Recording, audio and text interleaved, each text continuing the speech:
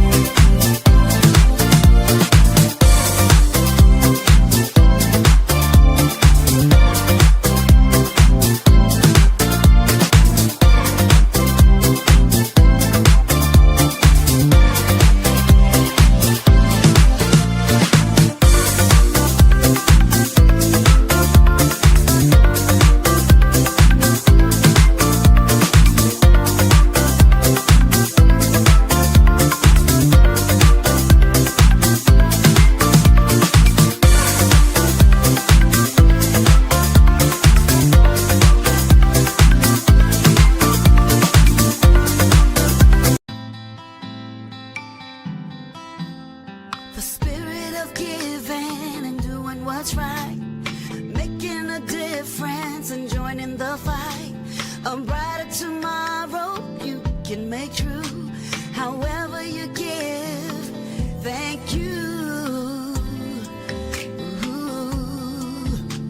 Whatever you give,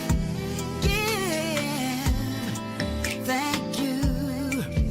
Do more 24 DE. Do more 24 DE. From Spur Impact, thank you. From United Way, thank you. Do more 24 DE. Do more 24 DE. And because of you, this is Delaware's largest giving day.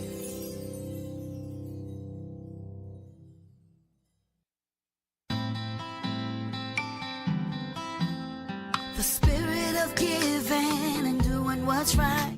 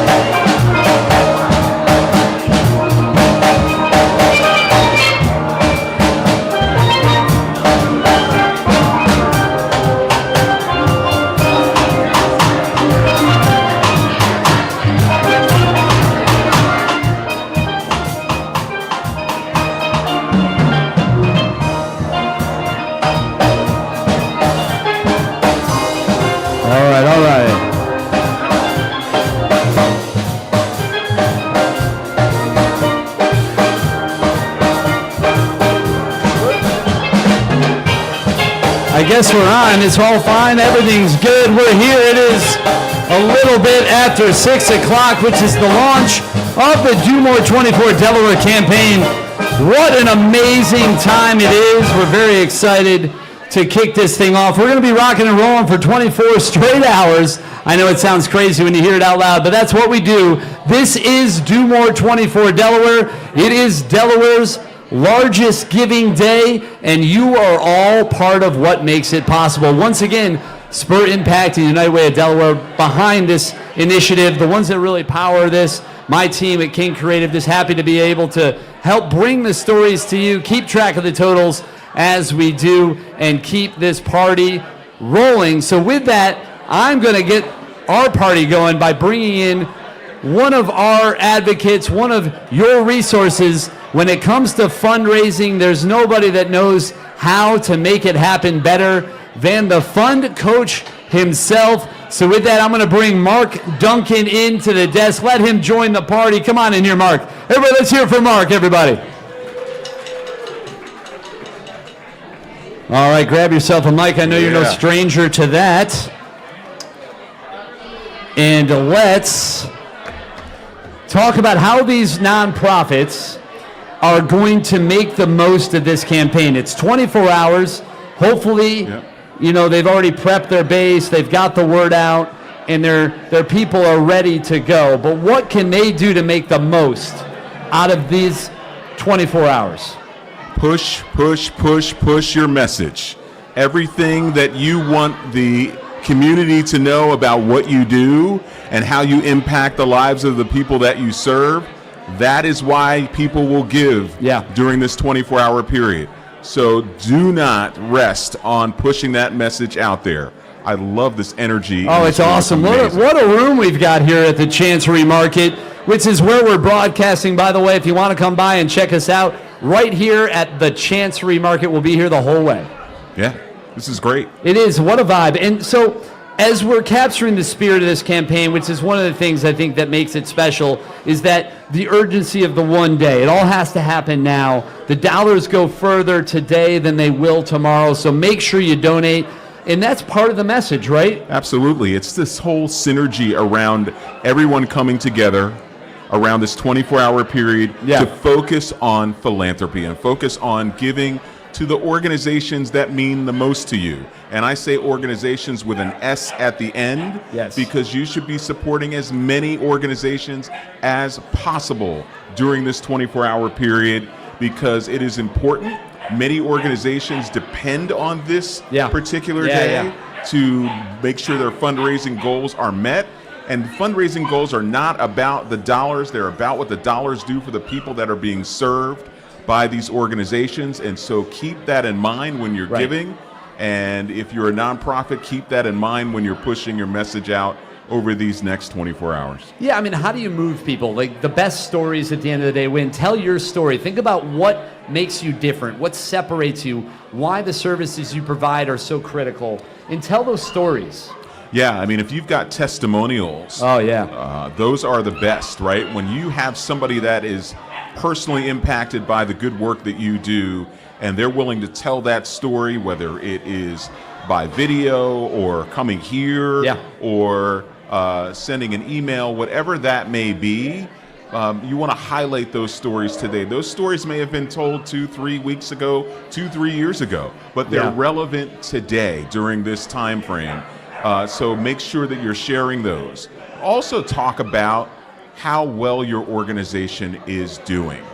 Some people will give because an organization is healthy financially. They have great leadership.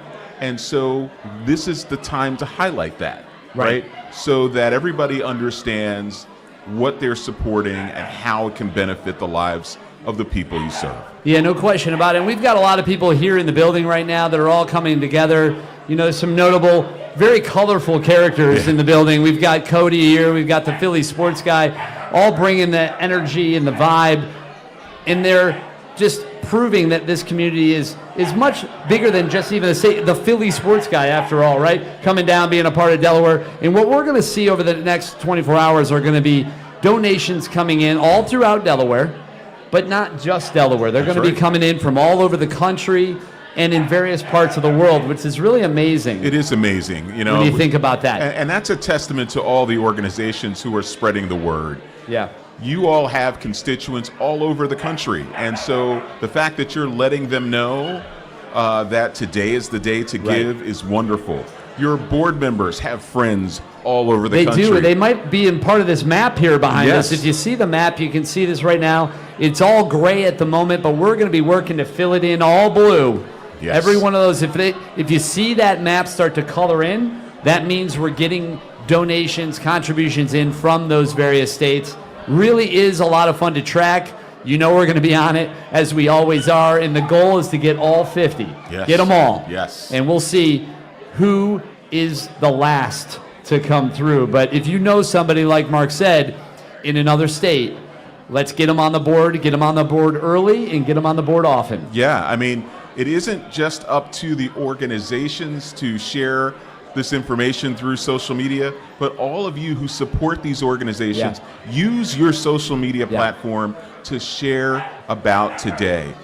Let them know that you gave to your favorite organizations. Let them see what other opportunities there are to support, and you'll be surprised, we'll be surprised at the end of this, how much support, which will be represented in dollars, that will be coming from all over the country, and in some cases, all over the world. Now, with this campaign, like I said, it's really all the people coming together. And before we lose Cody, I was hoping maybe Cody could pop over here and say hi, just kind of sneak your way in, watch out for all the cords. Here he comes. But here is Delaware's own Cody from the Delaware Bluecoats. Everybody, let's hear it for Cody. Yeah. Man, if you haven't gotten out to a Bluecoats game, you need to go check them out. They're doing well. They're in the playoff hunt. They're about to make something happen. Cody, if you can, in your best horse, because it is the year of the horse after all, so you all should listen. How do you think the people at home can make this happen for their nonprofit? What's your advice, so to speak? What can you kind of do to inspire them to see this happen? Oh. Yeah, a little, okay. Shake hands, okay. Talk to people. Oh, good love, all right. Yep. Encourage people. Send the love, spread the love. Anything else? What are you thinking? Oh. And dance. Absolutely. You should be dancing all the way to 6 o'clock tomorrow. And you heard it right here. It is the year of the horse, and it is Cody's year, so you better listen. It's just that simple. Now, Cody, you're a pretty impressive horse. I'm not going to lie to you. And I don't know if right now it's hard for us to get a shot of it. We might be able to go to the other camera if you want to go do something really amazing, because I know you are literally flipping out over this campaign. I know that you're excited, and we might just got to set him up over here right in front of the stage and cut over to camera 5 in a second if you want to show the people kind of how all in you are for this year's Do More 24 Delaware campaign. Cody, you got that in you? Yeah? All right, here we go. Let's see what Cody can do. We're going to let Cody set up over the stage. Mark, watch this. I don't think you're ready. And when you're ready, hold on, we'll let you know. We're going to cut to camera 5. Everybody go to camera 5 if we're not already. Cody, you send a little love to that camera and do your thing. Ready? I told you Cody's flipping out. Maybe he's got to warm up over this campaign. I think he's ready, and I hope you are too. That's watch out. Careful. We're going to all count it down. Count it down from 5, 4, 3, 2, 1. And, whoa! Hey now. That is what I'm talking. Yes. Amazing. Fantastic. If you didn't believe it's the year of the horse after, I think we need a medic. Do now. We may need a medic. Oh my! Yeah, or veterinarian. I think Cody's probably the most in shape person here. So, or not person, maybe creature of Earth here. Well, you get the main point. You do get the main point, absolutely. Yeah. Oh my goodness, Mark. You know, it's too bad you have to run and you can't stick with me longer, to be honest. So, we're excited about the campaign, obviously. There's a lot to look forward to. Give them maybe a couple more just quick little, quick hits. If they're a little behind the 8 ball, what can they do to catch up? So, again, getting the word out.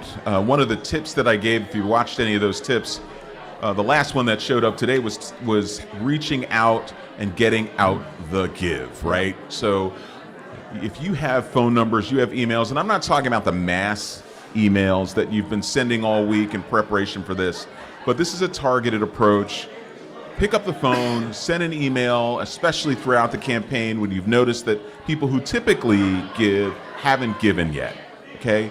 Get the word out that way. Obviously use your social media, your personal social media as well as your organization's social media. All of them. Those are all channels. Absolutely. Make sure to maximize your network. Yes. Which I don't think people realize that they're basically the executives of their own network at this point. With all your social channels and everything else, you're basically just populating the content of your own network. So leverage that. Absolutely. Every platform that will be amenable to clicking through to getting to the page so that people can choose what to support.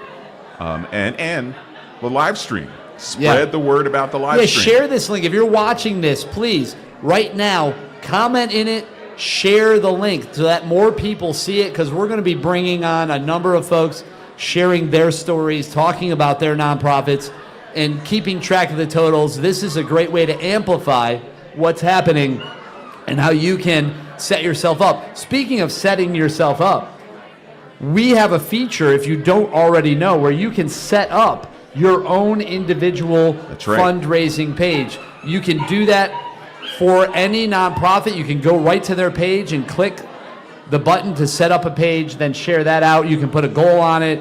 You can incentivize your family, your friends, your coworkers, maybe make it a healthy competition where you all set one up and see who can do the most. Yeah. Or the first to get to a number or something. Yeah, it's a great way to challenge yourself. It's a great way to challenge each other as part of the organization. The more we get the word out, the more we're giving the opportunity for people to support and making them aware of this day. I know we've been talking about this day, for months. Right. We've been excited about it. We've been talking about it, but it's here now. And we can't expect the entire world to be paying attention at this moment, but we can make them if we share everything that we can about what's happening on our social media platform. So sharing the page, sharing this live stream, getting the word out. We're going to be here, and Chris is going to be here for all 24 hours. I mean, I'm looking at all these I got a lot of talking points. You do have a lot of talking points. Luckily, we have 24 hours to fit them in. Yeah. So we're going to get there. But one thing I did want to do, and I know this is going to be a little tease, I want to at least mention some of the sponsors real quick. Oh, that's great. And I wanted to kind of rattle off some of these. And I think we do also have some sponsor graphics. Hopefully, we can put those up. Maybe we can. But, of course, I mentioned Spur Impact and United Way. They're really at the head of the whole thing. But then you also have the Longwood Foundation, the Welfare Foundation, Cressley Foundation, the Laffey McHugh Foundation, Carl M. Freeman Foundation, Delaware Community Foundation, the Delaware Division of the Arts. You want to keep going there from there? And we've got Barclays, King Creative. Heard of them. Delaware Business Times, Delaware Live, Milford Live, and Town Square Live. Yeah. Delaware Public Media, DETV, Cape Gazette, Delaware Business Now, Out and About, AmeriCorps Vista Delaware, Bloom Energy, First Ascent, Aloysius Butler Clark, ABC, Delmarva Power, City of Newark, Delaware, Barbicane, Thornton and Company, Wegmans, Your Money 101, AmeriCorps Delaware, University of Delaware, College of Arts and Sciences, Heroes Quest Consulting, Blackwell HR, Luminate Communications, Germain Life, Volunteer Engagement Accelerator, JC Collaborative, Delaware Gives, Avery Impact, LaunchPoint, and Epic Marketing Consultants. Thank you all for your support. This cannot happen without you. This has enabled us to pull this together, to get the word out, and to make sure this day happens in a way that is fruitful for all. So listen, thank you. It takes a village. You're a part of that as well, of course. Mark Duncan, the fund coach. Again, we put out some tips. Hopefully you're taking advantage of those. But get the word out. Activate your base. Get your board involved. Create those fundraising pages.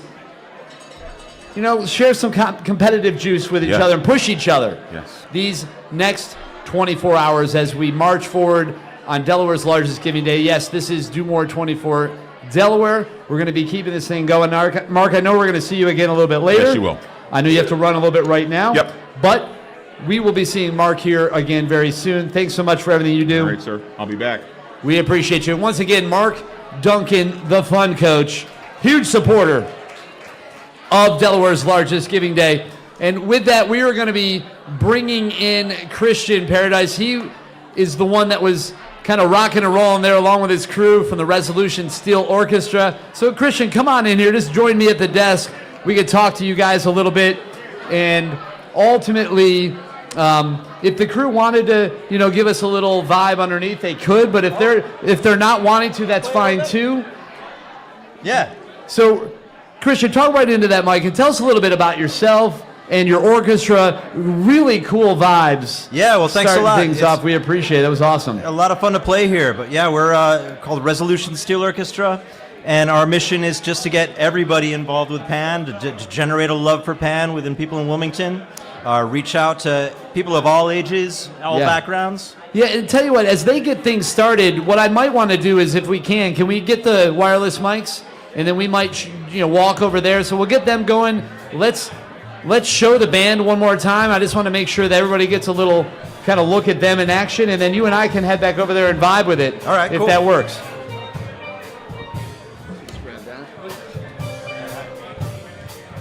Oh yeah, that's nice. Okay. All right. Ooh, hey. Da, da, da.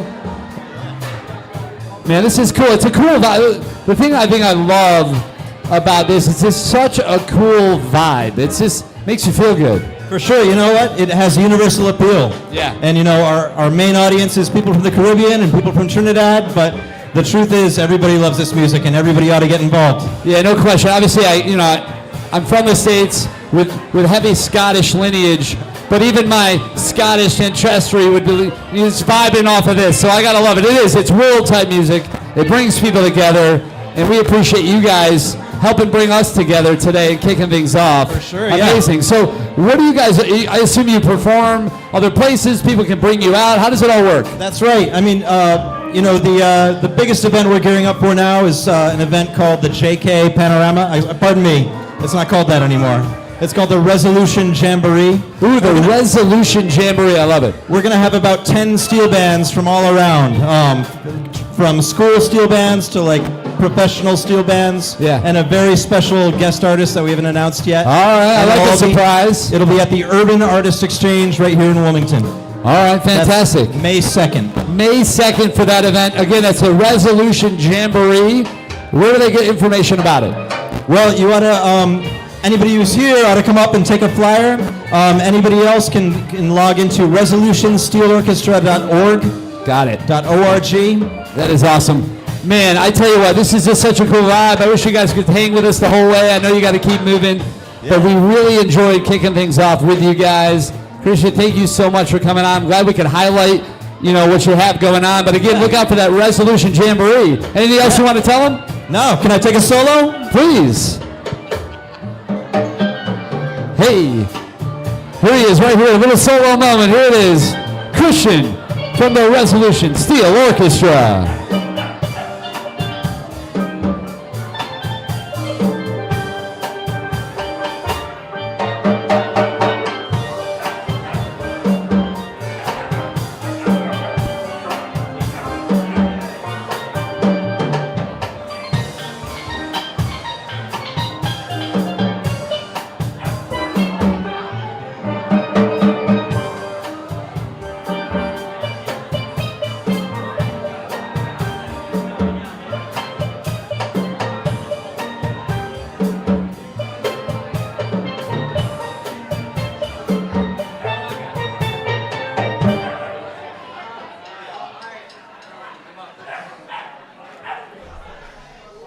All right, there it is. Once again, Christian from the Resolution Steel Orchestra. That was awesome. Thank you guys so much for that. I appreciate it. Man, we are going to keep this thing rolling. And speaking of music, we're really excited about the new song, the little thing that we put together to kind of capture the spirit of this campaign. So I wanted to play that once again if we could. So Corbin, how about we cue up the song with the video and everything? We'll listen to that, and then I got a little surprise for you on the back end of that song. I hope you guys are all ready. Warm up your vocals, get ready. But here is the new Do More 24 Delaware song we put together for you.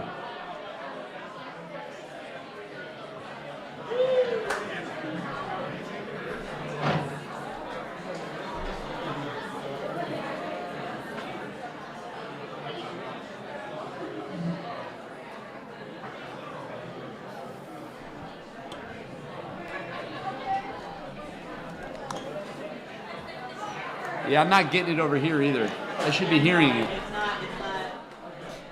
What's that?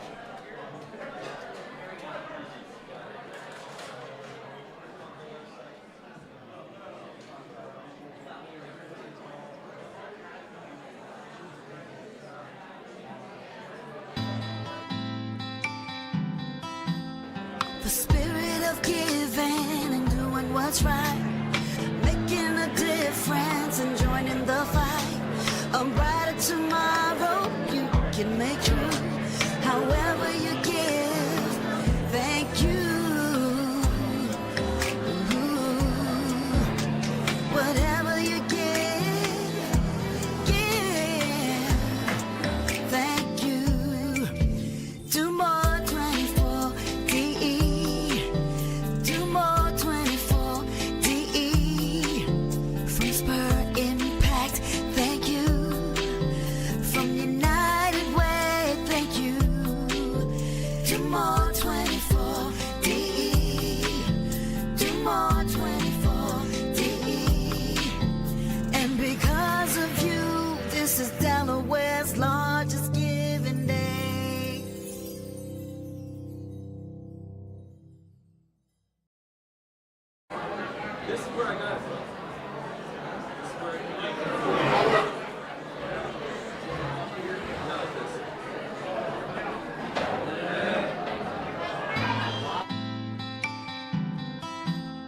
The spirit of giving and doing what's right, making a difference and joining the fight. A brighter tomorrow you can make true. However you give, thank you. Whatever you give, thank you. Do more 24 DE.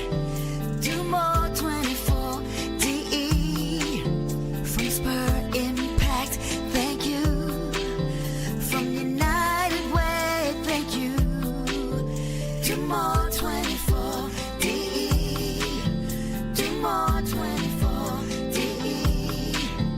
And because of you, this is Delaware's largest giving day.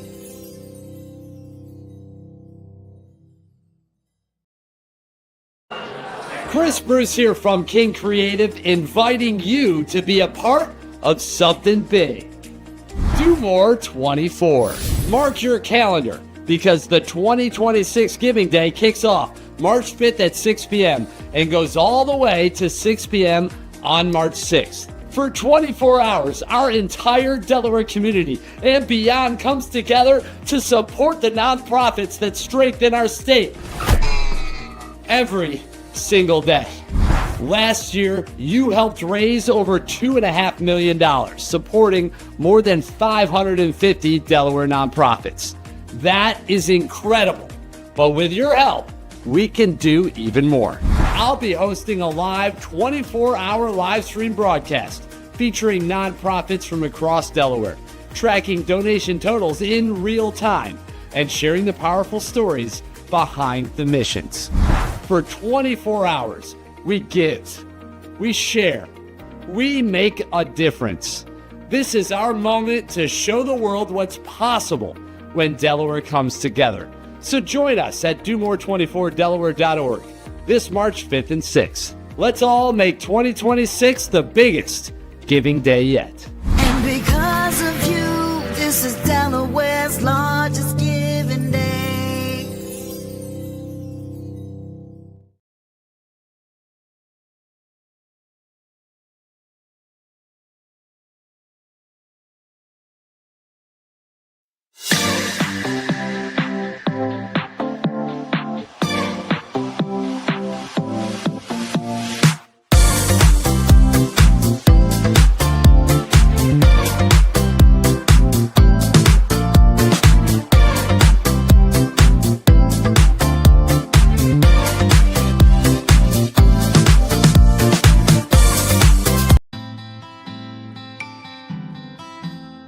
The spirit of giving and doing what's right, making a difference and joining the fight.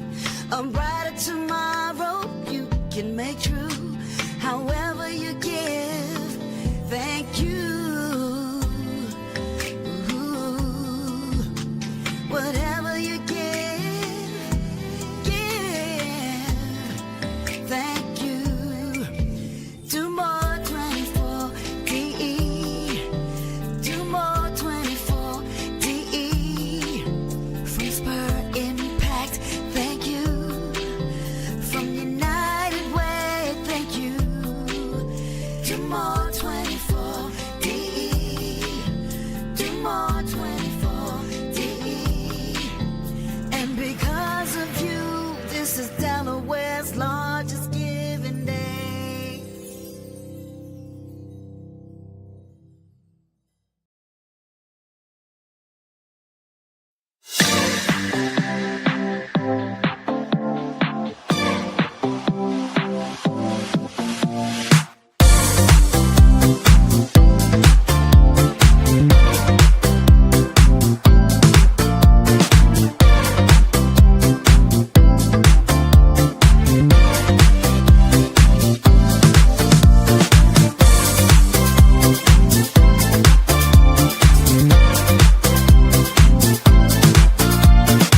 Chris Bruce here from King Create. The spirit of giving and doing what's right, making a difference and joining the fight. A brighter tomorrow you can make true. However you give, thank you. Ooh, whatever you give, thank you. Do more 24 DE. Do more 24 DE. From Spur Impact, thank you. From United Way, thank you. Do more 24 DE.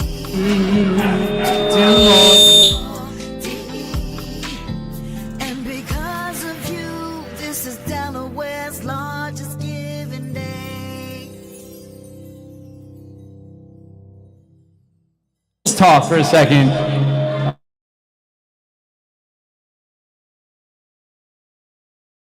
Come right up here today.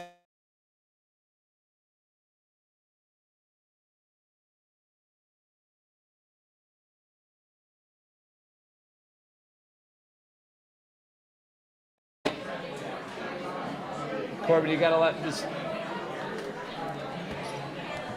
All right, so this is just so you all know, sitting next to me, music royalty in my eyes, and many others, Jackie McGee. If you guys are kind of 90s R&B fans, you would know the hit song "Make It Last Forever" with Keith Sweat. What you may or may not know, this is the female vocalist on that amazingly huge hit record.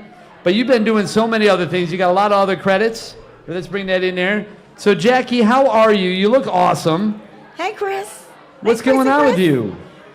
Same thing. Yeah. Well, we doing a lot. You shared You and I. a little something, which is your vocal talent, to be a part of that track, right? That Do More 24 DE track that we're now sharing.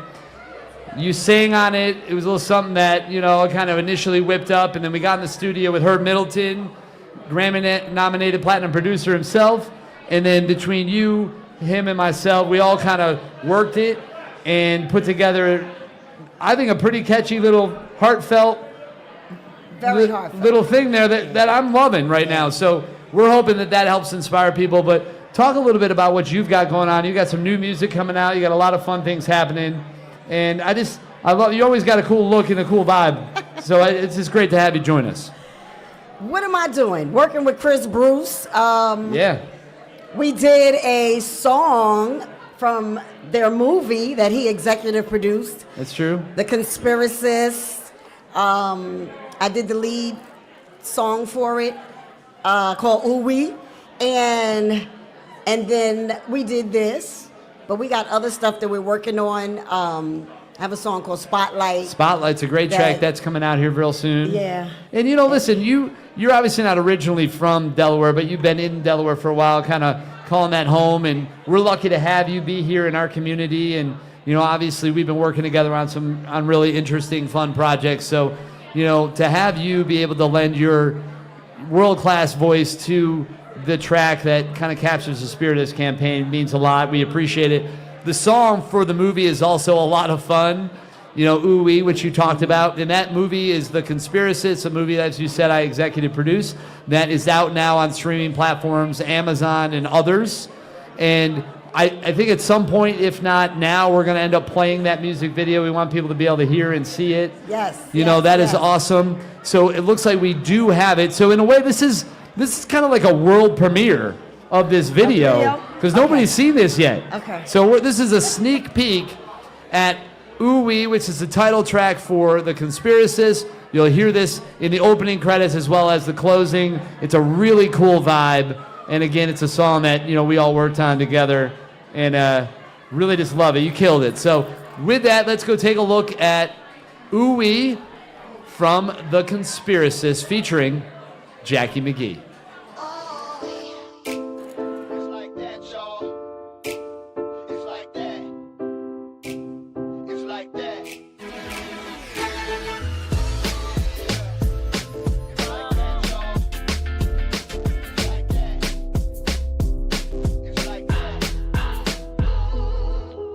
Speak your truth and you will see what your life can truly be.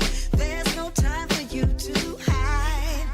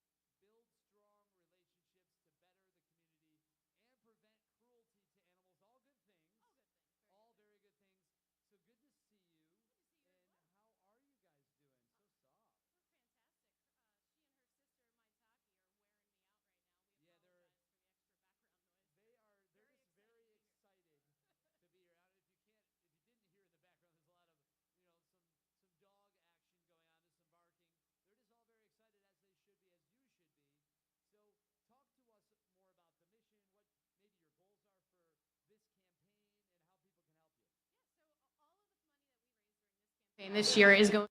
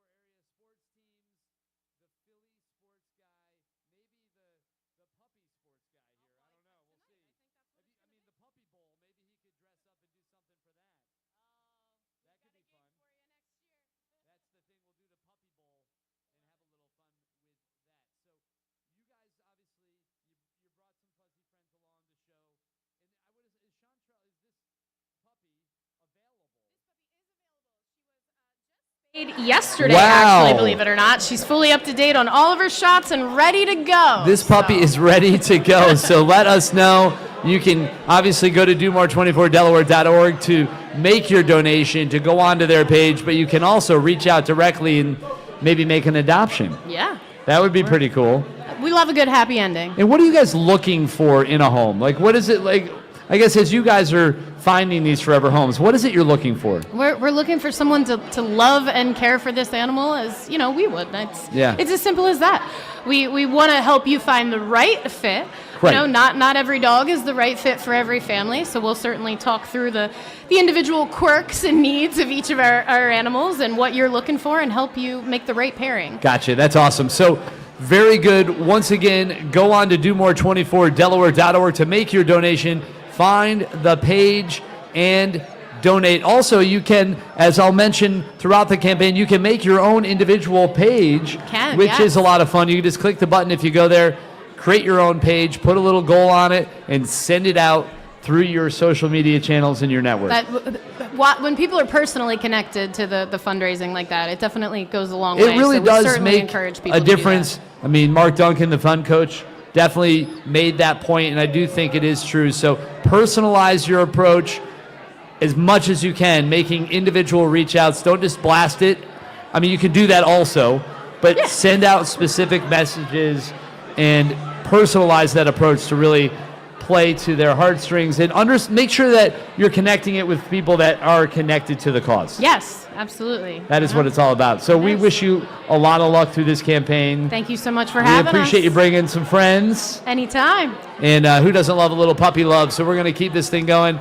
And now, joining us next is none other than the Philly sports guy. I know you're a Philly sports fan. I am a Philly sports fan. And actually. I know you know who the Philly sports guy is. We do know each other. We go way back. I know you do. Now, no matter what paint or look he might be in at any given time, he is a true fan at heart. Right now, it looks like he's rocking some Flyers, which is appropriate since they're doing their part to try to make a playoff push. I told you, he's a sucker. Look at this guy, the puppy sports guy in the making. Love it. Brianna, thank you so much for joining and coming in. Thank you. Chantrell, have a good one. Good luck with everything. All right, PSG, sitting down. Now, how are you feeling? You're a busy boy. Yeah, what's up, everybody? Hey, let's give a round of applause, an early round of applause to everybody getting this all set up here. I got a bunch of people out here. They're setting the vibes up tonight. Yeah. It looks to be a great show. And listen, God bless you for being able to do all 24 hours. It is a marathon, not a sprint, but we will get there. And it's the mission stories. It's sitting down with the different nonprofits, the leaders, tracking the totals, looking at the map as it starts to populate. You can see it right behind us. There's already a bunch of states showing up on the board, which is very exciting. And I don't know, you've got a lot of friends in different states, the super fans from other teams. I think you should reach out to your super fan base. Well, we put out one already, so hopefully they got to see that. They've been sharing it out. They've been doing their thing. Hey, listen, it's all about the community, and we are all one community. The entire country is really one community. So it doesn't matter where you're at, all the way from Hawaii, Alaska, and you don't even have to be in the States. If you're watching this in Ireland, India, it doesn't matter. You can donate, and we'll take that money. Absolutely, because it really is fueling the missions of these nonprofits. The nonprofits that are, quite frankly, doing the work we don't want to do most of the time, right? They are filling the gaps.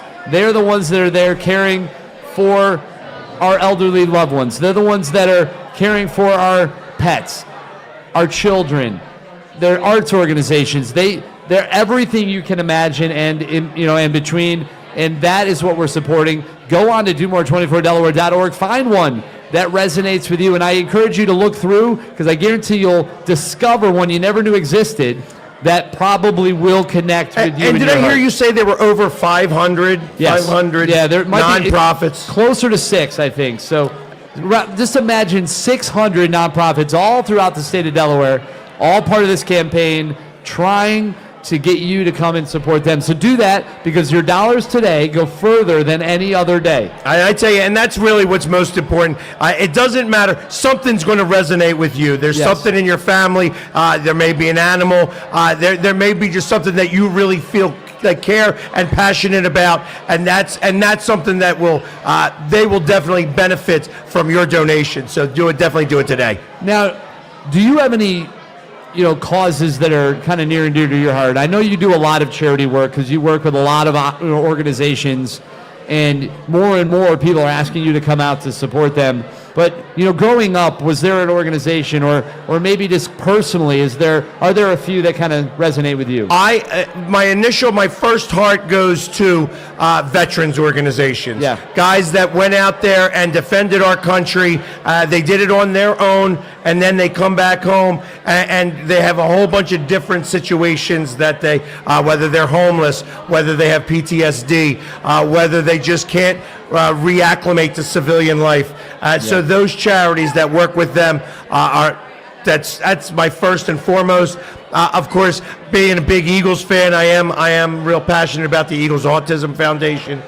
They also do fantastic work about bringing awareness to autistic children and such. So there are a number of different charities, and really I try to give myself as much as I can, including to Delaware, because Delaware is exactly where the Philly Sports Guy got started, and that's what makes it passionate. This is my, fourth year coming out here for this? Yeah, I know you've really been helping out, and yeah, I mean, the idea of the Philly Sports Guy was really born here through some collaboration, but you've been a Philly sports fan your whole life. You grew up going to the Spectrum, and you had family working in those environments, and you kind of really, it was a part of who you were. 100%. I didn't grow into the Philly Sports Guy. I was always this person. The makeup is what came on later. So but you weren't born with this. No, I didn't come out of the womb like this. I came out of the womb with a full head of hair, though. Oh, so, not a mohawk. Not a mohawk. That would have been interesting. Man, I tell you what. Well, we appreciate you coming out and adding a little energy and just showing your support. And sometimes that's what it really comes down to, is just showing up, right? Exactly. What is it? I mean, why is that so important when people just show up? Well, you know what? It's that's half of it. Half of it is showing up. There is a ton of people here, all with great energy. But you could still come out here. Maybe you didn't know about it. Maybe you just heard about it now. You could come out and be a part of this and have a good time. Be able to share in the experience with this, and that's what makes this great. The fact that we can share this with everybody, and it's not just a one person or you or the people that are here. Everybody can take part of that, and that's what makes us one community and it all great. And I talked about how the dollars go further during this campaign, and part of that is because of the sponsorships and the prizes that are available throughout the campaign. I mean, there are dozens of sponsors from around the state that provided money that ultimately came in, and we have cash and non-cash incentives totaling over $300,000 that are in the campaign that can be triggered through donations at various times. And we have non-hourly prizes, thanks to Spur Impact United Way. There's all the, the Power Hour prizes throughout.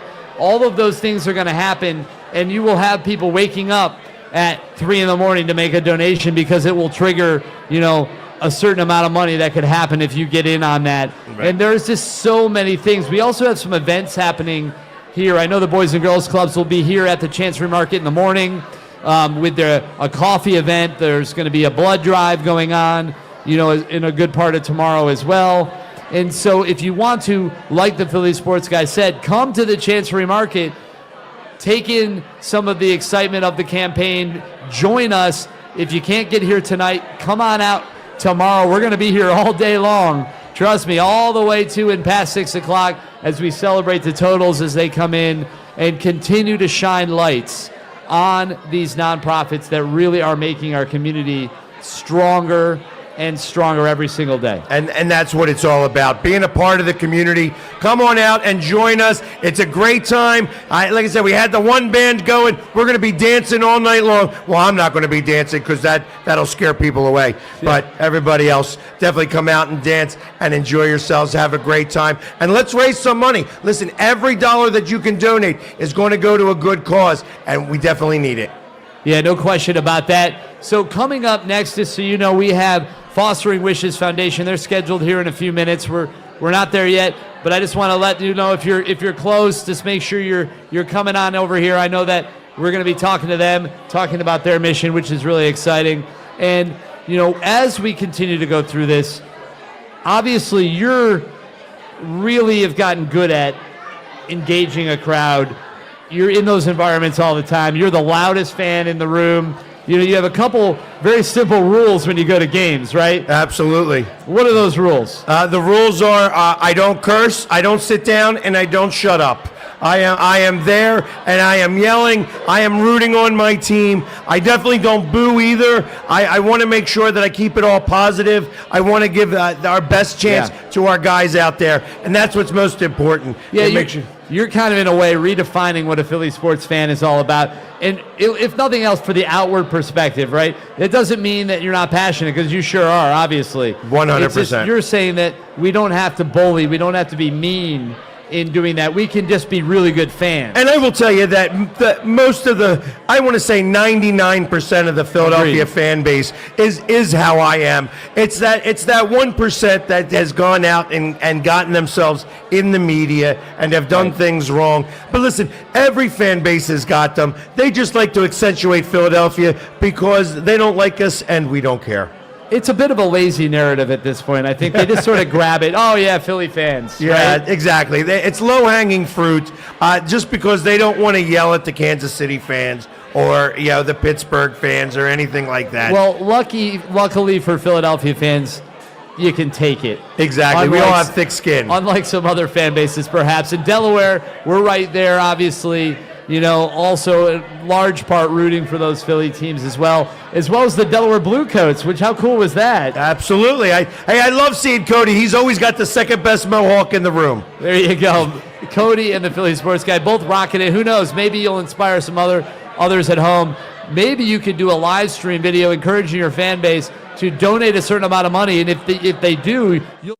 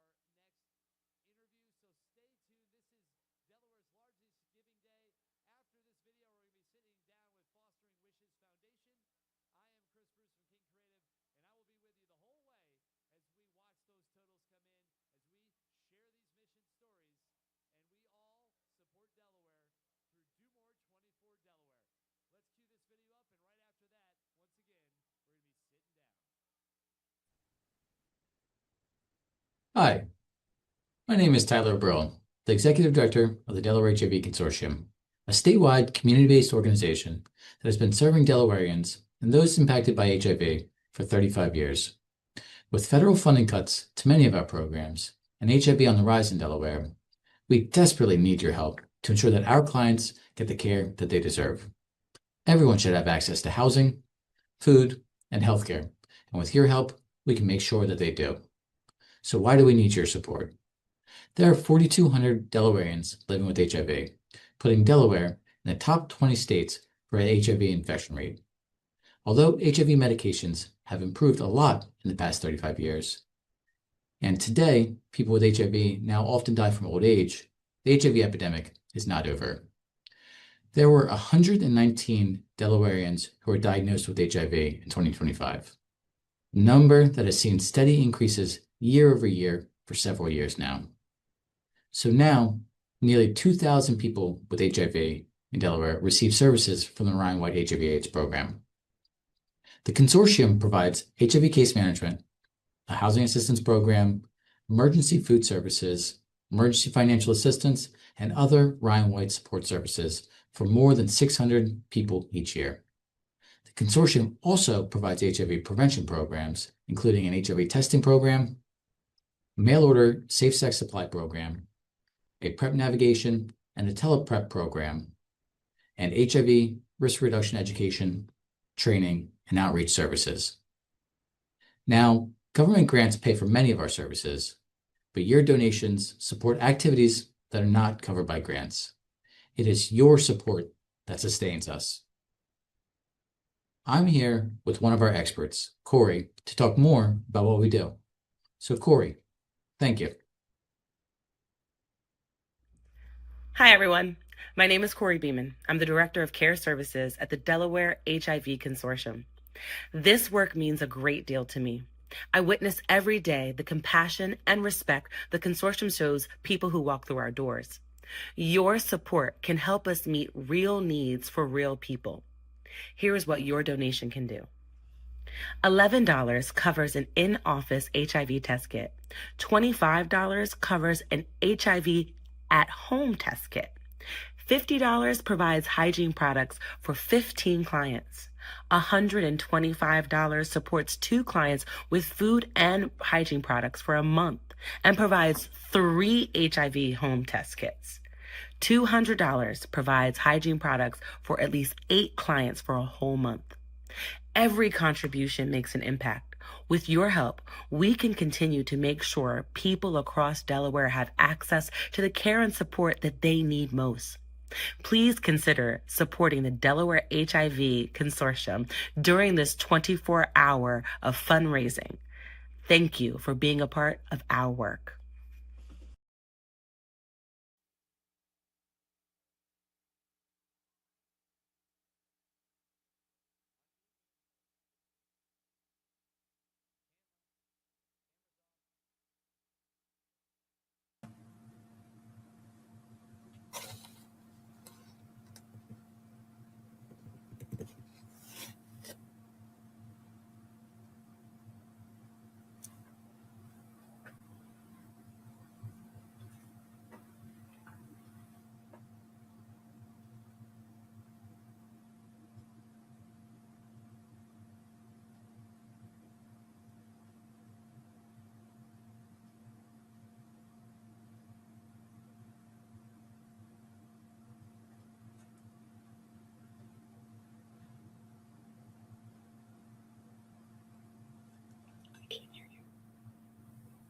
I can't hear you.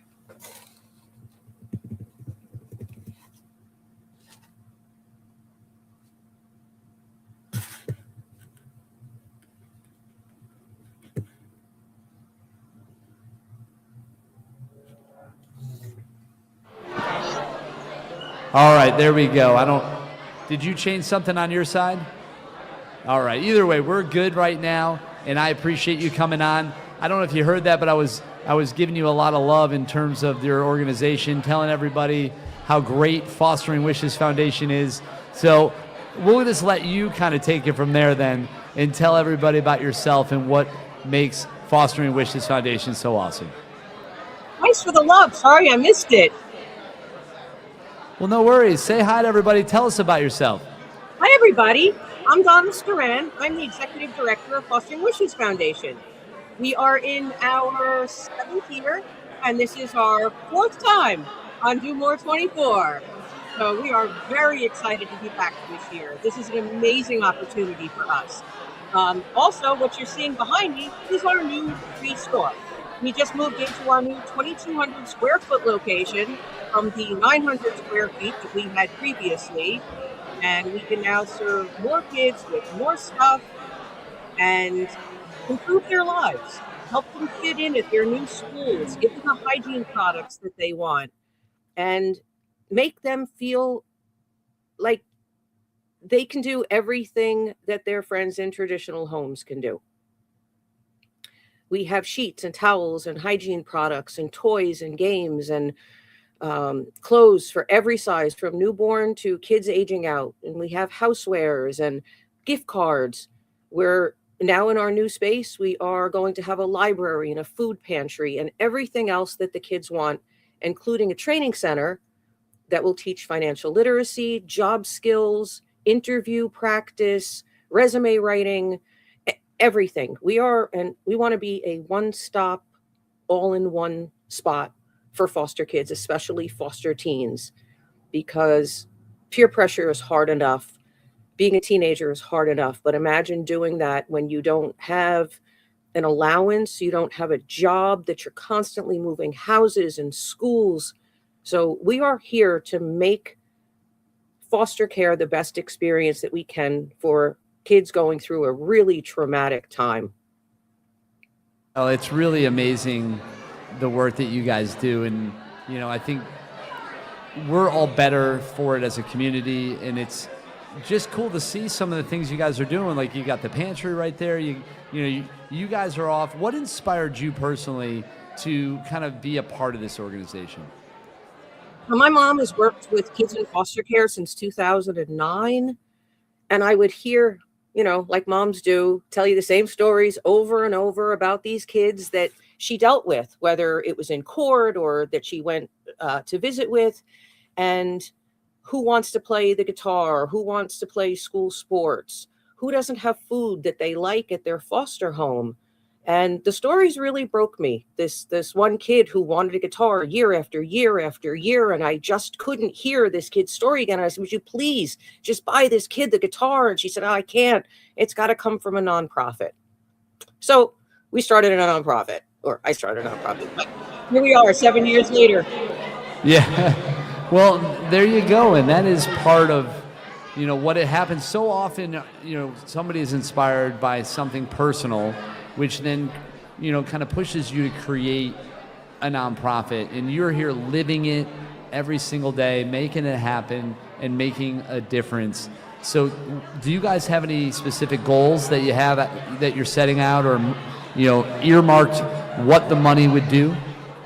Sure. So we have an overall goal of $5,000, but that breaks down. Like I said, with our new spot, we are able to do a lot more and serve a lot more kids. We serve the whole state of Delaware, every kid in foster care, which is around 500 kids. So $50 gets a full hygiene bag, personalized for their hair and skin type. Our largest program is for new in care kids who are picked up as runaways, or they're first coming into foster care, or they're rescued from sex trafficking with nothing but the clothes on their backs. So they need sneakers and joggers and hoodies and, whatever else it might be. And that costs us a couple $100 to set up a kid with a full duffel bag or suitcase of products, including that hygiene bag. And, $25 will help fill the shelves in the new food pantry. There's always something that needs to be done. Tangible amounts that are ultimately, specifically leading towards something that you can do, right? $25 can do this, right? It allows you to, get that bag set up or get the pantry set up, or, I can stock a shelf, with this amount of money, and that's nice to be able to let people know that your dollar's going to do something, tangible. I think people want to know where it goes and what it does. $40. Give this kid a pair of Nikes. Adult size sneakers. We can do that. That is awesome. So right there, go on and learn more about Fostering Wishes Foundation. If you choose to make a donation, put it right there on the Do More 24 Delaware campaign website, which is simply right there, domore24delaware.org, and you can search for Fostering Wishes Foundation. Support them as they do the amazing work that they do every single day. Thank you so much for coming on. We appreciate it. I'm so glad we could, highlight you guys and share a little bit about your story. Thanks, Chris. It was nice to see you again. It's a pleasure always. Stay awesome. You too. Bye. All right. Very cool. So we're moving right along. We're going to be sitting down, I think, with Free Trade Networking here in just a minute. Ray, is it just you? All right, then pop over here. Come and join me at the desk. We're going to get this thing rocking. So right now,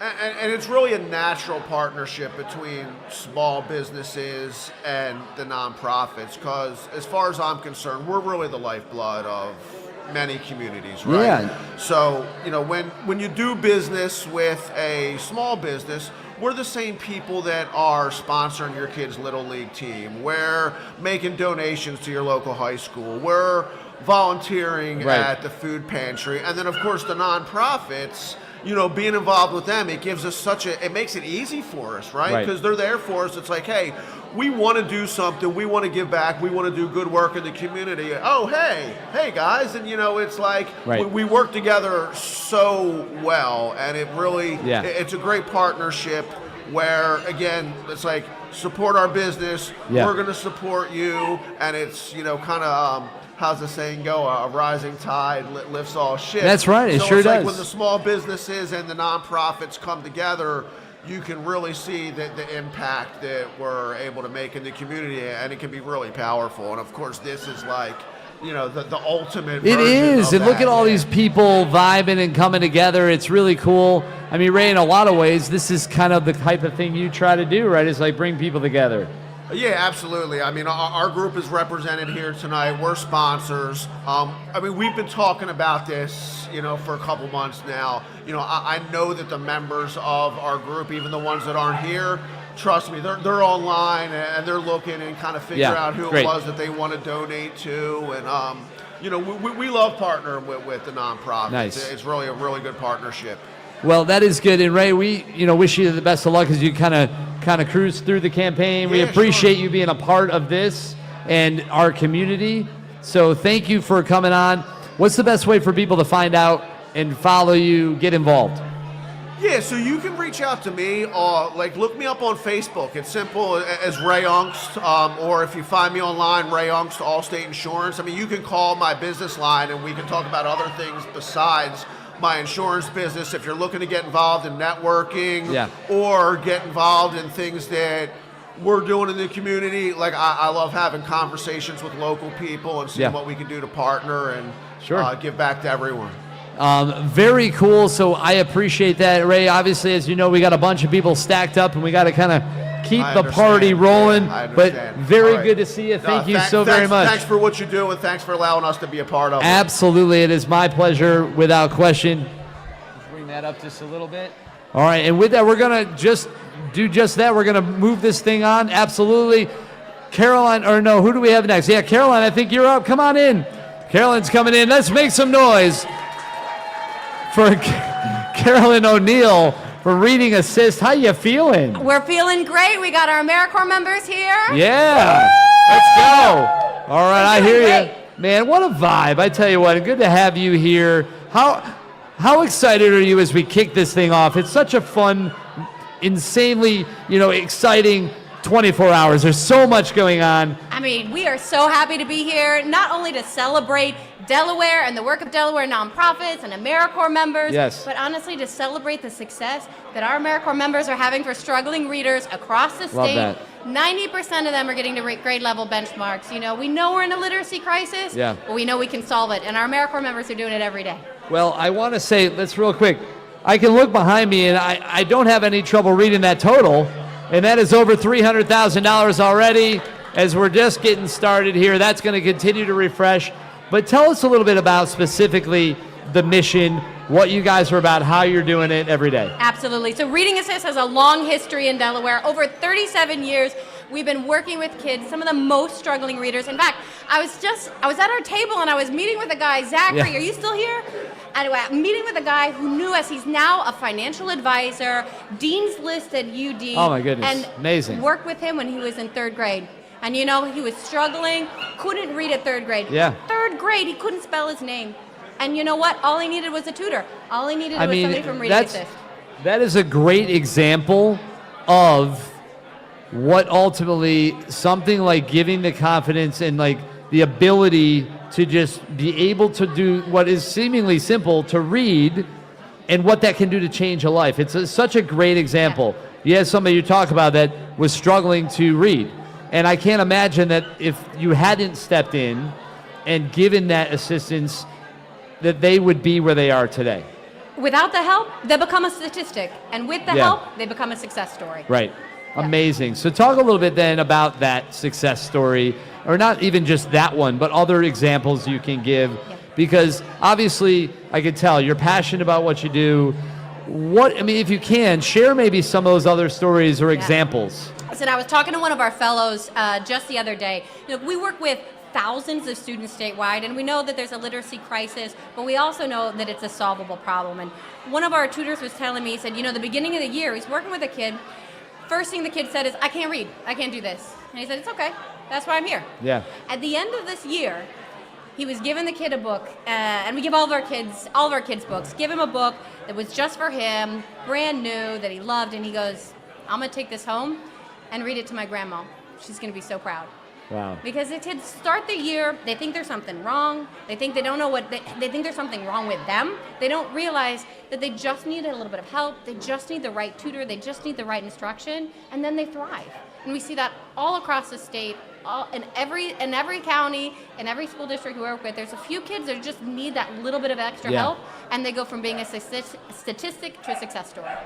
I mean, it really is awesome, and all across the board throughout this campaign, you're going to see missions that are doing just that, right? They're taking statistics, they're moving them into success stories. And what a cool thing that is to transition things to do that, right? Yeah, it's That's amazing. awesome. And the other thing I gotta shout out is we're using AmeriCorps members to do it. Folks that are really giving a year of service to serve others. And what we find, of course, obviously, the students that we work with, we change their lives, but we're changing the lives of our fellows too. We started a tutors to teachers pipeline because so many of our tutors, they go in thinking, I'm just going to give a year and help kids, and then they say, this is it. This is what I love to do, and now I want to be a teacher. And we now have, we're in our second year of a partnership with Wilmington University. We're creating that pathway right into teaching, making it affordable, making it accessible, and helping close that teacher shortage that Delaware is facing as well. Very cool. Well, if somebody wants to get involved or learn more, what's the best way for them to do it? readingassist.org. Come and find us. Volunteer for a year of service. Donate. Support our mission. readingassist.org. Absolutely. And you can learn more, of course, at domore24delaware.org. Just search Reading Assist. All of their information, the social links, the website are all right there on their campaign page. So you can learn all about them as you make your donations and support Reading Assist during this Giving Day campaign. Caroline, thank you so much for coming on. Give me a little high five. Keep rocking it out. Let's hear it for Reading Assist. And with that, we are going to keep the party rolling with our friends from Delaware Regional Dream Center, Matthew Morrison. Oh, my goodness. And my co-host here, Katie Beth, is going to possibly drop here and join us. Katie, go say hi to Mom real quick, and I'll be with you in 1 second. All right, so Matthew, how are you, sir? I'm doing fantastic. Man, so good to be here. That's a great blue, by the way. That's a good color. I brought you a hat and a shirt, too. Oh, this is awesome. I love it. You're all set. Man, you snuck that in there on me. Thank you so much. That's very cool. I'll rock those with pride for sure. Yes, thank you. So tell us, if you can, about Delaware Regional Dream Center, what it's all about. So the Delaware Regional Dream Center, I'm glad we came back from AmeriCorps. We follow AmeriCorps because we work with them as well at the Dream Center. Great. We are a community resource center. So we have University of Delaware, Wilmington Housing Authority, and AmeriCorps come there and utilize our space. But we're not just that. We're more than that. We offer counseling classes, living free for those struggling with life-controlling addictions. We've got through our fentanyl overdose grant that we received. So additional funding helps us with our food pantry.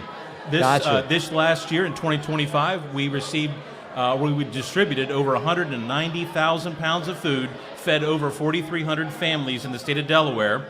And through that, with 12 different organizations, we had like 860 different volunteers come and put in time at the Dream Center. That's really cool. And listen, I mean, I'm seeing in front of me here that the mission of the Dream Center is that, it's all about collaborates with state and local nonprofits to provide community outreach. You guys do so much great work. Like you said, you work with AmeriCorps and all that kind of stuff. So there's a lot of things you guys are doing.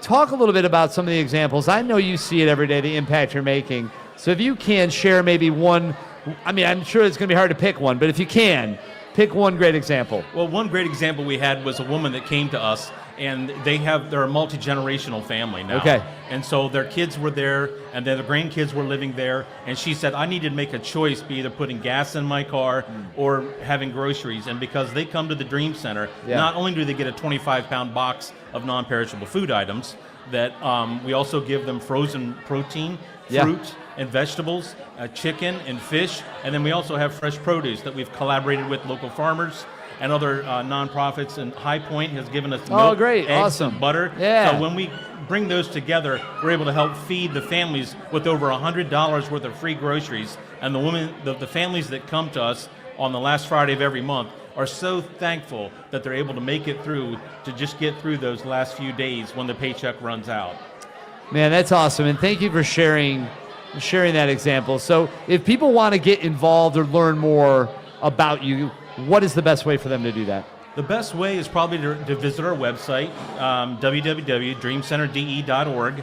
Of course, we have our social media with our Instagram and Facebook and LinkedIn, so they can all reach us through those channels as well, and to get involved, and yes, to please donate. One of the biggest initiatives that we're doing is we started our after-school Dream Readers program for 4th and 5th graders, and now we're doing a STEAM lab, and that's what we're raising money for today here at Do More 24, is we're trying to raise money to finish off our STEAM lab, science, technology, engineering, arts, and mathematics. I love the arts being a part of that, because STEM is a thing, but STEAM is even better. Yes. Because the arts a lot of times are the thing that gets pushed aside, that gets cut. We need to fight for the arts. They're so important.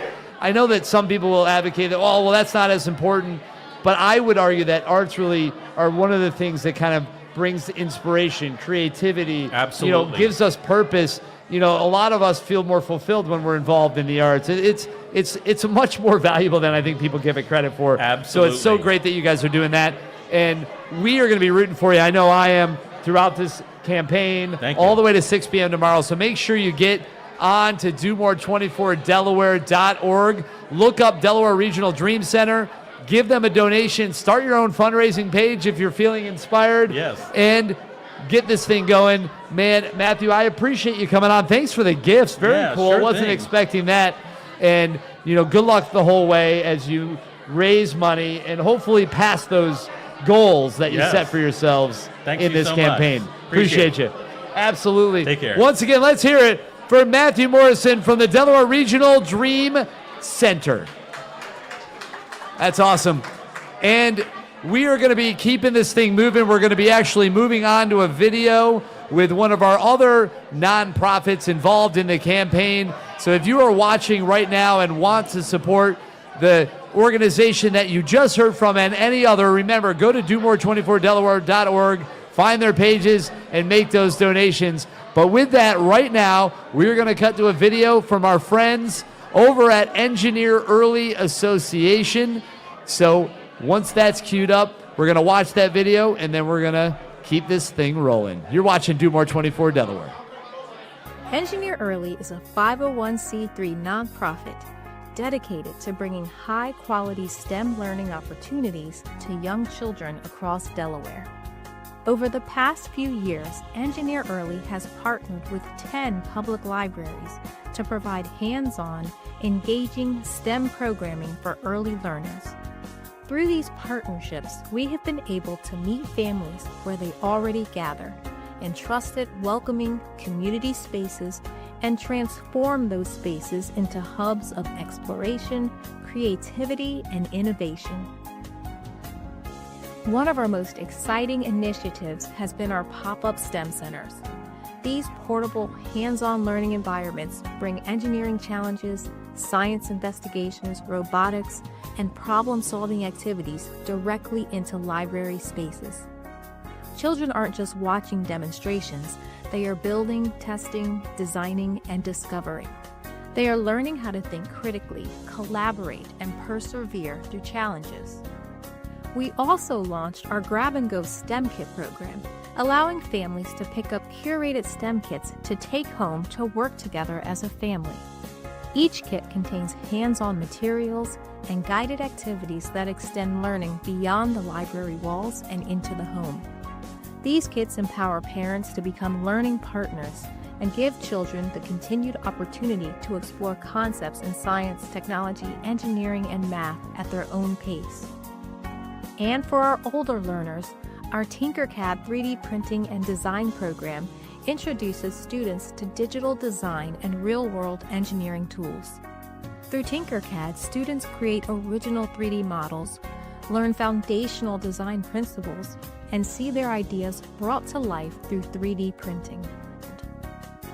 The impact of these programs has been powerful. Families have shared how their children now ask deeper questions, show greater confidence in problem solving, and see themselves as creators and innovators. Now, we are ready for the next step. Engineer Early is seeking your help to keep the momentum going as we work to bring the Engineer Early STEM Center to life as a standalone facility. It will serve as the central hub for STEM learning in Central Delaware. This center will allow us to expand our programming, increase access, host larger workshops, and create a permanent home for innovation in our region. Your contribution through the Do More 24 campaign will help move us closer to making the STEM Center a reality. Every donation, no matter the size, strengthens our ability to serve more children, support more families, and deepen our impact across the communities we've already begun to transform. Together, we can build more than a building. We can build curiosity. We can build confidence. We can build the next generation of engineers, problem solvers, and innovators. Early STEM education is important because it builds problem-solving skills and the abstract and concrete thinking that kids will need to be successful throughout their lives. And the STEM fields are very fast-growing, and encouraging an interest in science, technology, engineering, and math could encourage kids to pursue careers in those fields later on. Everything is more technology-based, and the principles that they're learning in the STEM will help them, hopefully, children transition into careers that are going to be developing. Early STEM education really helps kids to get a leg up on their futures and just in their education in general. It helps them figure out kind of who they want to be. It really helps them also figure out how they can make an impact in the world around them and how they can better improve their communities. Having Engineer Early being able to provide that to this community has made such a big impact. I think for people considering supporting Engineer Early, I would say do it. It's amazing what Engineer Early has done with their limited funds thus far. More funding could help them expand this program and impact even more families, expand to more organizations, and they always have such fantastic ideas. I'd love to see what they could do with more support. I would definitely say that supporting Engineer Early is essentially supporting your kids' futures. It's supporting the progression of education in Delaware. It's promoting creativity, understanding, and interest in sciences, which is definitely something that we need for our future generations to have. So do it.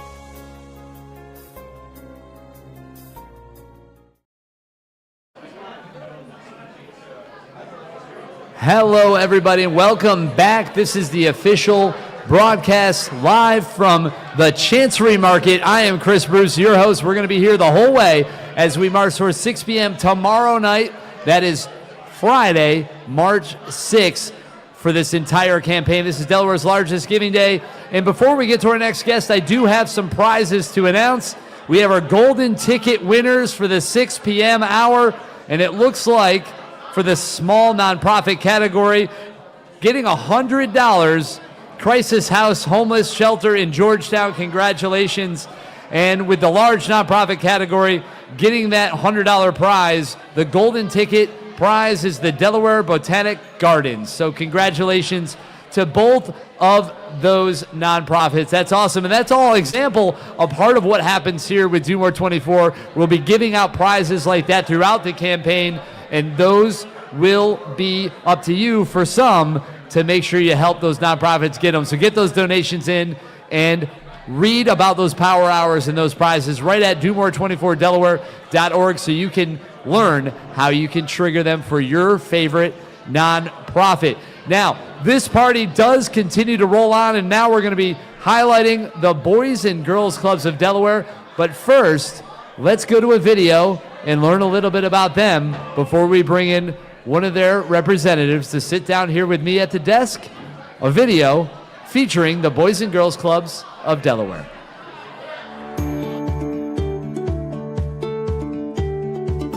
All kids need supportive relationships and opportunities to sort of discover who they are and develop their interests and go on and succeed. And that's really what we do here at the Boys and Girls Clubs of Delaware. We provide kids those supportive relationships and opportunities that help them become who they are and have a successful future. Many people don't know we are actually the largest child care program throughout the state of Delaware.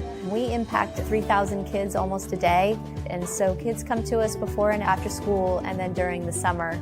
And many families rely on this support of child care to give their kids a good place to go when they are at work. And when the kids come to us, it's more than just showing up for a child care program.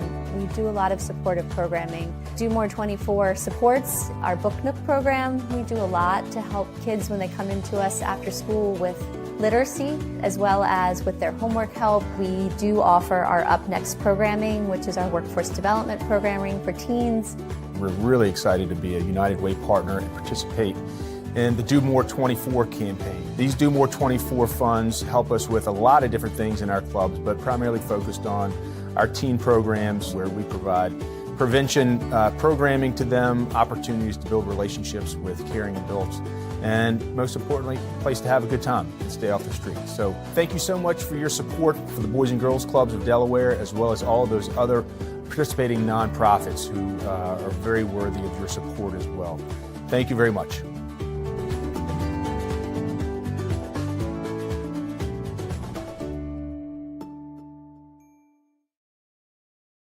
Yes, Delaware, we are back with another incredible spotlight, this time featuring the Boys and Girls Clubs. And joining me right here, as you see at the desk, is none other than Dave Pritchard, representing the Boys and Girls Clubs of Delaware. How are you, sir? How are you feeling? Hey, Chris, good to see you. Thanks for having us. Yeah, it's great to see you, and I'm excited to talk about some of what you guys have going on. I know you guys have a lot of programs. You've got a lot of, you know, different things that you're involved in the community. You do so much, so talk to us. Yeah, let's talk about it. So big things top of mind right now. We have our Up Next program, a workforce development program that we're working on with our teens. It's a great way to bring teens in and also just build up the teens we already have in our organization.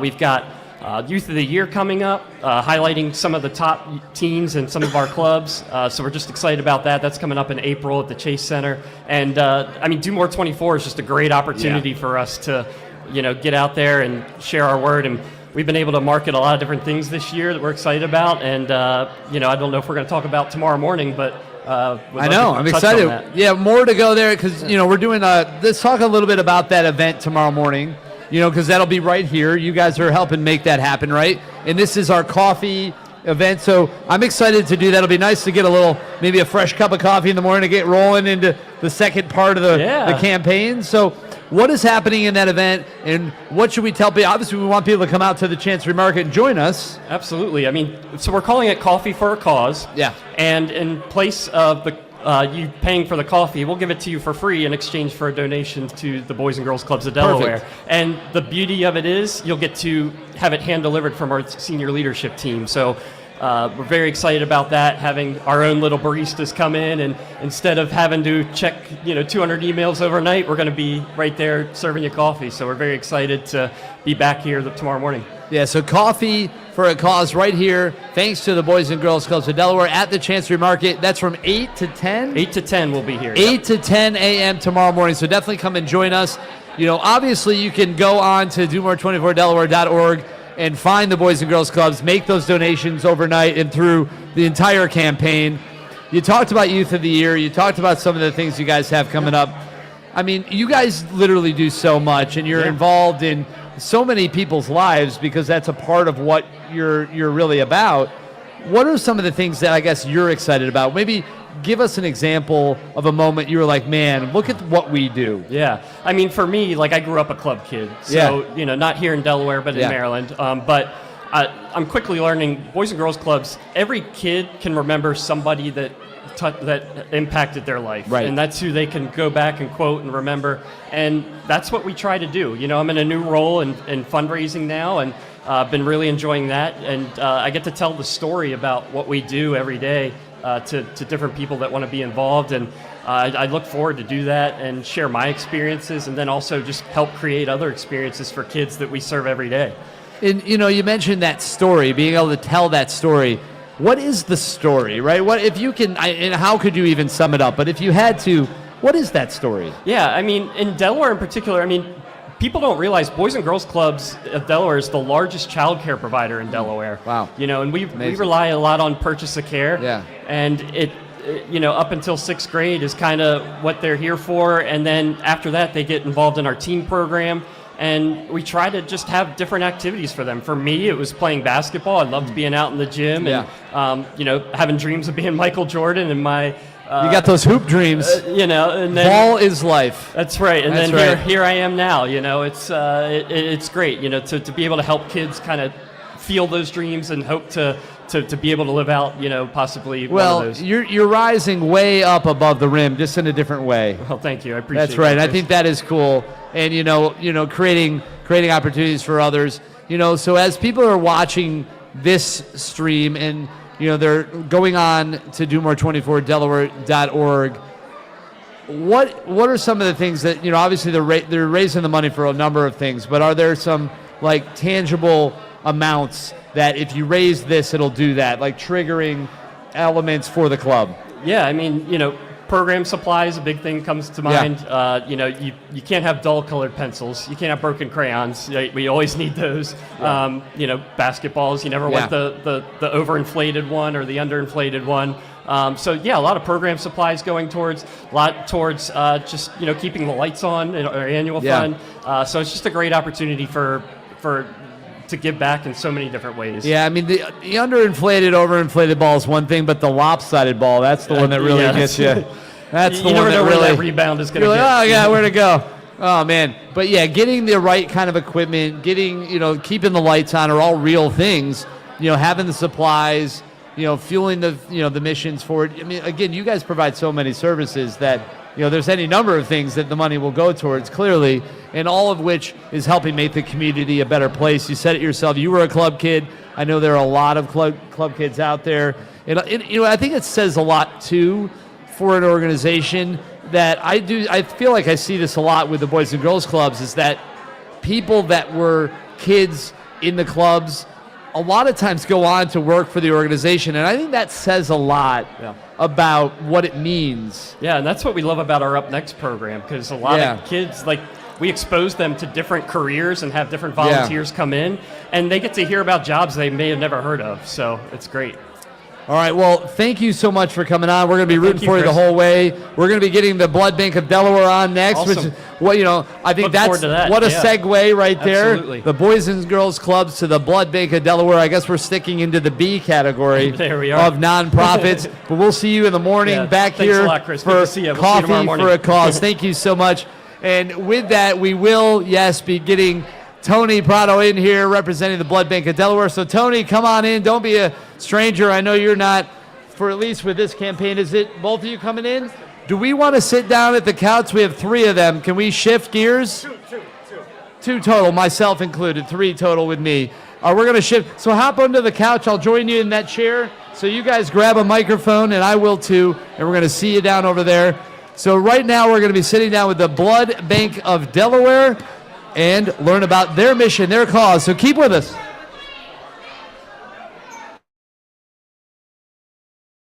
All right.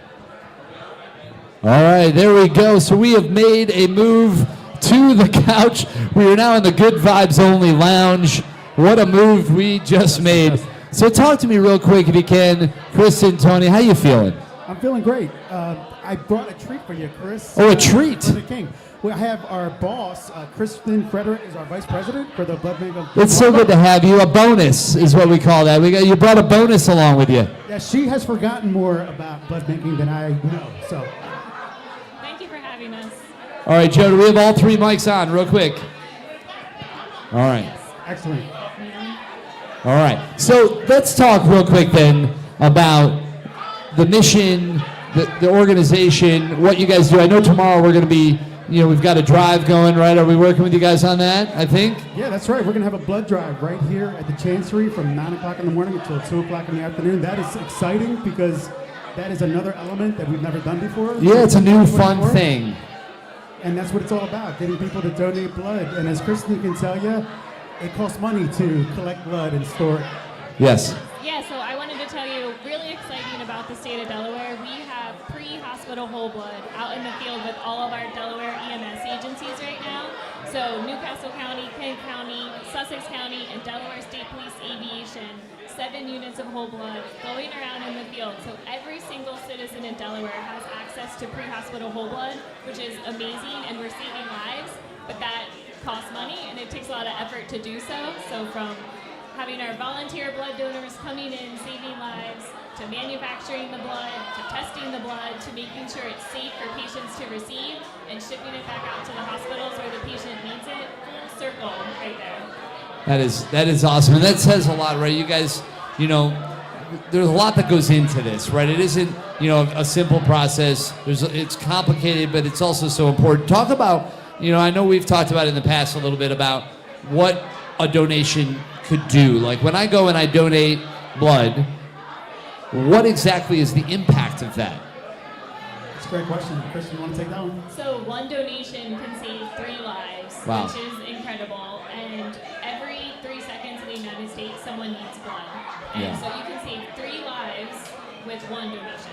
That's incredible. That's a multiplier effect, right? Yeah, That's a I mean, ripple. You're talking about a whole blood donation. You can turn that into red cells, which goes to trauma patients. Right. Platelets, which go to cancer patients.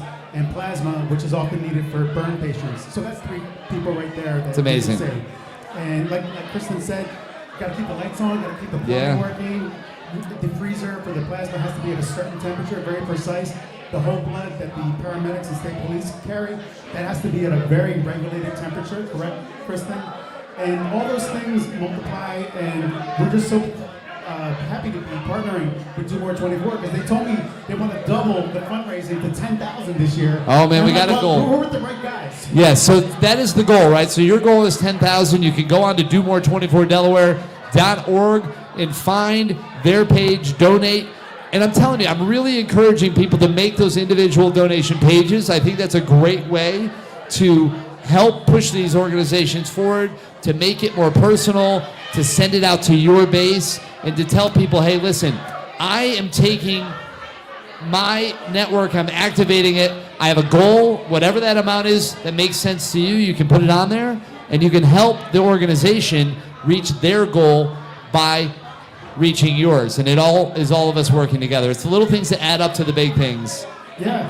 I want to talk about Peyton Carter a little bit. Yeah, so a patient story, right? We had a young girl. She was in the field. She was in a car accident at the bus. Yeah. Car bus accident. She received 3 units of whole blood in the field. 2 from Newcastle County paramedics, 1 from Delaware State Police Aviation. And the only reason that she survived to the hospital was because of the generosity of 3 Delaware blood donors that saved her life. That's incredible. So 3 people all connected now to her really forever. It helped her survive. And if it wasn't for those donations, she wouldn't have. I mean, I don't know how clearer to spell that out, right? It's like if those people hadn't decided to give blood, then this girl wouldn't be alive. It doesn't get more meaningful. It doesn't get more real than that, right? So go out. Not only should you give blood, but you should give donations and dollars. Share this organization. Let people know about the blood bank. It's important. So talk to them. How do they find more about you guys? Where's the best place to do that ultimately? So the best place is delmarvablood.org. We're on all social media platforms as well that you can think of. Instagram, Facebook, TikTok, LinkedIn, you name it. Also, 188-blood-8 is a way to call in. Okay. How about that? Yeah, and if you can't join us for the blood drive tomorrow here at the Chancery in Wilmington, you can join Kristen and the crew at Dogfish Head because we're going to be celebrating 302. Yeah, 302 days. Ooh. It's a big week for Yeah.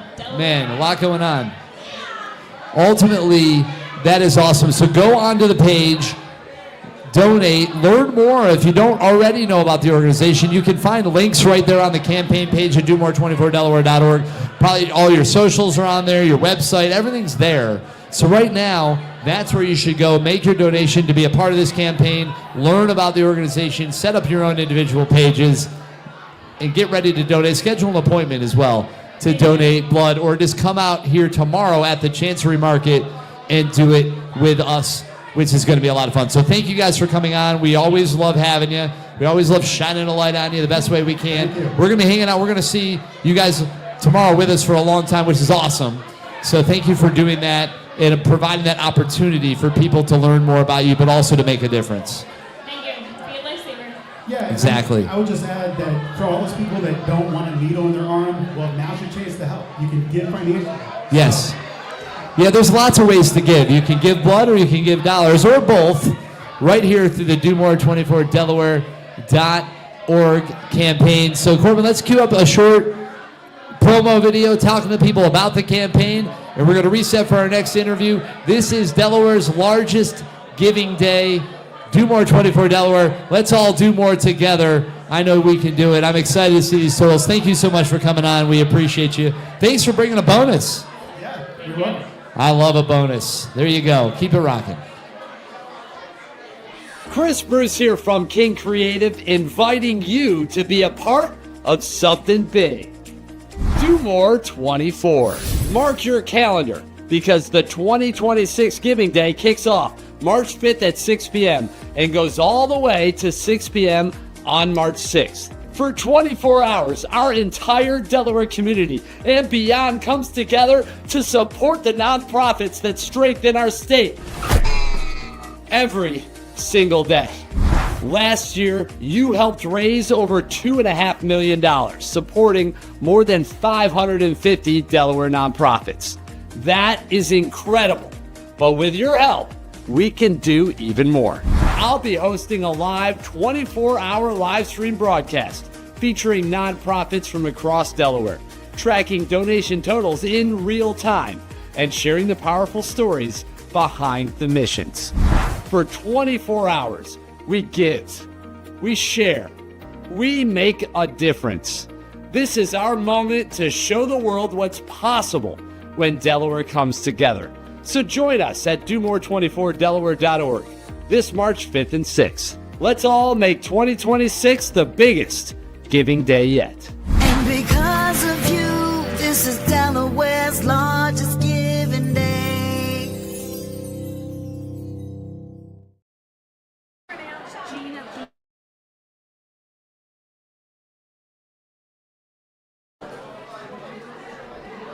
All right. We are back over here at the desk, assuming we're good to go. And we are joined now from the Music School of Delaware. This is Gina Bino. How are you? Welcome. Good. It's good to be here again. Yeah, it's great to see you. And obviously the Music School of Delaware is doing a lot of cool things. You're on there. You go to DoMore24Delaware.org. Learn all about them. You can find all their good stuff. Talk to us about what you have coming up and going on. Well, right now at the Music School of Delaware, we have one of the largest youth symphony orchestras that we've ever had in the history of the school. We fit on this concert hall stage, barely. Wow. And the concert coming up is on March 21st, and it's free. Would love to see youth playing. Yeah. I call us a pipeline for the symphony, a pipeline for jobs. We have Yeah. all kinds of youth involved in that. And the money that we're raising this time is actually going to expand that program in the South. Nice. That's awesome. And I see here at least what I have in front of me, and I love it.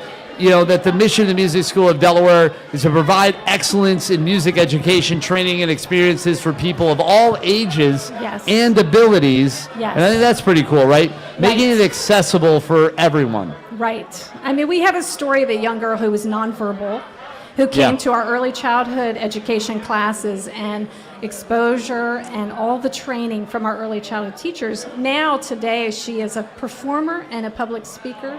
It's an amazing story of what Right. can happen to a young child like that. Yeah, I mean, I'm sure you see it all the time, but what is the power, I would say, of music? Like, what is it about music that, is so important? Well, a number of things today in our society where people that have differing views or beliefs Yeah. stay apart. We have adults in our Wilmington Community Orchestra that play together beautiful music that very much disagree on a lot of things, but they're friends in music. Yeah. And also I had a woman say to me, I joined a women's chorus and I worked through my grief. And so there's very real applications of music. Yeah, I think sometimes, and I've heard this, and I use it sometimes, I think we have something at our studio, because we do a little bit of music production, is that when words fail, music heals, right? Yes, and that's a it thing. Really does. Yes. And it's a universal language for a reason, because it's something that we can all relate to, that we can connect. And whether you understand a language, rhythm, and music is something we can all communicate clearly with. Right. And we have adult students all the way down to the toddlers, and with the ensembles and the lessons and all throughout the state. There are people that come from 4 states to come to us. But there's something special about a community music school because the teachers work together, they collaborate, and it makes a difference in the state. Yeah, it's so cool. I mean, listen, I mentioned it a little bit ago about the importance of arts and how that is something that I think a lot of times kind of gets pushed in one of the first things to get cut. So it's important, especially on days like today, that we support these arts organizations like we support others. And so as people are going on to domore24delaware.org and finding the Music School of Delaware and hopefully making donations, what is it you would say to them? I've had people say to me, I want music as much as I want food. Wow. Yeah. But I did have a recent alumni say to me, I couldn't not talk about the Music School of Delaware when I do my medical school application, because of the formation in my life of soft skills, character, what it means to practice daily, those skills that are given. And so you can't minimize that impact that happens for life. So we really want to give music for life to our students of all ages. I mean, I can't imagine life without music, right? I mean, wow, that's a bleak thought, to be honest with you. It's something that I think if you were to take it away, I think then people would understand how important it is, but it's not something people think about that way. They take it for granted. In a lot of ways. Yeah, and most of our students actually don't go on professionally. Some do, but we have so many that go into medicine, into all different mathematics. I mean, and even at young ages, there's a lot of studies that show the importance of music, and that study that unlocks parts of the brain that allow you to do so many things. So yes, the Music School of Delaware. Please go on to domore24delaware.org. Learn about them, support, set up those individual fundraising pages, and let's help them reach their goals and beyond as we are all pushing forward here together with Delaware's largest giving day. Thank you so much for coming on. Thank you. Good luck Chris. with everything. Yes. And you know what? Let's keep making some music. Thank you. I love that. Thank you. All right, very good. Well, awesome. We're going to kind of keep this thing going. We have a number of guests lined up, and we're going to be continuing to shine a light on many organizations as we go along here in the campaign and with this broadcast. Next up, we're going to be talking to Delaware Foundation for Science and Mathematics Education. So another type of education. I think the arts, science, all of it is important. All of it works together. Thank you so much again for coming on. Thank you. We appreciate it. All right. Thank you. All right, there you have it. The Music School of Delaware, everybody. Let's hear it for them.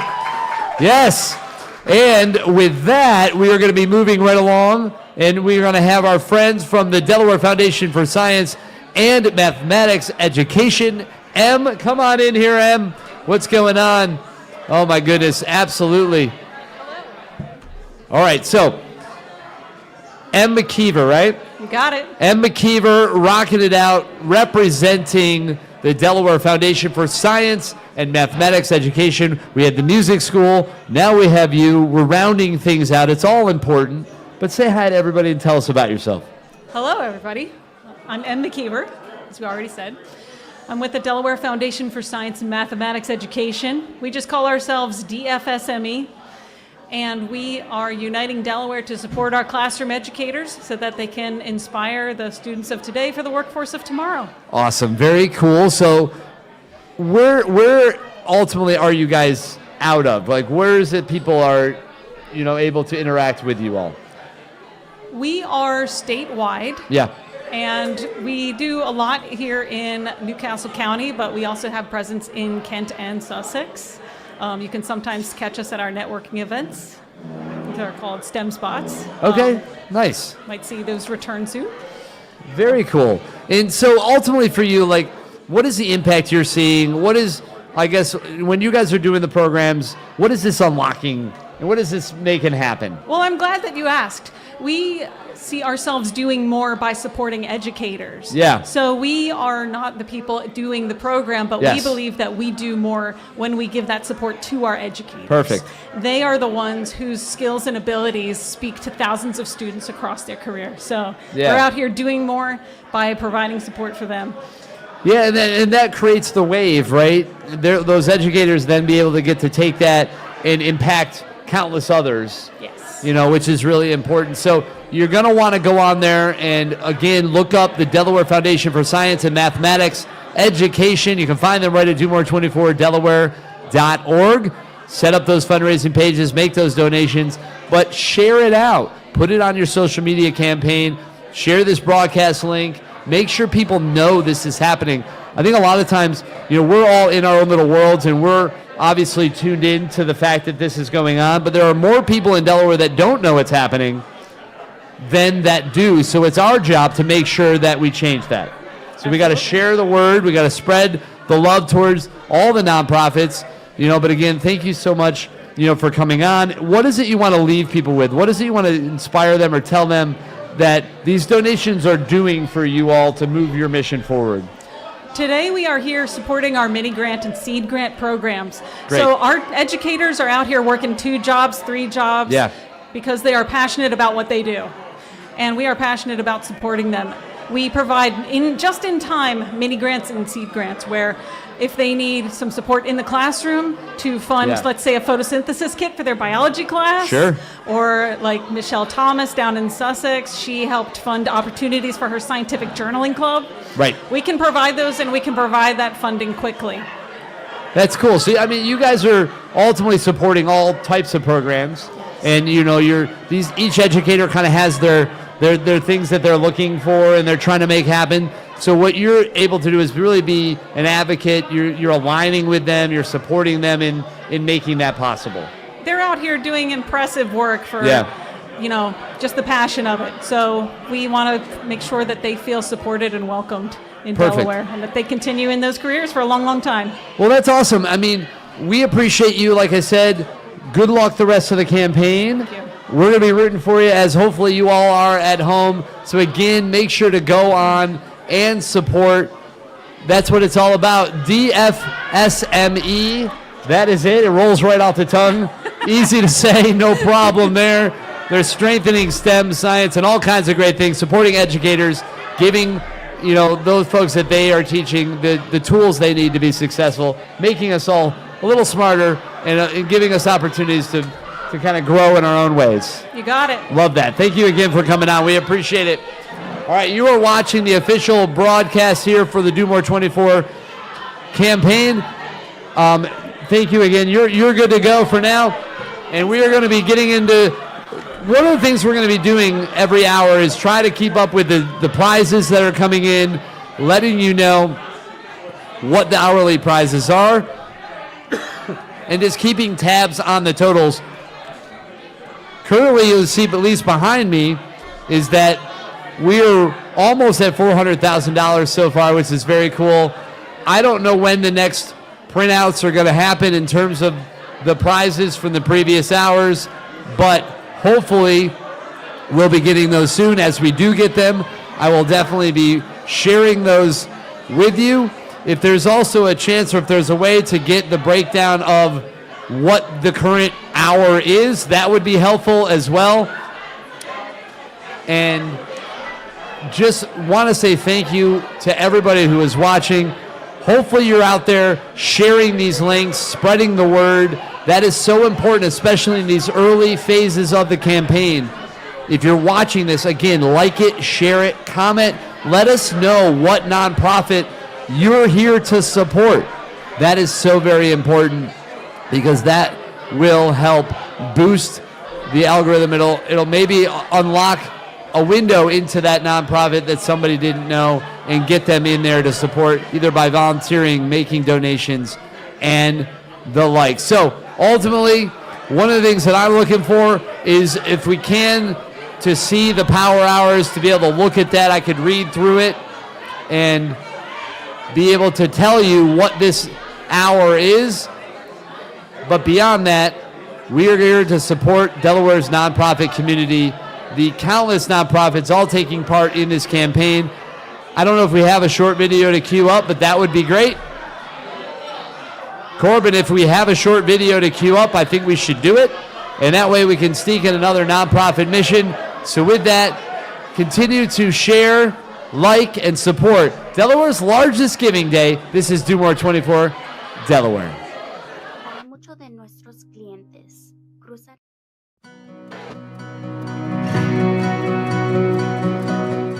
Hi, my name is Pete Booker, and I am the president of the Sussex Rotary Can Do Playground, Inc., the nonprofit that is building the playground at Hudson Park.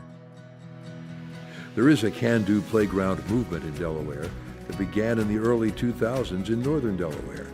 That movement has resulted in 3 playgrounds around the state to date. Advances in sensory play, mobility access, and inclusive design will allow the Hudson Park Playground to offer far more than the earlier designs. This playground is designed for everyone. Children with and without disabilities, families, caregivers, and even parents with disabilities will all be able to play together. When playgrounds are built with everyone in mind and accessibility and inclusiveness, everybody can walk in knowing that they're accepted and welcomed instead of, oh, I can't. It can be, I can do this. The Can Do Playground is an excellent opportunity for children and parents who are affected by autism. Parents are always looking for other parents to connect with. Where would you find those parents? At a Can Do Playground. We also engage children directly through a dreaming and design process where they express what they want through drawings and models. These insights shape the final design.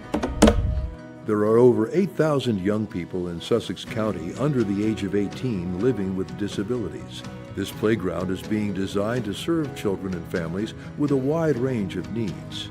Our goal for Do More 24 is $5,000. Any amount you contribute will go a long way in helping us create a state-of-the-art, inclusive playground. I think that this provides access to children of all abilities and adults an opportunity to experience open space and be outdoors and have a good time and play in a safe environment. Nothing would make us happier than to see every piece of equipment in use by families from across the community. Together, we can create a truly inclusive playground where children and their families of all abilities can play and learn in a safe, fun, and welcoming environment. Your donation, big or small, will bring us closer to building the playground. We can do it.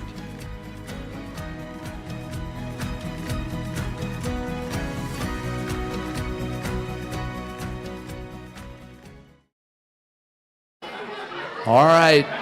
Welcome back. This is Do More 24 Delaware. I'm Chris Bruce. I'm your host. Mr. Delaware Gives as we go all the way to 6 p.m. tomorrow for Delaware's largest giving day. We have some more interviews to do. I want to just kind of look at, if you go to domore24delaware.org, you will be able to see all of the different power hours that are in play. The 8 o'clock Make It Count Power Hour is currently happening, sponsored by Barbicane Thornton and Company. $1,000 awarded to the top 2 nonprofits in each division, large and small, that receive the most unique donations during this hour. They will receive $250 apiece. That is $1,000 up for grabs, split among 4 organizations. That is awesome. Again, that is our Make It Count Power Hour happening right now. That is thanks to Barbicane Thornton and Company. So that is awesome. And with that, I believe we're going to be going into our next conversation. We have, which one do we have, guys? Catherine Davis is available. No? Oh, come on in. All right. Who's up? All right. Oh, do we have two? All right. So they have an extra guest. So let's go over to the couch if we can.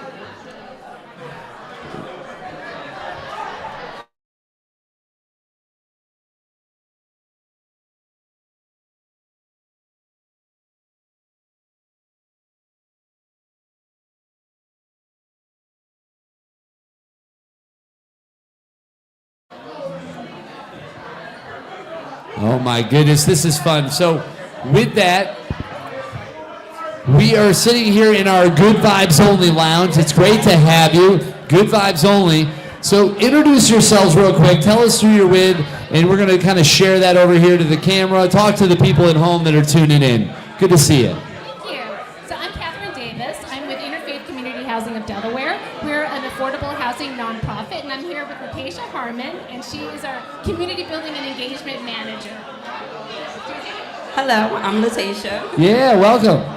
So talk to us a little bit about the organization, your roles, and really the mission. Like, what is it about the organization that people at home should know that these dollars are going towards, the impact you're making, and all of that? Okay.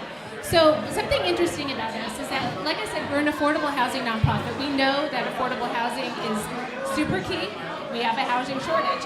But Interfaith has actually been here for 58 years. And that's actually quite remarkable because we've done a lot of work, but we've done a lot of work kind of in the background. And so with Latasha and I, what we'd like to do is get ourselves out there a little bit more so people actually know what we do. So that's part of our goal with this campaign is, we're trying to find 58 new donors that are willing to donate $58 and just kind of get to know the work that we do. So what we do is we actually develop affordable housing. Okay. We build new houses, and this is all for low to moderate income people. Right. And in addition to that, we also manage rental housing, so affordable rental housing. So we own 7 properties, and we manage 6 of those. And then we have a home ownership counseling center, which provides, the credit building and the counseling in order to prepare people to buy. And then in addition to that, we have a community building and engagement team, which is headed by Latasha, and we provide resident services, including youth mentorship. So, Latasha, do you want to talk a little bit about what you do? Yeah, so in the community building and engagement department, there are many different things that I do. We have our 4th Friday food giveaway that we make sure that all of our 156 tenants at 3 of our properties, Overlook Colony, West Center Place, and Arbors 1 and 3, have fresh food and vegetables. We also have our senior outreach at Sacred Heart Village that we go to once a month, and we engage the youth with our senior citizens. And then we also have our youth mentorship program, which is run out of West Center William Hicks Anderson Community Center. And we have children between the ages of 7 to 17 that come in on Monday and Wednesdays evenings, and they engage with 5 male and female mentors from the community that are professionals, and they help them with character education, leadership development, nutrition, wellness, health, and also just life skills. One of our biggest things is also prevention education. Very cool. I mean, you guys are doing great work, obviously, and I think hopefully the people at home are inspired by what you're doing. So go on to do-more24delaware.org. You just got to get on there. You got to make your donations. $58. $58. They're looking for 58 new donors to give $58. That is awesome. I'm not doing the math right now, but what does that equal if you add that up? 58 times 58. What do you got? A little bit more than 3,000. There you go. So that's basically roughly what we're going for. But we want to do more, because it is do more. This next 24. And that is what it is, do more 24 Delaware. I'm excited to see this happen for you guys. I appreciate the work you guys are doing in the community. I think everybody at home would say the same. I know all the folks here at the Chancery Market would definitely as well. So we're rooting for you. Stay awesome. Keep smiling. Good vibes only. Good vibes only. That's it. 58. Thank 58 with 58. Thank you so much. Let's hear it for them. Absolutely. Make some noise. This is Do More 24 Delaware. This is Delaware's largest giving day.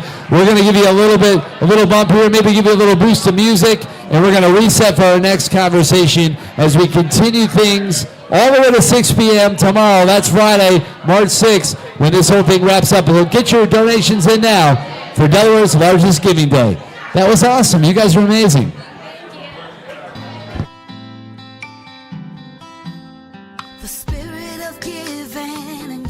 what's right, making a difference and joining the fight. A brighter tomorrow you can make true. However you give, thank you. Whatever you give, thank you. Do more 24 DE. Do more 24 DE. From Spur Impact, thank you. From United Way, thank you. Do more 24 DE. Do more 24 DE. And because of you, this is Delaware's largest giving day.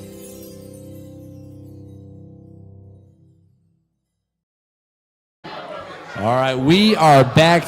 I am now joined in the Good Vibes Only Lounge with my friends from the Layla Nicole Foundation. You guys have great smiles. That's a good start. You're rocking it. You got matching sweatshirts. You know, you got your jeans. I feel like, man, I messed that. I should have been wearing my jeans. I don't have my sweatshirt. I don't have my jeans. So tell you what, let's just focus on you guys then. Tell us about yourselves and what your organization's all about and how you're making lives in Delaware better. Okay, so I am Dejanay. I am the CEO of the Layla Nicole Foundation. The Layla Nicole Foundation was birthed in 2019 when I lost my daughter. Yes. And after I lost my daughter, I took the hard stuff that I went through, which was, not knowing about myself and the medical conditions that I was going through, as well as just needing help. I started the Layla Nicole Foundation to help little girls so that they don't grow up and to be like me. So what we do in the community is right now we have a program in the school where we teach little girls hygiene. So they get to learn all about themselves, how to properly take care of themselves, so that they'll understand what's normal, what's not normal, when they should seek help or let mommy and daddy know that this doesn't feel right. As well as we have our homeless that we do, which we give out to the needy. We did Hope in a Handbag last year with the funds that we did from Do More 24, as well as we were able to give them toiletry bags. So very cool. So those bags that you gave out, you said Hope in a Handbag? Yes. That's a fun, catchy little name, right? Hope in a Handbag. Yes. Gotta love that. Listen, I'm looking for hope anywhere I can, so a handbag's as good a place as any. Yes. That is good. And now you guys say you have some toiletry bags. You're giving out those as well.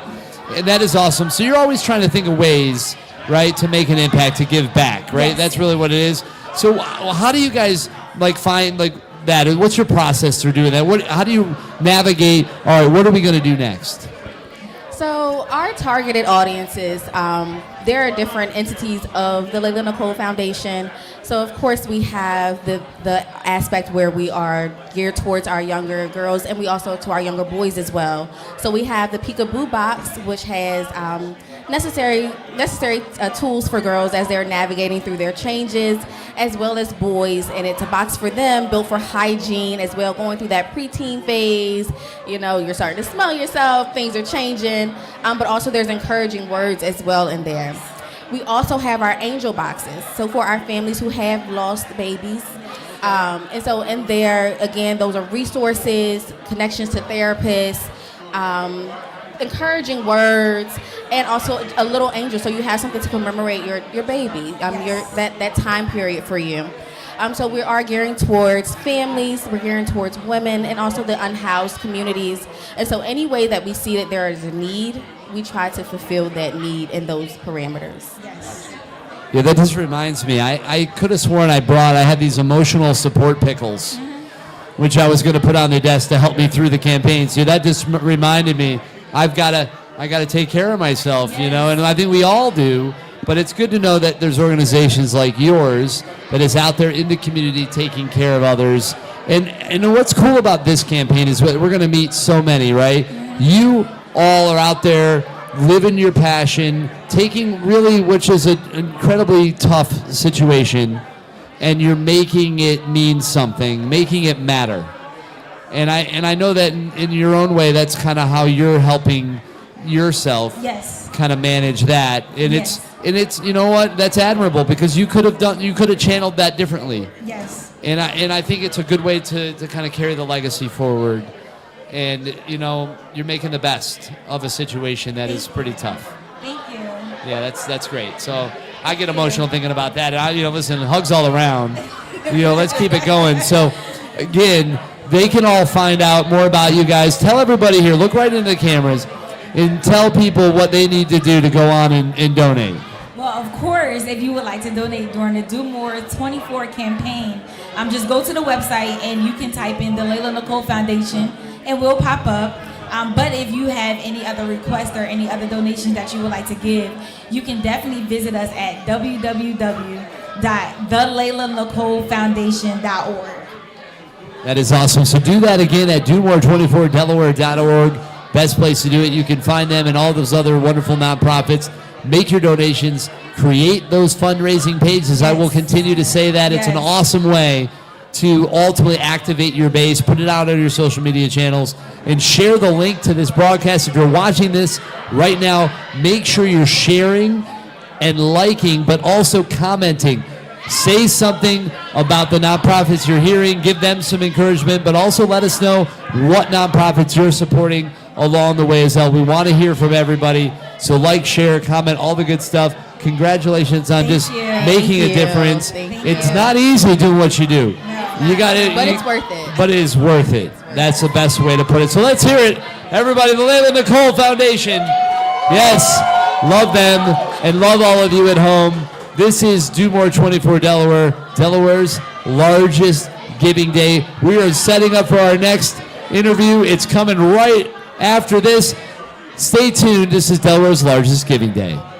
The Red was very small. It was part of another organization. We were actually a program associated with the local Latino health community center, La Esperanza. My name is Brian Olson. April of 2003, we actually became our own organization with our own 501c3 designation, nonprofit designation, as well as a discrete board of directors. I had 5 employees, 3 of whom remain with the organization today.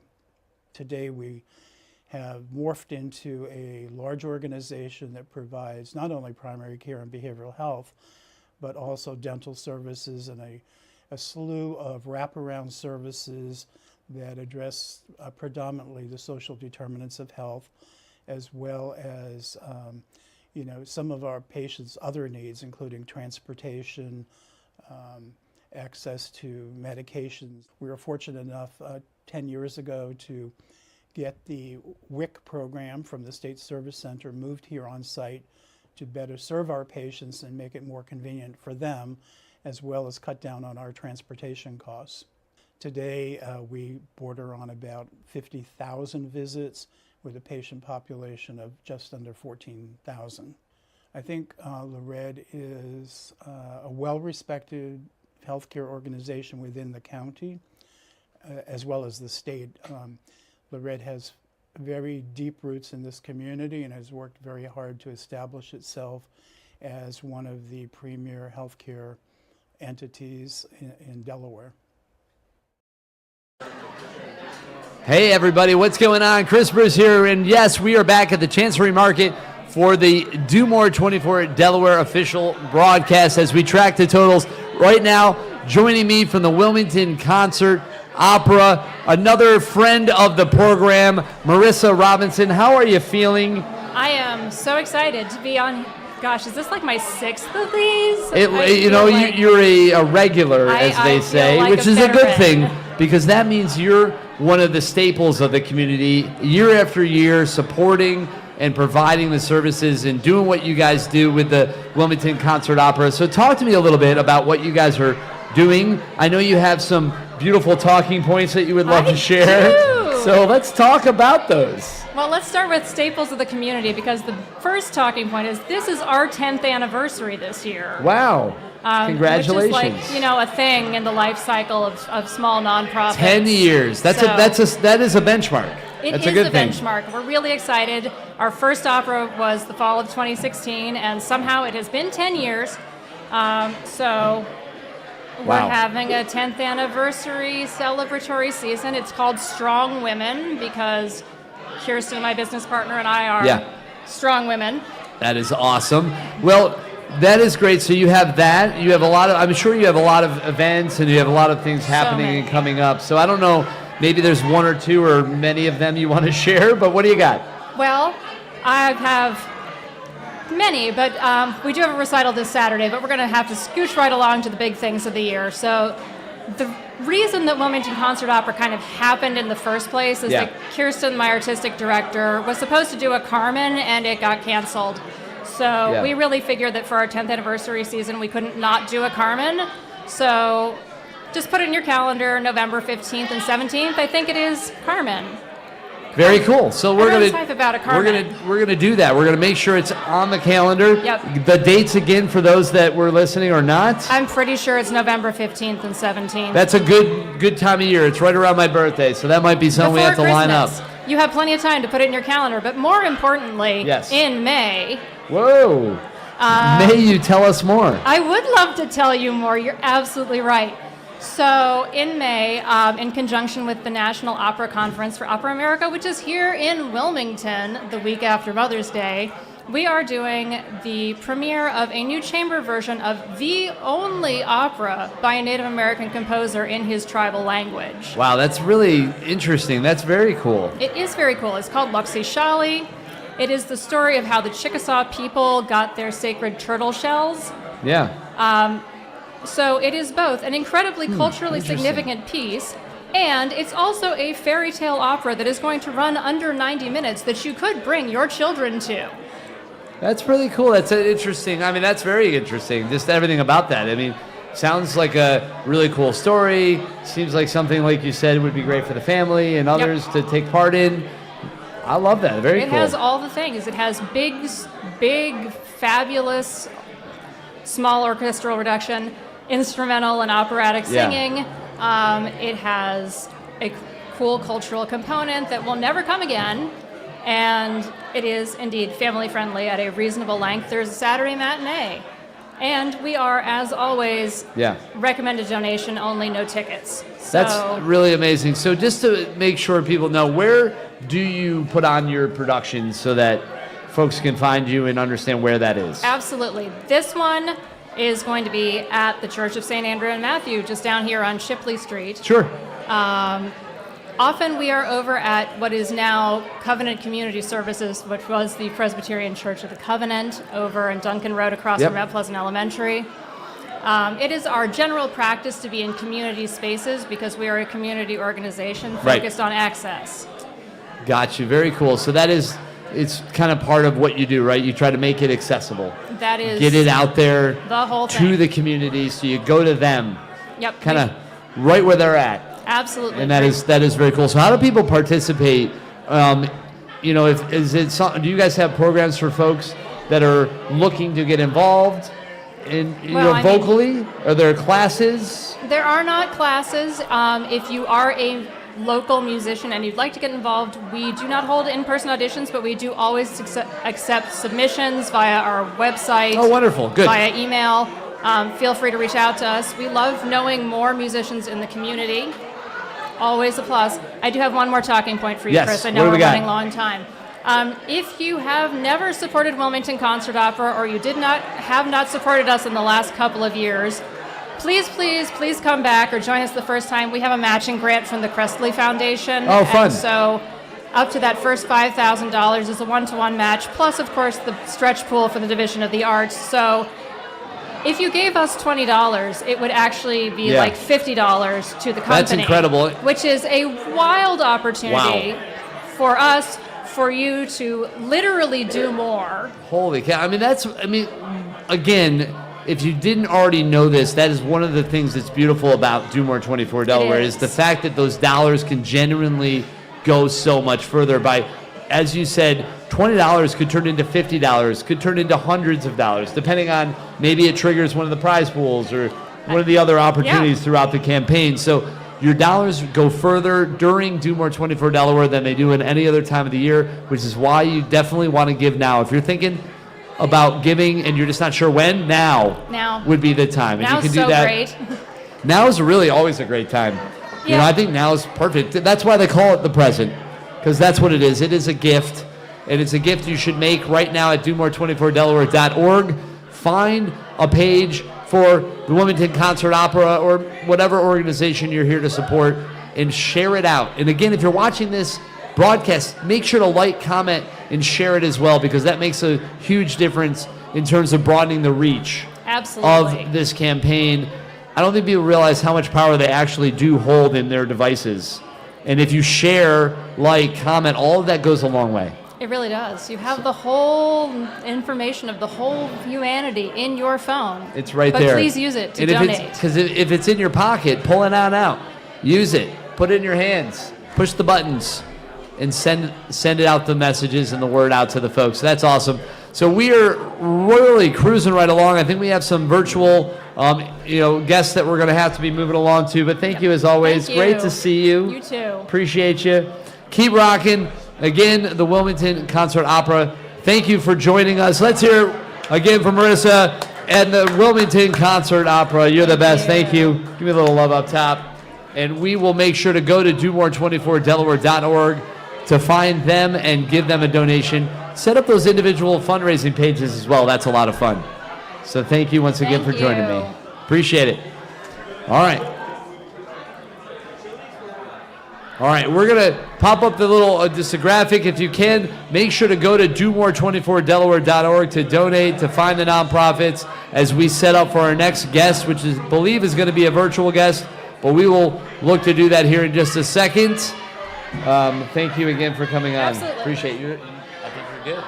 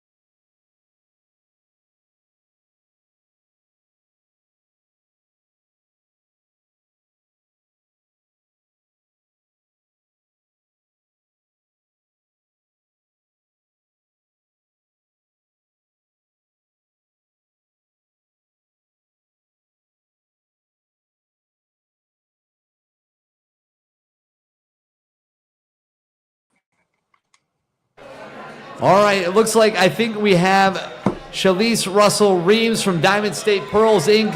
Are you there? Can you hear me? I'm here and I can hear you. Good evening. Hello there? Hi, can you hear me? All right, I'm not able to hear. I also don't have visual on the guest. This is what I was trying to get at. All right, Shalise, how are you? Can you hear me? I'm good. I can hear you. I don't hear you. Is your mic muted by any chance? I have it all the way up. Can you hear me?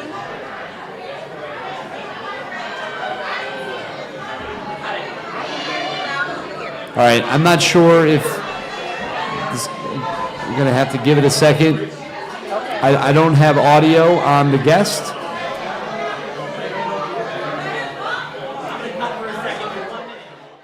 All right, so hang tight real quick. We'll be right back with you. We're gonna queue up a little something to make sure we get that worked out. But thank you for joining us, and we'll be right back. The spirit of giving and doing what's right, making a difference and joining the fight. A brighter tomorrow you can make true. However you give, thank you. Whatever you give, thank you. Do more 24.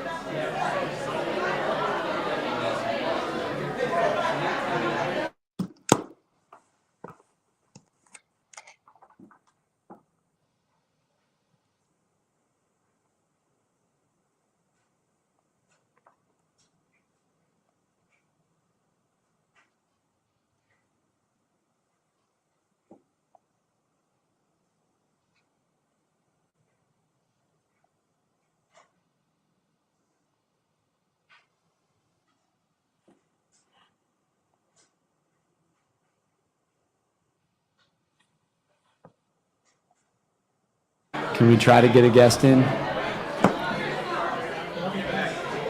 Okay.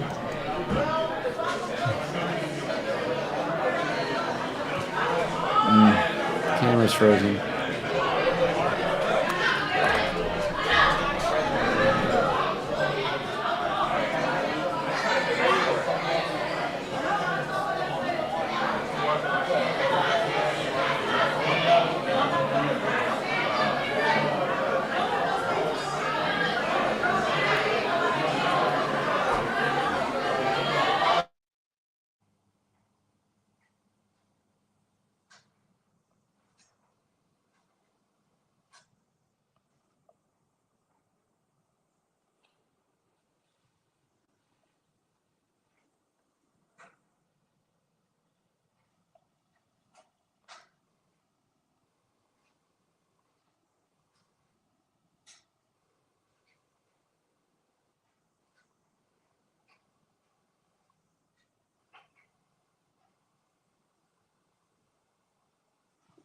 I don't know.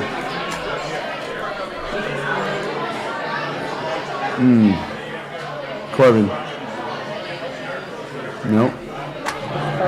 Okay, tell you what. I don't know if you can hear me, but let's have them talk. And just bring them in and let them talk.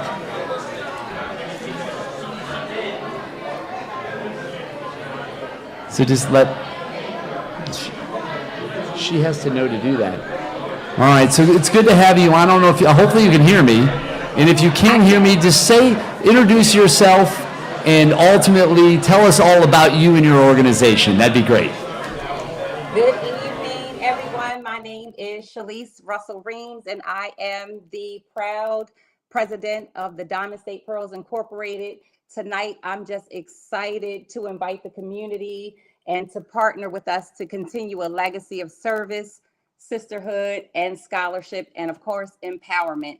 Diamond State Pearls has been in existence for 16 years, and we are committed to uplifting our community through our programming that support education, leadership development, and also mentorship for our young leaders. One of our programs that we are especially proud of is our ICET program. That is our signature program, and it has been in existence for 25 years. So this is a milestone for us. And this program, they actually mentor young ladies in high school, and they provide guidance as it pertains to, seeking college careers or college education or vocational careers. They focus on leadership development. They take them out into the community and involve them with volunteerism and exposing them to different culture activities. And then they also, provide that service in which they help them apply for college scholarships and do their application. So it's a wonderful program. They've mentored almost hundreds of young ladies throughout their 25 years. We've seen what it means to pour a seed into the young ladies, and it just feels good. So in addition to that, we also reach out into the community. We are hands-on when it comes to uplifting the community as a whole, empowering families, providing chip packages to kids on the weekends who wouldn't necessarily have a meal, looking out for the unhoused, you name it, Diamond State Pearls Incorporated is doing it. So we just thank you, United Way, for this opportunity to do more 24. It makes a big impact.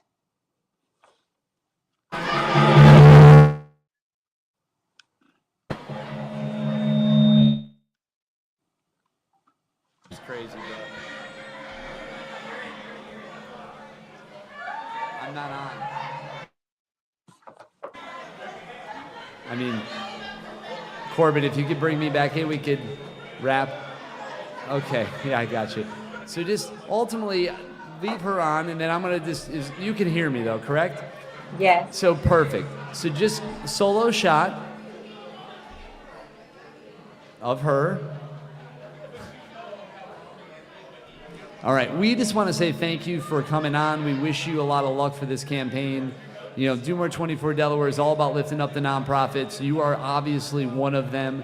So we wish you the best of luck as you continue to push towards your fundraising goals and everything you've got going on. So thank you so much. And, you know, what is the last thing you want to tell people as they're, you know, thinking about sharing their dollars and pushing them in your direction? I just want everyone to know that every gift matters. It really doesn't matter the size of donation, whether it's $10, $25, $50 or more. Every little bit makes a difference.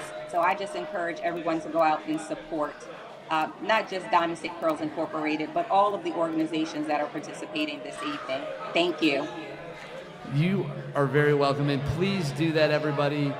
Go on, donate, go to domore24delaware.org. You can do that. Create those donation pages and spread that love and push it out. Thank you so much for coming on. Thank you. You're very welcome. And with that, let's get the next guest in, and we'll let them shine a light on themselves as well. So let's do that. Who do we have? Lewis Booker. Lewis, get in here from the Everett Theater. Want to hear from you. How you Lewis, doing? Man, I'm doing great. I'm just excited to hear from you and ultimately about what the Everett Theater has going on. Awesome. Well, thank you. So hello to everyone. My name is Lou Booker. I'm a board member here at the Everett Theater. I'm the marketing chair right here in Middletown, Delaware.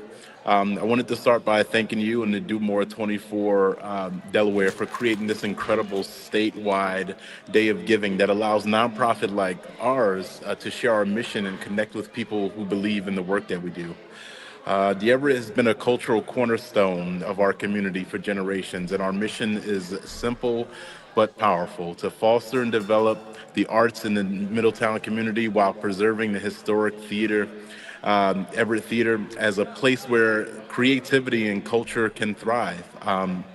What makes the Everett special is that we truly are a community arts organization.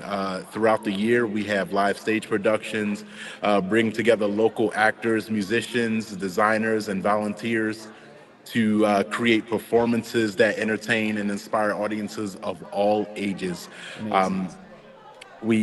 But what happens on our stage is just one part of what we do. We also have film screenings, we have special events, we have community gatherings. We making the Everett a place where people can come together to experience the arts in many different ways. Education is another huge part of our organization. Through our arts classes, workshops, and summer camps, we give young people in our community the opportunity to explore creativity and build confidence and discover their talents. So for many of those students, stepping onto the stage here in our creative program at the Everett Theater is their first experience with arts, and it can be life-changing. Another thing that makes us, the Everett, unique is that our organization is powered by volunteers and community support. So our productions are created by people who live right here in our community: teachers, students, parents, artists, neighbors who come together because they believe in the power of storytelling and creativity. And that's what days and things like Do More 24 matter so much to our community. Community theaters and arts organizations rely on the generosity of people who believe that the arts are an important part of healthy and vibrant community. And when you support the Everett, you're helping us to continue to produce live theater productions, performances, host film screenings, special events, provide arts education and camps for young people, and preserve the historic theater that has served our community for generations. We are over 100 years old, and this organization stands strong in our community, and it's because of the community that we are standing this strong. But even more importantly, you're helping us to create a place where people can connect, collaborate, and experience arts together. Yeah, so, you know. Awesome. I mean, I've performed on the Everett, theater stage. It's a beautiful space down there in Everett. It really is kind of a treasure for the state of Delaware, and I'm glad to see you guys are continuing to bring great, things to that space. You're allowing people to come in and enjoy it with you, and so we wish you a lot of luck. Go to the Everett Theater on domore24delaware.org. Make sure to find them on there. Donate, share it on out. Again, if you're watching this, make sure to comment, like, share, make sure people see it. And Absolutely. good luck the rest of the way as you guys are raising money. I know you guys are always working it, trying to get those donations in and get those Power Hour prizes. So, we'll be looking and tracking those totals. Listen, thank you. Every small donation makes a big impact and helps us continue to put our programming and our arts in the community. So from all of us here at the Everett Theater, thank you for supporting the arts and for helping us to continue bring creativity, storytelling, and culture to Middletown and beyond. That's awesome. Well, hey, thank you again for coming out. We appreciate it. Mark, have you ever been to the Everett Theater? I have not. Well, you got to change that. It's a cool space. It really Mark, is. you got to It's come amazing. on down. I think the last production I did there, I played the Scarecrow in a production of Wizard of Oz. And it was right there at the Everett. Wow. Yes. Awesome. Is that recorded for Hey, posterity? Cinderella's I'm opening not this sure if weekend. it is or not. It's possible. But Hey. I brought a little, I brought some good sauce to that, that role. It's a fun one.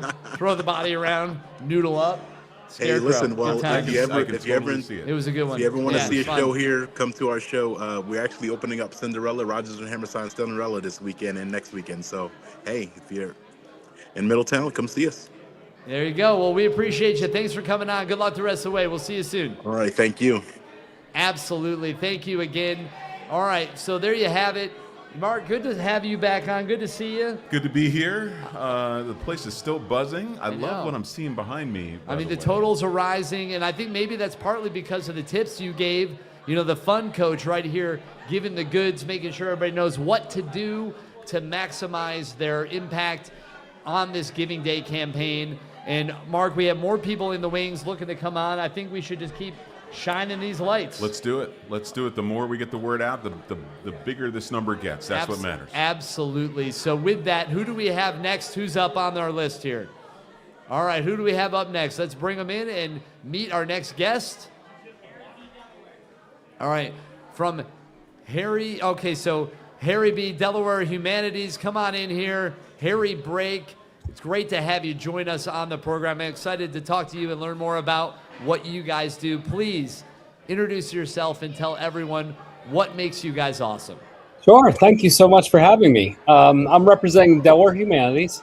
Delaware Humanities is an affiliate of the National Endowment for Humanities. And so basically the big question is, what are the humanities?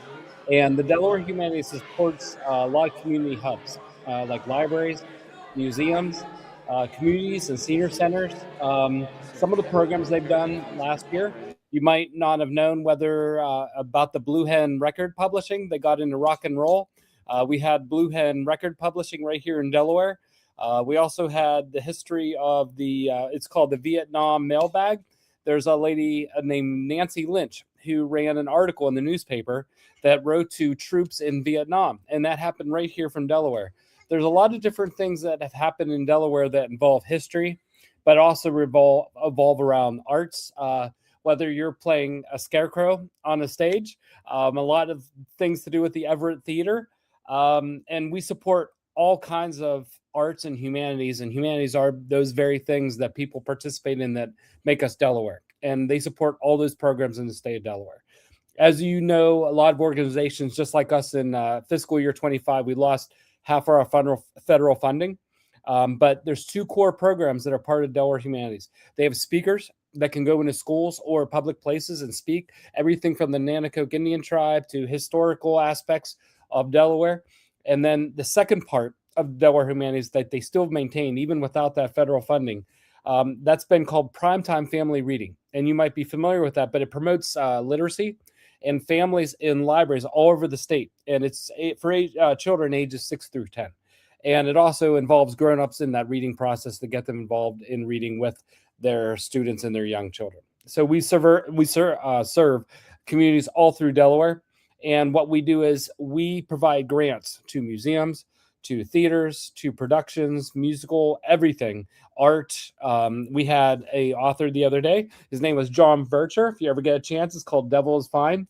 Interesting book. The author came and talked to us, and it took place in a town that you would know very well if you go to the east coast of our beaches. And we dip into everything, so we go to media and democracy. We do stories and histories, and also health and environment. All those topics are things that are covered under the Delaware Humanities to support Delaware and define us who we are as a state. So I concur with everybody that's on here. We support every single person that's a nonprofit on here. We appreciate you, United Way and Spur Impact. You bring a lot of nonprofits to the focal point where people don't know maybe that they are aware in our state, especially people that are new. So obviously Delaware Humanities supports all these nonprofit organizations. And we just ask you, as has been stated before, there's no amount too much. Your vote is, even if you put $1 in, it's showing that you're interested in something in Delaware. And that's what Delaware Humanities is all about. So we really appreciate the opportunity to support you, but also all the other nonprofits that are available on this special 24-hour period. So thank you so much. Absolutely our pleasure. We're glad to have you on.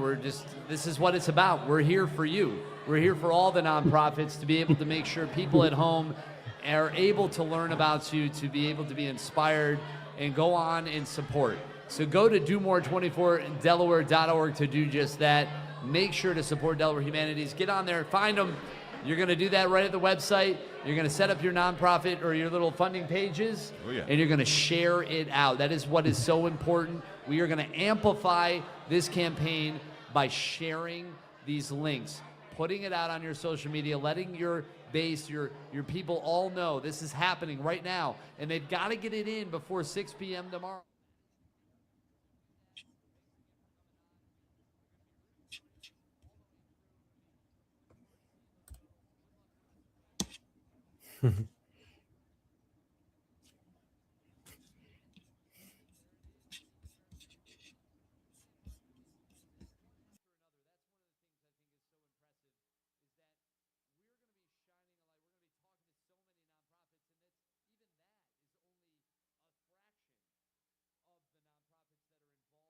Campaign. Yeah, it's amazing. One thing that this campaign does every year is if anything, it's a very strong reminder of all the great work that's happening for the First State. Yeah. And it's amazing, from animals to the humanities to arts to science, all of these things very well thought out and very well executed. Yeah. And now we have to make sure that they're very well funded, and that is what today is about, making sure that these organizations are being supported. So if you're listening or watching this right now, and you've never given to a nonprofit, or maybe you've already given to the ones that are important to you, I want you to go to the page, and I just want you to peruse those organizations. Think of something that's important to you. Think of something that happened in your life that resonates with you, and I bet you there is an organization or two that is doing that work. And take some time, learn about them, and make a gift. Absolutely. Make a gift. Doesn't have to be a large gift. No, man, Make a gift. just do it. That is the key. Just get on there and make that gift. And with that, we're going to kind of shine a light on an organization with that in the name. At Shine a Light on Stroke, we have a video we're going to play, so take a look at that video, and we'll be back with you right here live from the Chancery Market for the Delaware largest Giving Day campaign right here, Do More 24 Delaware. Enjoy this video, Shine a Light on Stroke. Shine a light on stroke. Last year was amazing, but this year is going to be even more impactful. Every step that we take raises awareness, supports survivors, and reminds people that you're not alone. Let's make this year even bigger and brighter. I'm Bridget Callahan. I'm an occupational therapist. I'm Bridget DeMayo. I'm a speech pathologist. And we were inspired by one of our patients who wanted to build a better community for stroke survivors and their caregivers. So many stroke survivors say how isolated they feel and that they need more of a support system to bring awareness, education, and resources. Donations from this will be going towards stroke survivors and any out-of-pocket expenses they may have accrued during the recovery period. Some of those expenses may be a communication device, an assistive device to help them walk, thickeners to help with swallowing, transportation to and from their appointments, and any adaptive equipment. Hi everyone, my name is Ciara. I suffered a hemorrhagic stroke back in 2024. I wanted to talk about Shine a Light on a Stroke. It's a wonderful organization, and I rave about this organization because it helps stroke survivors like myself know that we're not alone, and they provide support for our caregivers also. They also reduce financial burdens for stroke survivors that, well, let's face it, even with insurance, it's expensive.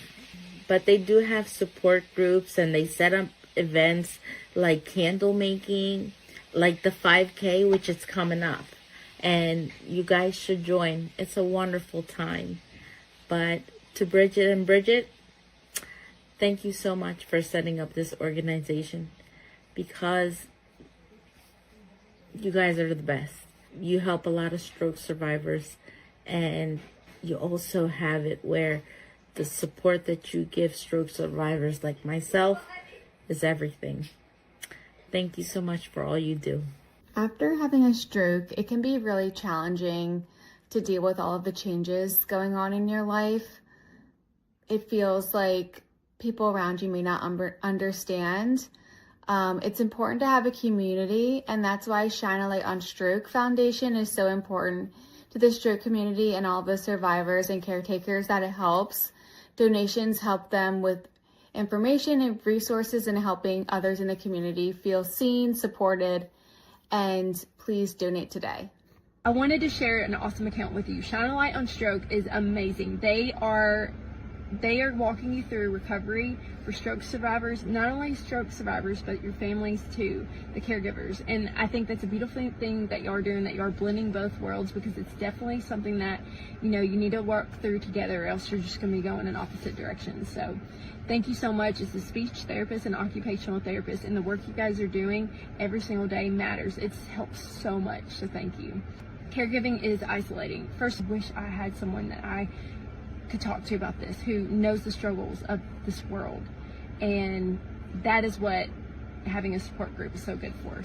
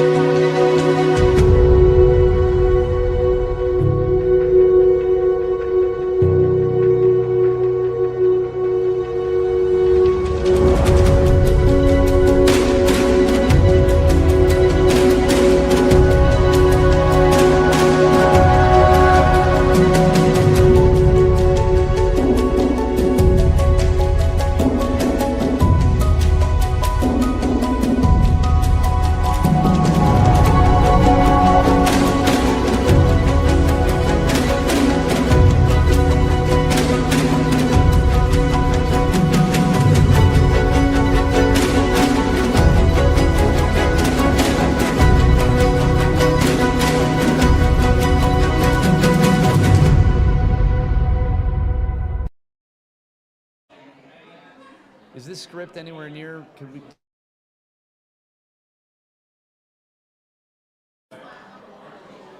All right, so there you have it. We're back. We're rocking and rolling. That was great. I'm glad we could ultimately play that video, and that's what it's all about. We're going to be giving you all an opportunity to learn more about these nonprofits. We've got a ton of interviews and video content lined up, so we're going to be playing it and conducting those interviews throughout the campaign. And with that, we ultimately have another one of our nonprofit leaders ready to step in and talk to us. So Candace, if you can, come on in here and say hi to us.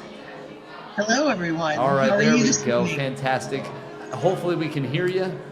Let's get that. Can you hear me us. now? I'm not hearing you at the moment. Hello? Oh, I'm starting to hear you. Hello? Can you hear me now? No. Just a little bit. Hold on Just a a little second. bit. We're just not, I'm barely getting, Candace, hang tight. You're doing great. It's not you. I'm Okay. just adjusting some things Okay, on thank the you. audio here. Corbin, something's going on over there with the speaker. Is this? Corbin, is your audio setting on the Scarlett and not the internal? For both? All right, I'm just getting a ton of background feedback. I apologize, Candace. Thank you so much. What we should do is just let Candace come in to take the stage and ultimately just share with us, if you can, your mission and what you guys are all about. So let's bring her, Candace, up front and center and take it away. Be happy to. Thank you ever so much for allowing me to be with you this evening. I'm Candace Vasella. I'm president of the Friends of the Lewis Public Library. And when folks hear about libraries, they assume that they're fully funded with tax dollars. And unfortunately, we're not hearing, the stream isn't hearing what we're hearing. The 11.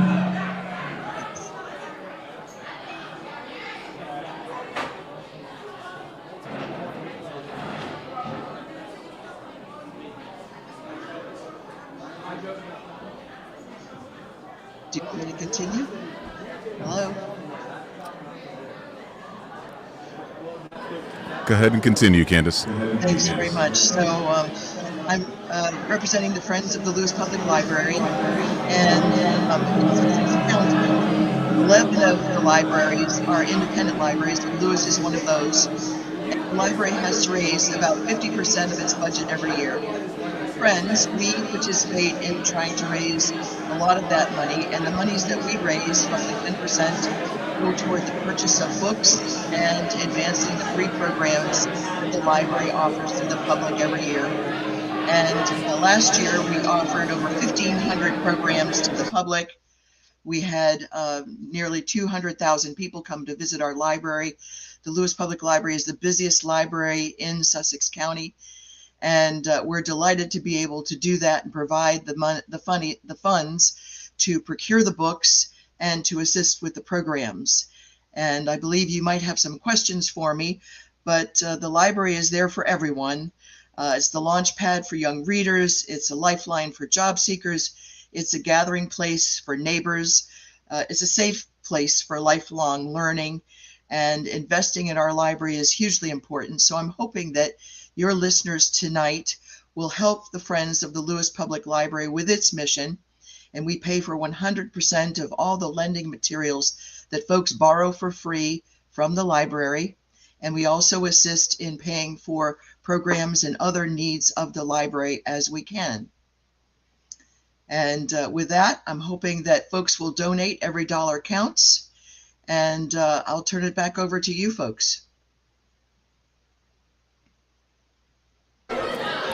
Thank you so much for sharing that. We appreciate you coming on to the broadcast and us being able to allow you to do just that, which is to let everybody know about you, which, you know, if you heard that, if you were listening, now hopefully you got the motivation you need.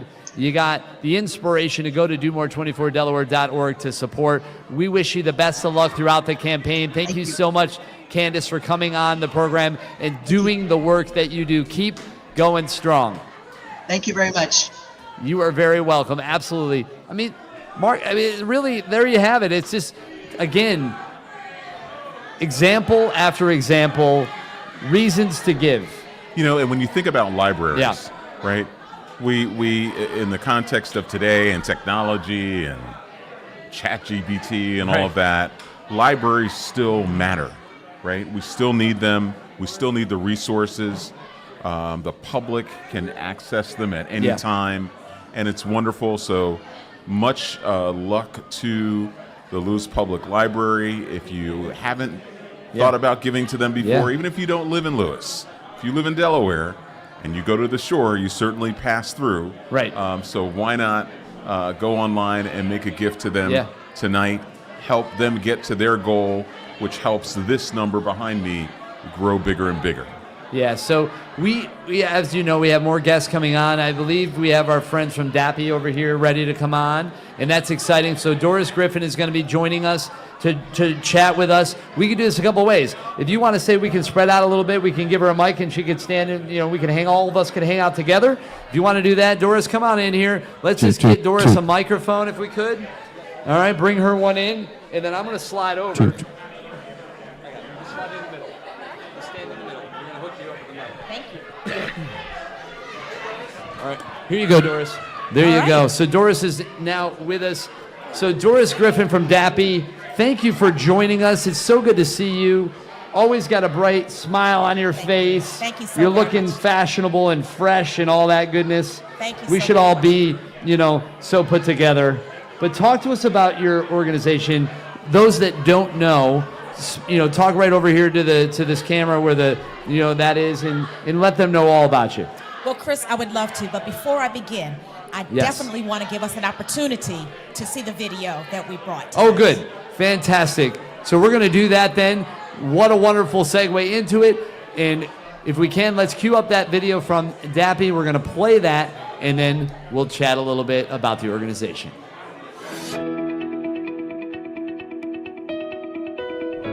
Do More 24 is a 24-hour opportunity to give. It's a great opportunity for you to remember DAPI. DAPI provides a standards-based education for pregnant and parenting teens throughout the state of Delaware, and so much more. There is a sisterhood with our DAPI daughters, and that's what we call our students, DAPI daughters. Our DAPI daughters are phenomenal young women. They prepare you by giving you resources and information on being a mother and taking care of your child.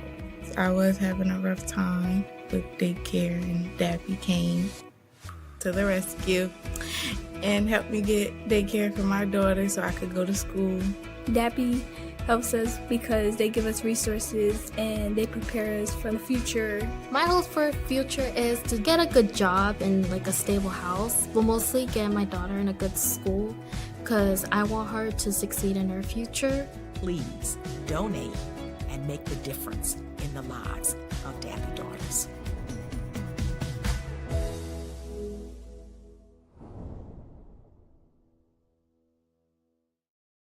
Well, there you have it. I'm glad we could share that. That was awesome. We're going to just adjust. Mike just got a little overextended. You want to ultimately tell us about the organization. We saw the video. That was great. But if you can, expand on that, your role, and what you're so passionate about, why ultimately it makes such a difference. I'm passionate about the opportunity to be able to allow our organization to impact not just one generation, but at least two. We are definitely interested in raising standards and not statistics. We're very interested in providing education, support services, and ensuring that our young people, our DAPI daughters, are able to become income-generating, productive citizens in our great state. We want them to receive all of the instruction. We provide them with academic instruction. We have a location in each county of our state.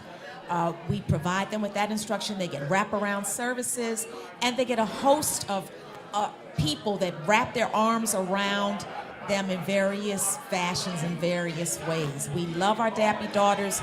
I don't know about you at home, but I have a daughter. I have a son and a daughter.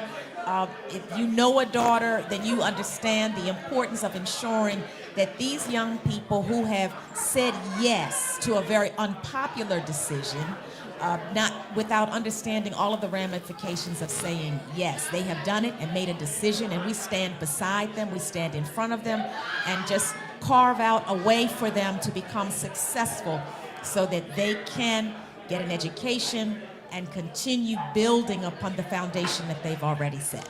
Oh my goodness, that is awesome. So we are just always a fan, I mean, not only of you, but the organization. I mean, obviously, you mentioned like those who have a daughter. I have a daughter. You know, my little one will be 6 here soon. She's bouncing around here a little earlier. She'll be back probably sometime in the morning and ultimately just headbutt me and from a distance. She does a full run and jump and dive and tackle kind of move. You know, you're out there doing really important work. And so that is, thank you, is ultimately, I just want to say that first and foremost. We appreciate, you know, what you're doing and making our community better, so thank you. And so if you want to get on there and support DAPI, you can do that right at do-more24delaware.org.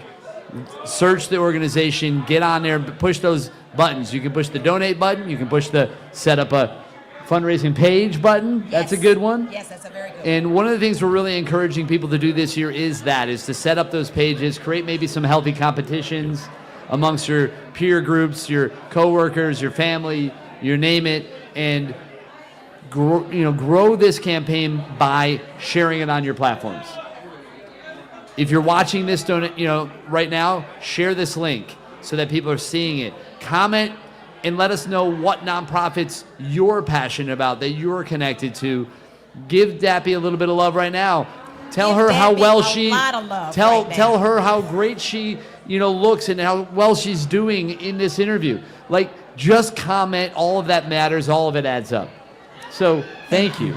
We thank you very much for the dedication that you have continuously provided to give us this platform, give us this opportunity to be able to share so authentically.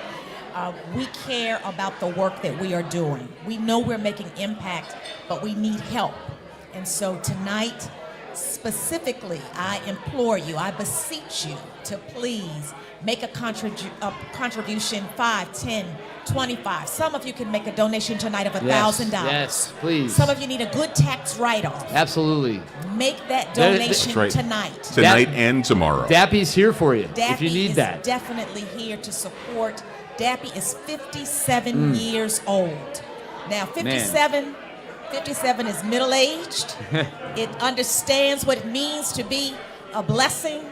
57 means solid, secure, willing to push forward. Resilience is found in 57. So I really want to encourage you. I want to challenge you to be sure to say yes, just like our Dappy daughters do every day by coming to school. They said yes. Now match that yes by providing us with $25, $50, $75, $1,000 tonight. Thank you in advance. Well, we appreciate it again. You heard it right there. You do the thing. Get on to DoMore24Delaware.org. Make those donations. Get after it. And we are going to keep this thing rolling. Thank you, as always, for coming on. We appreciate you. Stay awesome. And be sure to get on and support Dappy. So with that, I know at some point we are going to be letting everybody know who the prizes are, the winners of those prizes are. We're just waiting on some of those, results. Once we get them in, we will ultimately make sure to share those. And we are going to be setting up, I believe, for an interaction with Girls Inc. That's coming up here as well. So lots of things in store, lots coming your way. This is the official broadcast of Do More 24 Delaware, Delaware's largest giving day. We are live at the Chancery Market. We're going to give you a little something, a little bump as we reset for Girls Inc. coming up here in just a moment. The Red was very small. It was part of another organization. We were actually a program associated with the local Latino health community center, La Esperanza. My name is Brian Olson. April of 2003, we actually became our own organization with our own 501c3 designation, nonprofit designation, as well as a discrete board of directors. I had 5 employees, 3 of whom remain with the organization today. Today we have morphed into a large organization that provides not only primary care and behavioral health, but also dental services and a slew of wraparound services that address predominantly the social determinants of health, as well as some of our patients' other needs, including transportation, access to medications. We were fortunate enough 10 years ago to get the WIC program from the State Service Center moved here on site to better serve our patients and make it more convenient for them, as well as cut down on our transportation costs. Today, we border on about 50,000 visits with a patient population of just under 14,000. I think the Red is a well-respected healthcare organization within the county, as well as the state. The Red has very deep roots in this community and has worked very hard to establish itself as one of the premier healthcare entities in Delaware.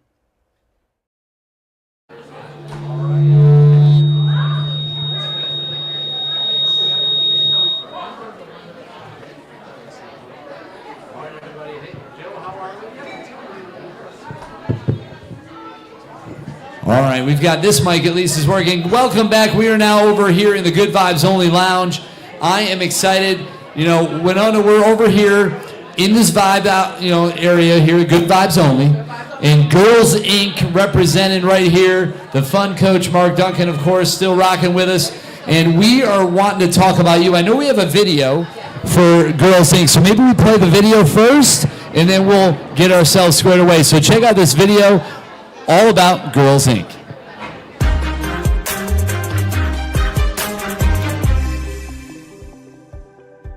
At Girls Inc. of Delaware, girls do more than just attend camp.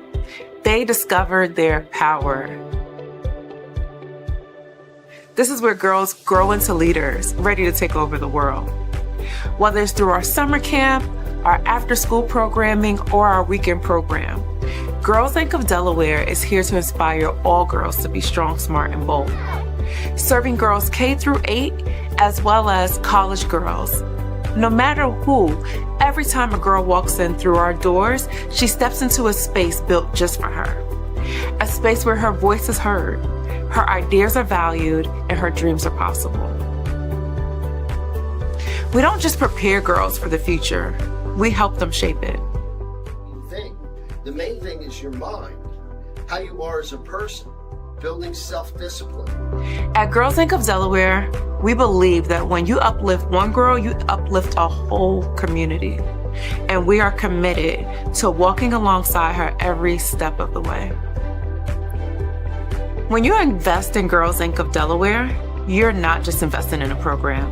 You're fueling generational change. Our girls are more likely to pursue careers in STEM, advocate for themselves and others, and become leaders in their schools and communities. Every single dollar goes directly towards creating safe spaces, skilled mentorship, and life-changing opportunities. Together, we're not only changing the lives of girls, we're building a stronger, more equitable Delaware. Support strong, support smart, support bold.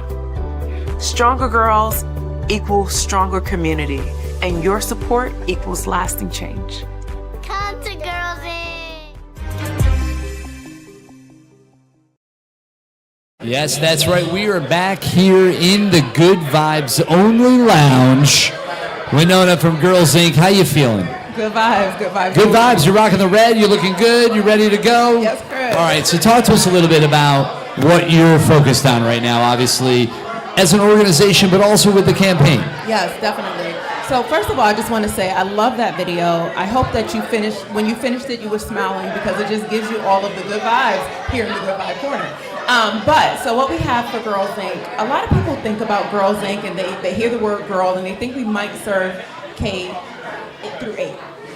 What people don't know is that we actually serve up to college girls. Oh, how about that? So yeah, that's great. We have workforce development programming. Our focus and our goal is leadership and character development in girls. We meet girls where they are. We provide them a safe space, and we work with them to get them ready for the workforce. We look at, even in kindergarten, that we are creating leaders. So it's an amazing program. I'm so proud to be a part of it. One of the great opportunities is a program that we have called Project Accelerate. We start in the high school age girls, and then we work with them through college. We provide them with mentorships and internships. We work with them to actually get into the workforce. My ultimate goal, my blue sky goal for Delaware girls is that we keep them in Delaware colleges, we get them into Delaware careers, and then we get them focused on STEM. So it's just one of those spaces that I am fortunate to do, and I think it's just much needed for the Delaware community. Yeah, that's awesome. I mean, again, as a father of a daughter, I look at her and I think of, who knows, like, what is she going to become? And you talk about how you're starting really early in kindergarten, and that it's never too early to start in terms of helping guide in creating an opportunity for people to thrive in their own ways. Leadership means different things to different people, right? You don't always have to be at the head of any organization to lead. You can lead in your own way any day. And I love that you said that, because even just self-leadership, right? Being able to identify what your voice is. For women, what we've noticed, and this is an interesting statistic, men will go for a job even if they're 30% qualified for it. Women will wait until they have about 80% before they say, you know what, let me apply for this. it is a telltale sign that sometimes women are a little bit more timid to push forward. And so what our organization does is we create the strong, the smart, and the bold woman. The woman that's going to take the choices, right? But we look at how we do that before she becomes a woman. We look at how we start to ingrain that into her as she is coming up through her childhood. And then when she gets to adulthood, we are there to support her in order to make sure she gets to her goal. That is awesome. So tell us, what's your dollar goal for this campaign? Our dollar goal is $5,000. Okay, I heard that. All right, we're going for 5. We're going for 5. Hopefully you'll do more. That is the goal, right? And we really want to do more. And so we are launching all of the power hours, all of the contests. Yeah, get after it. We're going to be reminding you all. But even right now, as you're seeing me talk, as you're hearing my voice, donate $1. Donate too, because then we can follow up with you. We can make you a mentor. Yes. We can get in touch with you. We can know that you actually are interested in the vision of girls and their future in Delaware, and we can be here to contact you. So just donate to us, support Girls Inc., support the mission of our organization, support strong, smart, and bold girls. And can I also mention, we know the current climate that we're sort of in. Yeah. DEI is a bad word. Sure. Well, supporting girls initiatives has been sort of pushed down, and we are pushing through that. So now more than ever, right, it is so important that we get the support from you all, and we're really looking forward to it. So I'm just really grateful for this platform, and I'm really grateful to be able to tell the Girls Inc. story for those who may or may not know about it. I want to say something to you personally. Congratulations on this role. I don't think they could have picked a better person to lead this organization. I have been watching you from afar. We've known each other for a minute. They're blessed to have you. And if anything, if you are watching this and you are thinking about giving, I'm telling you, leadership matters. And this is something that you're seeing throughout the campaign today as we talk to various leaders from organizations. And when you have trust and solid leadership, people tend to give more.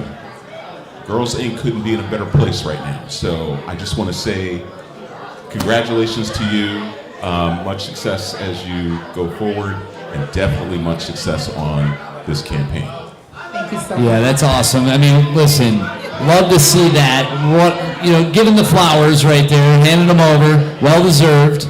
And it's so good to see you and have you on here. But yes, please, Girls Inc., go to DoMore24Delaware.org. Make your contribution. Share it out. Let people know you did it. Don't just do it in silence. Don't just go do it in silence. and share it out. Comment on here. Tell us why you love Girls Inc. and all these other wonderful organizations. And we're looking for our Girls Inc. girls. So one quick we are 72 years old in the state of Delaware. Before we were Girls Inc., we were Girls Club of Delaware. Got you. We are a national affiliate, and we're looking for our girls. So if you are a Girls Inc. girl, you've been a Girls Inc. girl, give us love, show us love, because we love you. Absolutely. We appreciate that. That is awesome. We are ultimately going to be keeping this thing going. We have a video from Neighbor Good Partners that we're going to be queuing up as we continue our Do More 24 Delaware broadcast. This is Delaware's largest giving day. We'll see you back here after the video.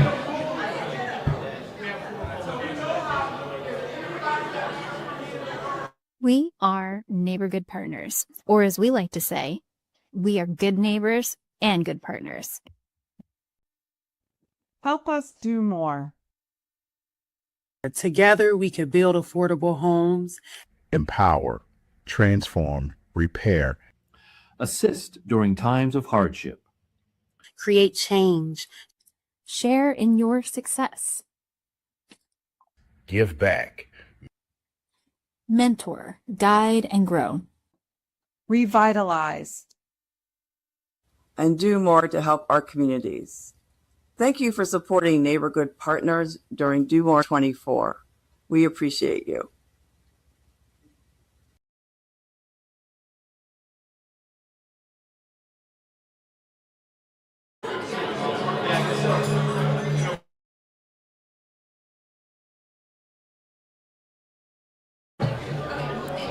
All right, so we are back in. I have a whole entourage here with me sitting in the Good Vibes Lounge. So say hi, introduce yourselves real quick if you can, and let everybody know what organization you're with as well. Yes, So my name is Latoya Pendergrass. I am Executive Director and founder of Teach 21 Enrichment, Inc. My name is Corey Pendergrass, and I am one of Teach 21's youth engagement leaders. My name is Kinsley Kelly, and I'm one of the youth storytelling reporters at Teach 21. I love it. Hi, my name is Louise Jones, and All right, I'm so with the, so multiply that by how much? I'm an outreach coordinator for Teach 21. I'm sorry. All right, well, very good. It's good to have you guys over here in the Good Vibes Only Lounge. And as we're shining a light on you guys and we're giving you this moment, this is your moment. So share if you can. Tell everybody at home what you guys are doing, why their money matters, and ultimately when they donate to you, what it's going to do. Okay, so I'll just start off just introducing Teach 21. So we've been around in Wilmington for about 5 years. As you can see, our shirts Teach 21 turns 5. So we're celebrating 5 years of community impact. We're a small nonprofit that does youth programming. We started off just doing summer camps, and now we just moved into our own community network hub. So 800 Vanderbilt Avenue. So we're super excited to open our doors to the community, and we're here raising funds so we can get some supplies and some furniture for our new building, as well as some support for summer camp coming up this summer. Something that we do at Teach 21 is over the summer for 7 weeks, we have a entrepreneur summer camp where kids can learn about financial literacy, how to say no to drugs and yes to life. And we also have great events like today. We just had a TikTok party to kick off the start of Doomer 24, and it was actually great, and we raised some money. We also offer after-school programming and summer camp for youth ages 5 to 18. All kinds of fun things you guys are doing, right? A little TikTok party, okay. Yeah, so what's involved in a TikTok party? Lots and lots and lots of dancing. Lots of dancing. You have any what are the latest TikTok dance trends? Can you kind of, while sitting, can you do one real quick? Give me a little something. Okay. Okay. So we are dancing for dollars. Oh, we're dancing for those dollars. Okay, we're gonna go out there and I like a little TikTok dance party. That's fun. Maybe we'll do one of those at like 2 in the morning here. Just keep ourselves awake. That'll be fun. But you guys always doing something fun, getting people involved. We appreciate you guys coming on, giving you an opportunity to kind of showcase. Turning 5. Yes. That's a good number. High five to that.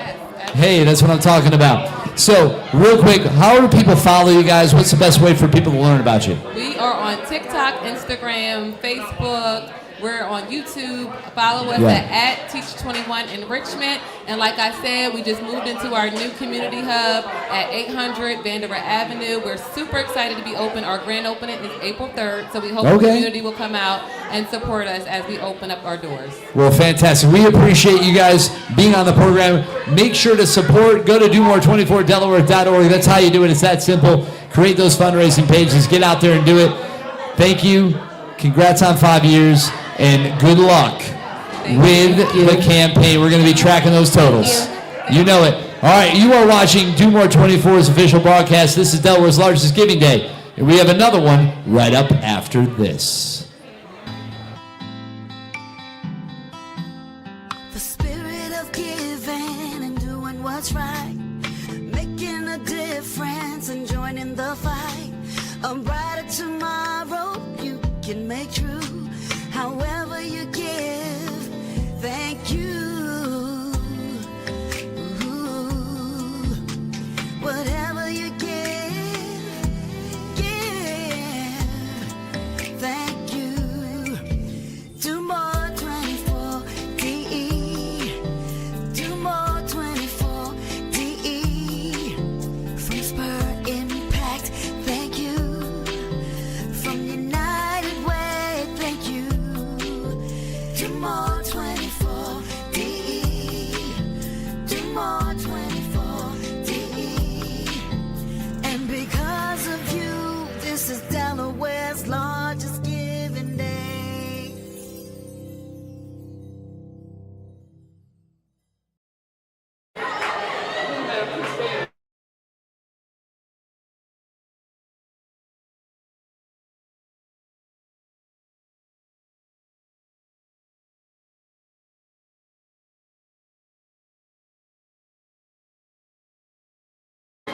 We are over here in the Good Vibes Only Lounge, keeping this thing going. It is ultimately the party that just keeps on coming. So Ari, how are you doing?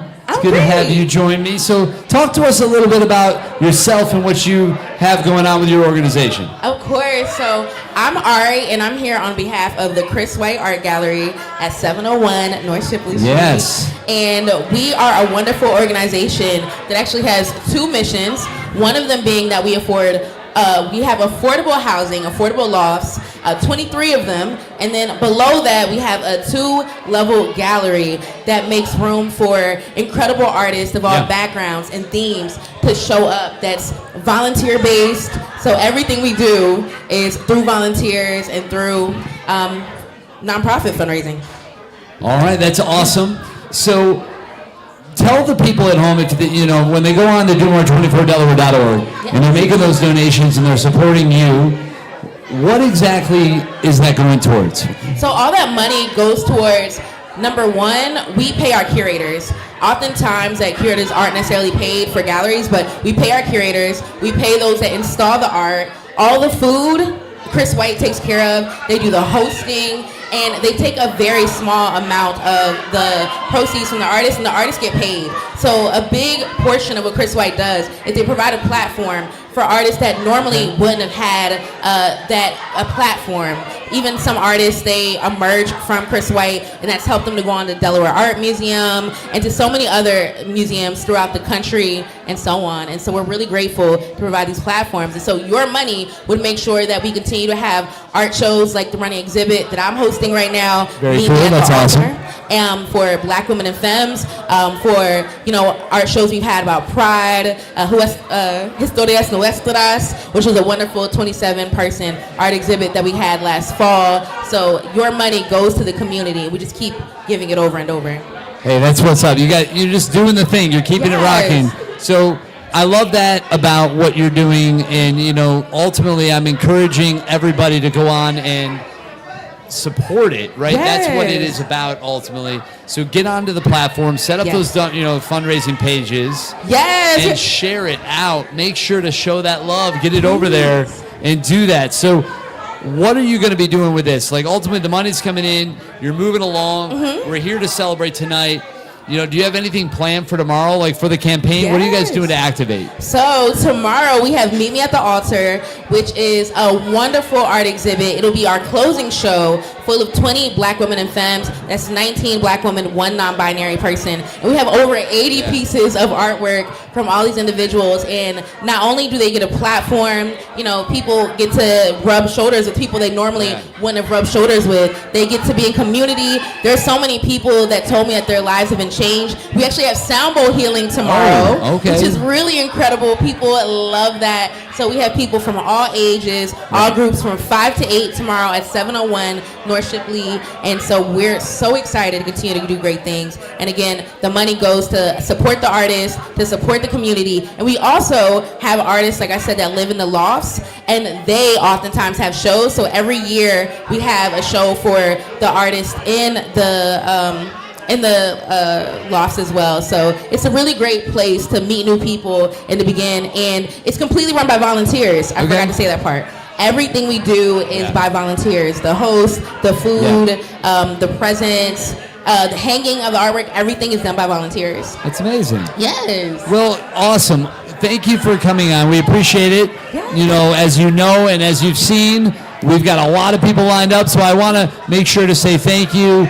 Wish you all the best of luck. Thank you. Rock it out as you crank towards those goals and keep having fun with the campaign. Make sure to get on and support. Go to DoMore24Delaware.org. Ari, thank you so much for coming on. Thank you so much. We raised $790 so far. It's our first year. So let's keep it going. Thank you, Chris. What's up. And may y'all continue to do wonderful. Wish Yes, you the best. you are awesome. Thank you. Thank and you. with that, we're going to be setting up for our next interview, which I believe is happening right here as well in the Good Vibes Only Lounge. So as we do that, we're going to keep things going. This is DoMore24 Delaware, Delaware's largest giving day. Muchos de nuestros clientes, cruzar esta puerta es una de las cosas más difíciles que han tenido que hacer en su vida, pero también es el comienzo de algo nuevo.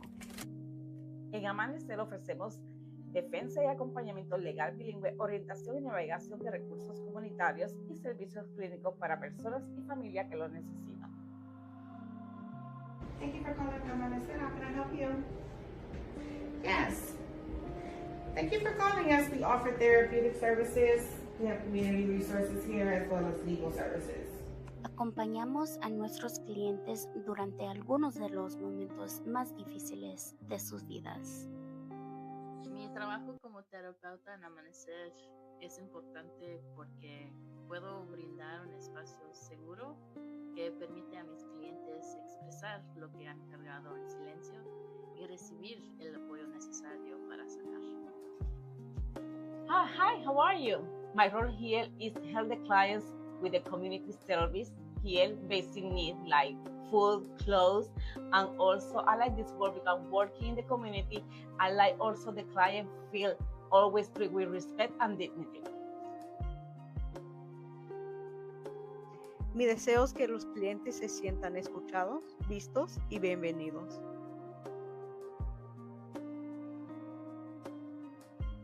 No solo brindamos servicios, sino también apoyo, comprensión y defensa. All right, we are back here in the Good Vibes Only Lounge. And listen, the totals are coming in. We are over $500,000 already as a campaign, which is amazing. So over $500,000 has already come in, which means we've raised over $2,500 a minute. Isn't that amazing? So $2,500 a minute, and we are going to continue to do more as we move forward. But with me right now, we have Regina and Renee, and that is awesome, from My Sister's Keeper, right? The MSK Community Center, which is amazing. So talk to me about you guys, what you do, and why it's ultimately so important. Well, you know what? People always say they want a safe place for kids to go. Yes. They want to make sure that they are safe, secured, and fed. So I Am My Sister's Community Center is that place. Yes. We are the bridge between home and school. We have tutoring programs, we mentor, we have our stellar I Am My Sister's Keeper program, plus we have Dream Chasers? Dream Chasers basketball. All love it, yep, that's Yes. great.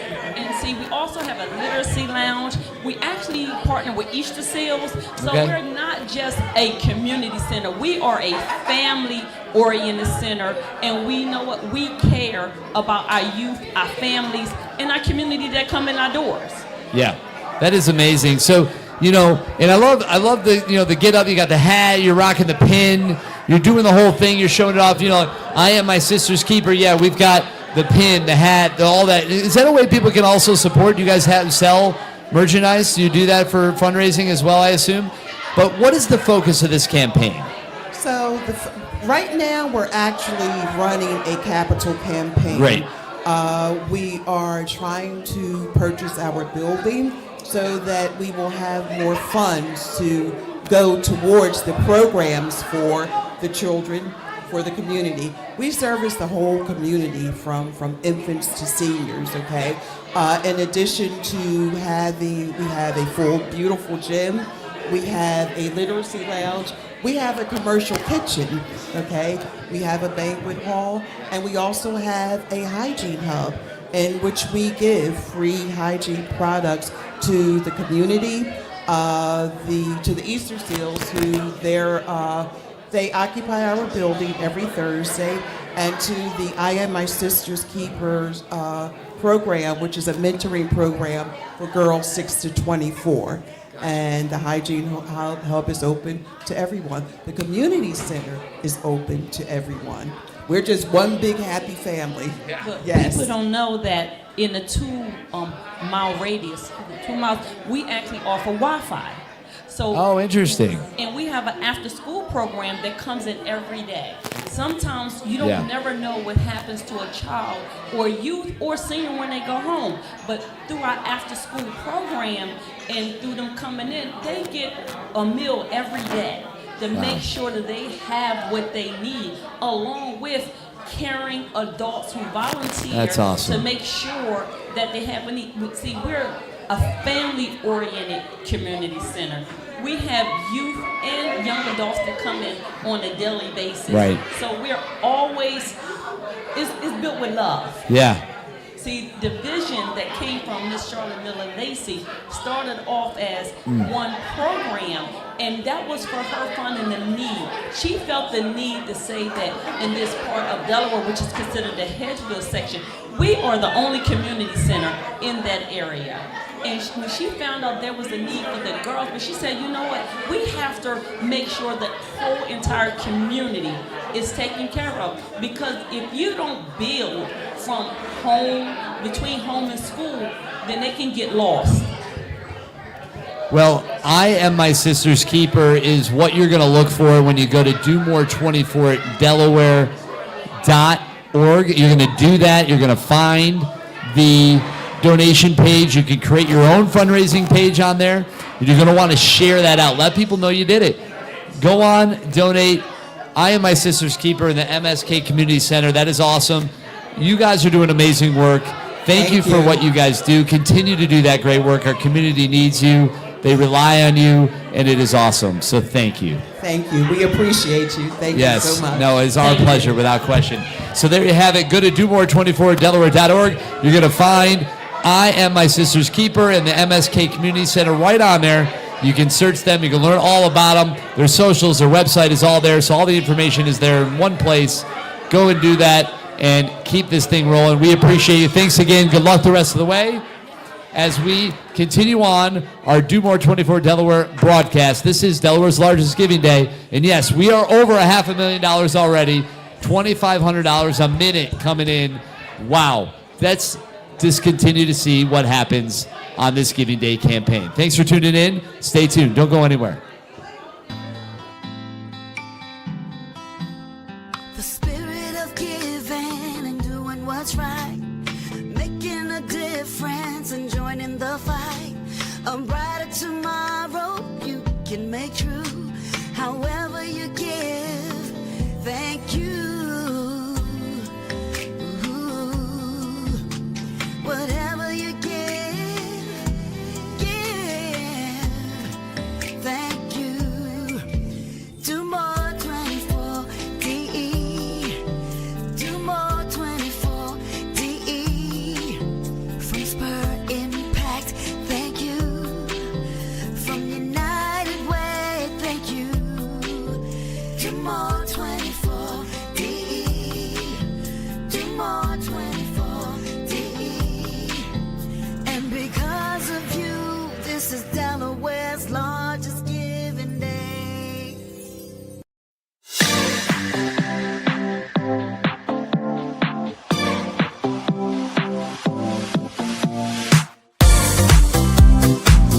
All right, we're going to need a filler.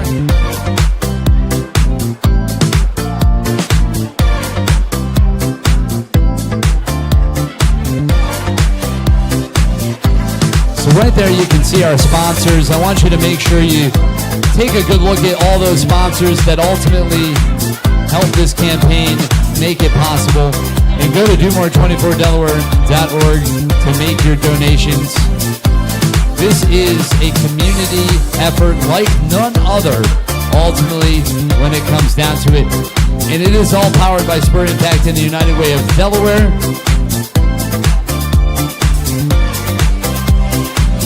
Man, we got a lot of fun things going. We have a big old group with us now.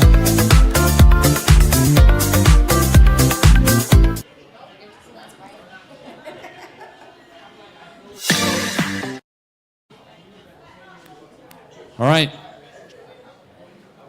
We are here with 33 Delaware Rueda Incorporated. What's happening, everybody? Hey! Wow. So, 33 Trenti Trace. What's going on? Introduce yourself. Tell us a little bit about it. My name is Michael Payne. I'm the director, founder of 33. Yes. We are a Rueda de Casino community Yeah. that teaches and brings the joy and love of Rueda de Casino, which is a Cuban dance Yes. and culture, to the community. We get people up, we get them moving, we Yes. get them connecting, and we get them happy and healthy all That at the is same time. that is a beautiful thing. Now, obviously, dance is a big part of it. What's a lot of your stuff is bringing people together to do that. I don't know if do we have a track? Do we have music, or are we just sort of going to go for it? Maybe we could just show a couple moves. It doesn't have to, but the rhythm's in your heart. I mean, it's here anyway. It's in our I heart. feel it. It's in our heart. It never goes anywhere. It's right there. I know you guys are hearing it too. Don't get me started, because I'm just saying. Give me a couple moves at least. How about you give me a couple moves. Let's see what you got. Let's get it moving. Come on. Here we go. Wape. Here we go. Hey. Dame. Oh, hey. Okay. Oh, hey. Oh, we've Chufa. Hey, oh. Look at that. I'm just. I got mics. Oh my goodness. I got mics. Hey. Hey. Let's go back in. Nice.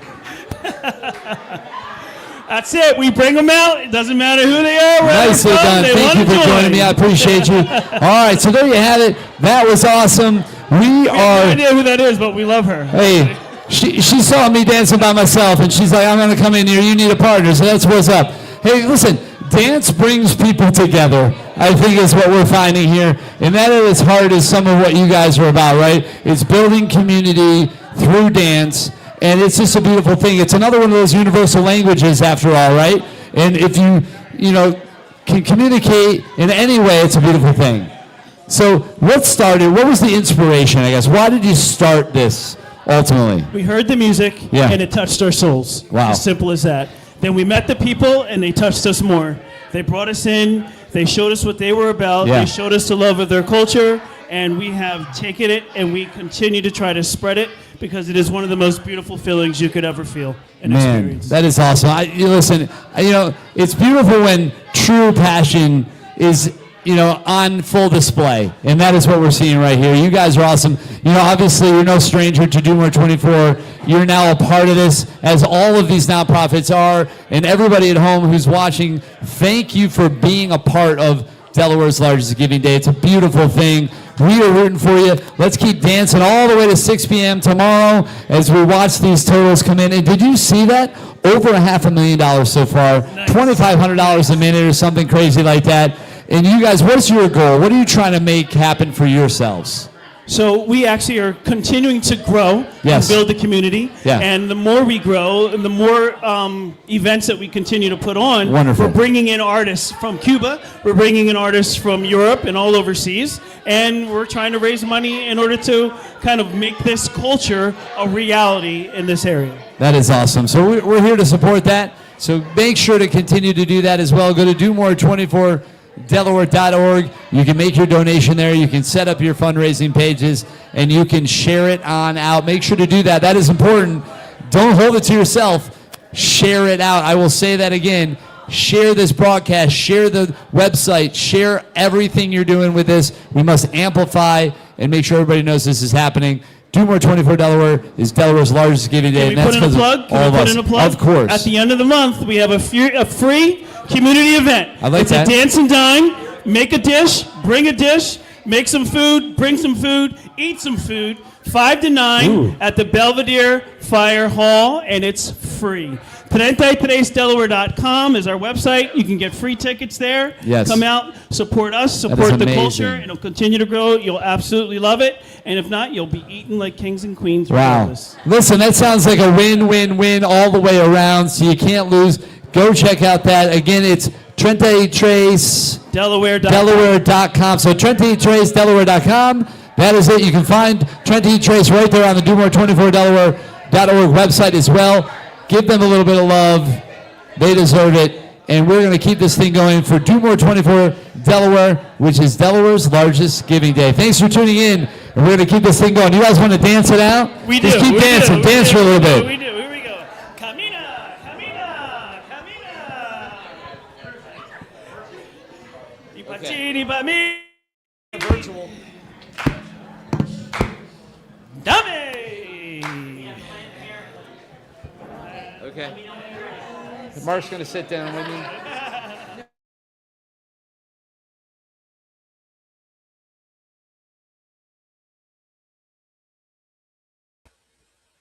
I tell you what, Mark, how about that, huh? That was pretty exciting. That's pretty good. I was impressed with your dancing. Trent E. Trace. Yeah. Hey. That's good stuff. You know, I don't even know what happened. I just let the rhythm get me. You gotta. You know, like sometimes they say that that's what's going to happen. The rhythm's going to get you. Yeah. Have you heard that? I have heard that. The great Gloria Estefan once said that, you know, prophesized such a thing. Yeah, I think and I around believe 1987, I think it's is a when she beautiful said it, thing. too. You know, I was actually, was supposed to see her in concert at the Carrier Dome in Syracuse, New York. Oh, wow. And I was all excited, and that was literally the show she was on the way to when they got in the bus accident. Oh, no. If you remember Yeah, that. I do remember that. I mean, literally, I had tickets to that show. Wow. Isn't that crazy? That is crazy. Like, oh my gosh. wild. And it's just such an amazing story. But I mean, obviously, she is continued to thrive in her career, and just such a great example of just music and passion and all that. So right now we have with us another guest of the program. Sorry, we got lost in a little Gloria Estefan love fest there. I apologize. Oh my goodness. But welcome to the program. Good to have you on. Talk to us real quick. You know, share all the good stuff that you've got going on.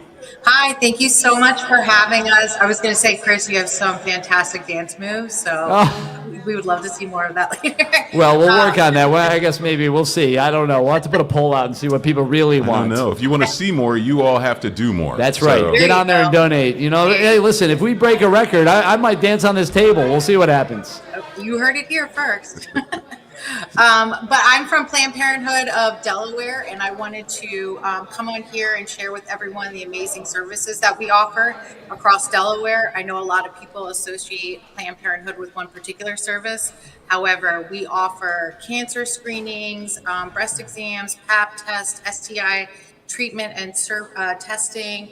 We have 4 locations: Wilmington, Newark, Dover, and we're excited to announce the reopening of Seaford in July.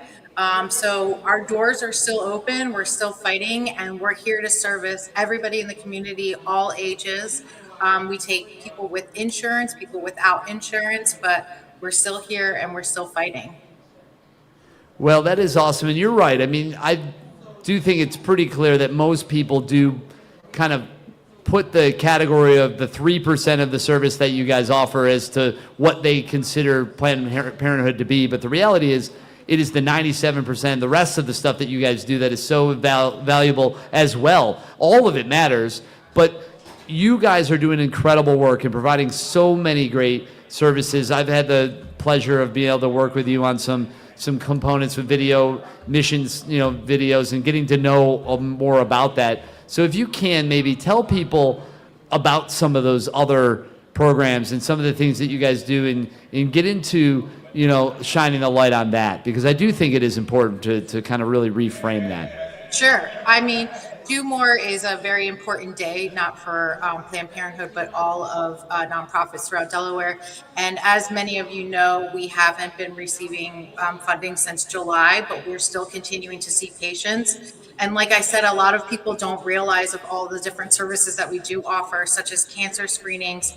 We also have a phenomenal education department that goes out into the community and works with our youth. And that teaches our youth medically accurate and age-appropriate health, sex education to reduce the risk. And we're all over Delaware. So we're in Newcastle, Kent, and Sussex County. And like I said before, a lot of people don't even know that we also take individuals with health insurance, not just those who don't have health insurance. So we are truly here for everybody with every need. Well, it is cool. And, I like that you have this shirt, all are welcome here. And I think that's a good message too, right? I think, it's important for people to understand that you're here to serve everyone, right? Correct. You're welcoming everyone, all types, doesn't matter, in the door. Those that need the services, you're a safe place for them to go. And, again, you guys provide so many wonderful services that I think it's important for people to go and to really learn about what Planned Parenthood does. Yeah. Right. Because I think you'd be surprised, quite Correct. frankly. I think you'd be very surprised at all that they do. Yes. Yeah, and I think, you touched on a great point that could probably be true for a lot of nonprofits, not only in Delaware, but across the country, in terms of the loss of federal funding. Mm-hmm. It's a reality, Yeah, right? yeah. Right. But when you look at philanthropy, time and time and time again, individuals drive philanthropy. Over 70% of all giving comes from individuals, not foundations, not corporations, not federal funding, but individuals. This day is a terrific reminder of that. And so, Kelly, thank you for all that you do. Me. What is your dollar goal for this campaign? We're shooting for 15,000 this year. So 15,000. we would Excellent. love to see that happen. Go to DoMore24Delaware.org. Find Planned Parenthood. Make that gift today. Yes. And share after you've given. We keep saying share. You need to share multiple times, right? You want to shake the algorithm. That's what we should be doing today, between today and tomorrow, is disturbing the algorithm with messaging around Do More 24. So thank you for all that you're doing. Thank you, guys. Everybody go out and give. Please do. That's what it's about. We appreciate you coming on. Good luck the rest of the way. But we can't encourage you enough to go learn more about Planned Parenthood and what they're doing. Go to DoMore24Delaware.org to find them, make those donations, follow them on all the social platforms, their website. All that information is there. You can create your own fundraising page as well. Thank you again for coming on. We appreciate you and good luck. Thank you so much. Absolutely. Oh my goodness. So, I mean, there you have it. It's just another great example. We're, tonight is filled with them ultimately. And we are going to be continuing this. I believe we have an in-person interview that's coming up next. So we are going to set up quickly for that. But ultimately, we encourage you to continue to share. Comment if you haven't already. Let us know the nonprofit organization that you're here to support. Hopefully there's multiple of them that you're here to donate and kind of help support through this process. Put that in the comments. Share this stream out. And ultimately, do more together. That's what it's all about. Mark, man, so much going on. Absolutely. Share those links as well. Make sure you let people know that you gave and ask them to join you to do the same. Very good. So we're going to set up, like I said, for this next in-person interview. We've got that coming up here, and we will be right back with you after a very short break to do just that.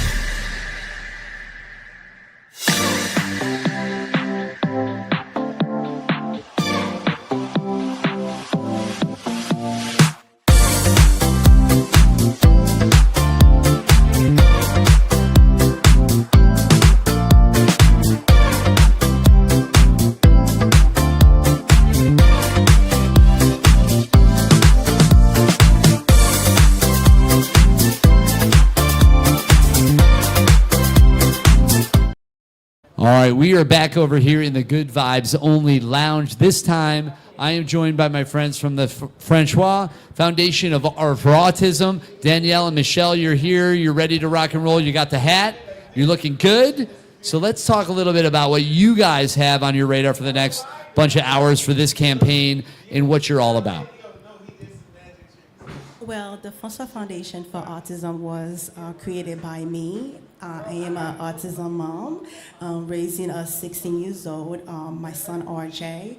So the foundation was created to promote and support children with autism and developmental disabilities, and also with their families. So we have several programs. We have sensory art and craft program. We have healthy meal. We have a sensory toy giveaway, and we have a one-on-one support session with families.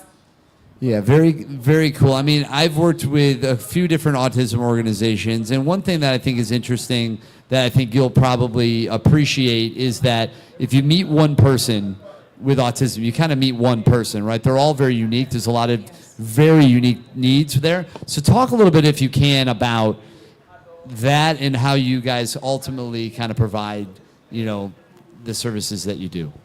Hi, my name is Michelle Pedraza. I'm a community engagement specialist with the Francois Foundation.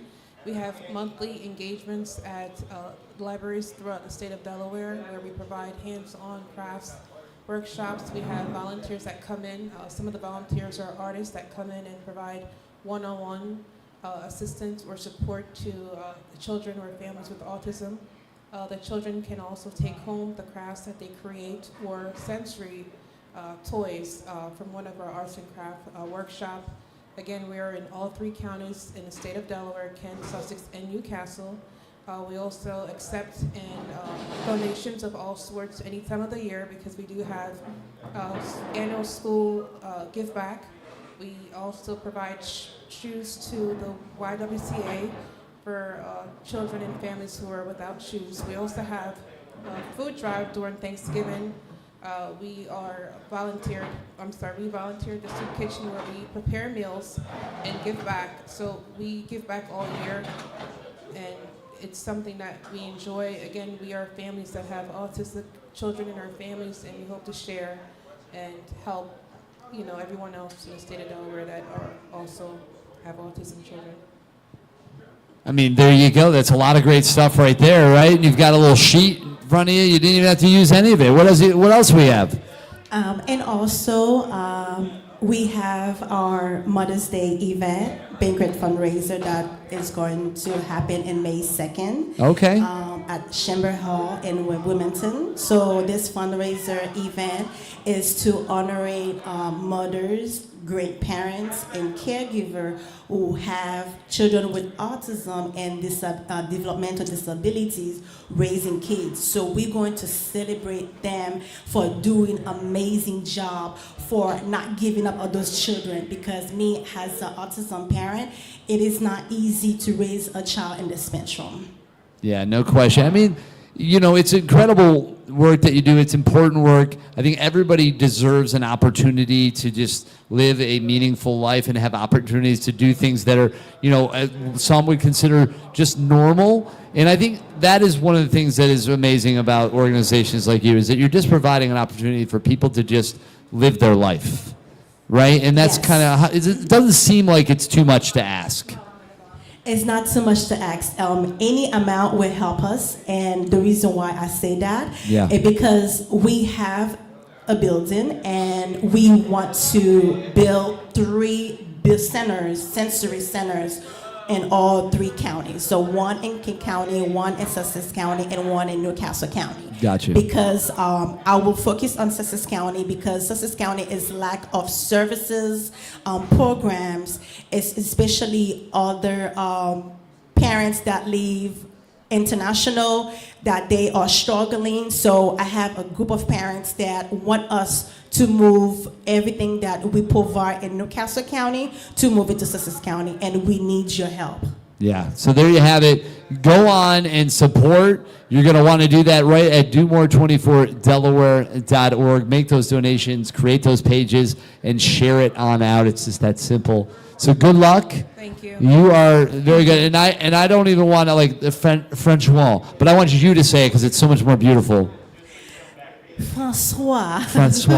The Francois Foundation for Autism. Thank you. Oh my goodness. There you have it.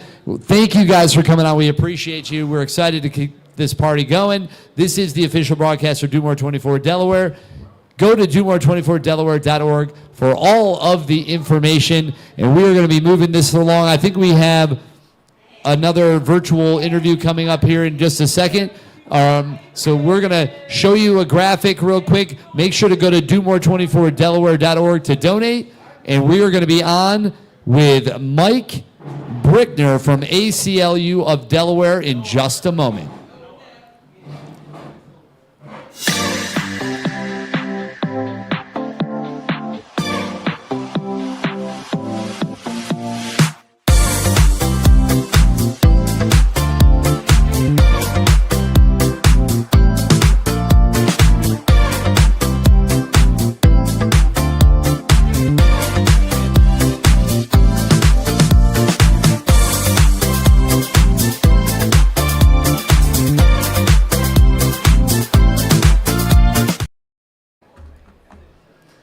All right, looks like we are on. If we could see our guest, that would be awesome. And we are with, apparently, I'm corrected, and we have a lot of folks coming in, so I apologize, but Noah Duckett coming in from the Delaware Sexuality and Gender Collective is our guest here now. So how are you, Noah? It's great to see you. Great to have you on. I'm doing well. Thanks so much for having me. I'm really excited to be here.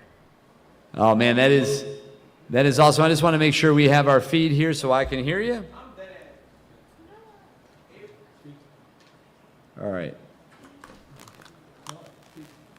Noah, how's everything going in your world? You feeling good? Absolutely feeling good. We're happy to be here. It's our first ever Do More 24, and we're off to a great start and excited to talk about the programming that we offer. Well, that is good. So do that if you can. Let's have you get in there and talk about your programming and Absolutely. just give us as much as you can to really welcome us in so we understand it fully. Great. So I'm the co-founder of the Delaware Sexuality and Gender Collective, and we've been around for several years. When we started in 2018, we really were focusing on some of that clinical, educational support training for Delaware LGBT identities and their families. We are the first and only organization that support queer and trans Latinas, Spanish-speaking Delawareans and their families. And when we first started, we really focused on a lot of that education, a lot of that clinical social work and therapeutic support.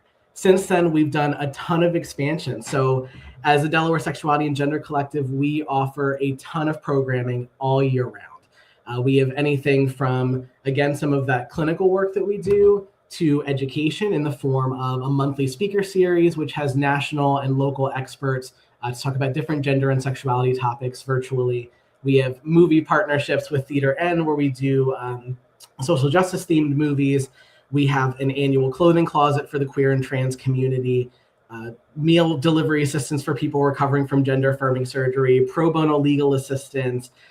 We have a Pride Market twice a year. So it's the first ever all LGBT owned business Pride Market in historic Newcastle down at the Green. And we do that every summer and every fall, which is such an incredible time. We have over 100 vendors signed up for our upcoming one in May. And, you know, we're continuing to do a ton of education, a ton of prevention work. So we have Stay Safe programs where we distribute condoms, lubrication, consent cards, things about safe sex practices to local organizations that we partner with. And we're documenting Delaware queer history with our local queer historian, Carol Ann Deal, and just continuing to make sure that people know that we're here, know that we're doing great work, and really doing projects that are funded entirely by donations, entirely through volunteer work to best serve the community in the ways that we can.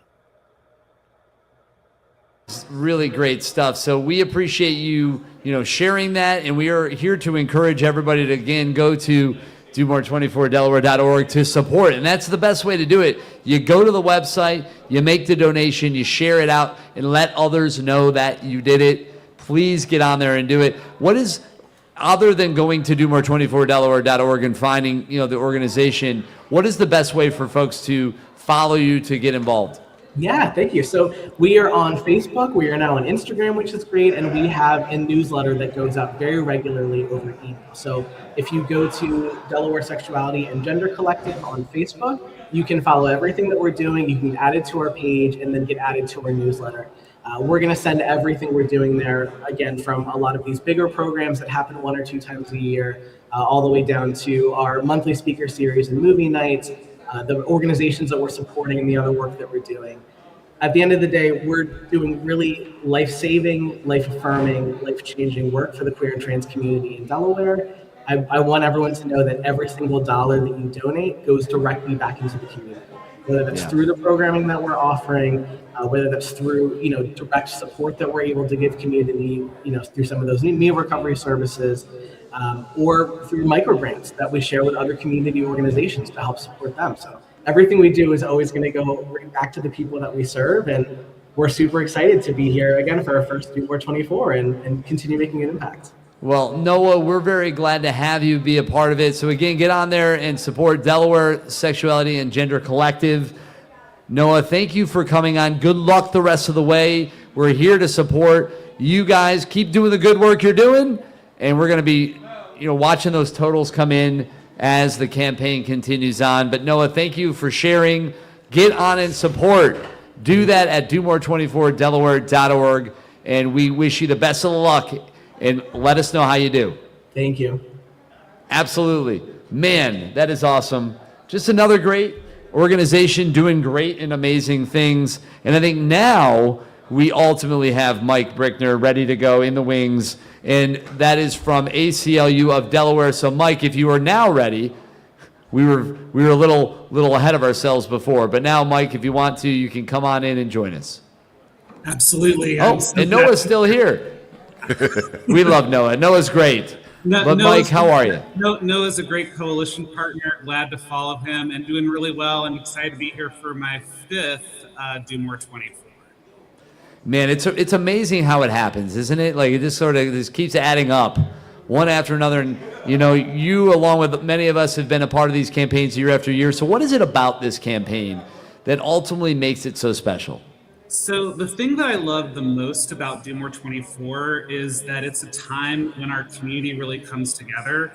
I always have this big point of pride because we're always in the top 10 of large nonprofits in terms of the number of people who have donated to the ACLU.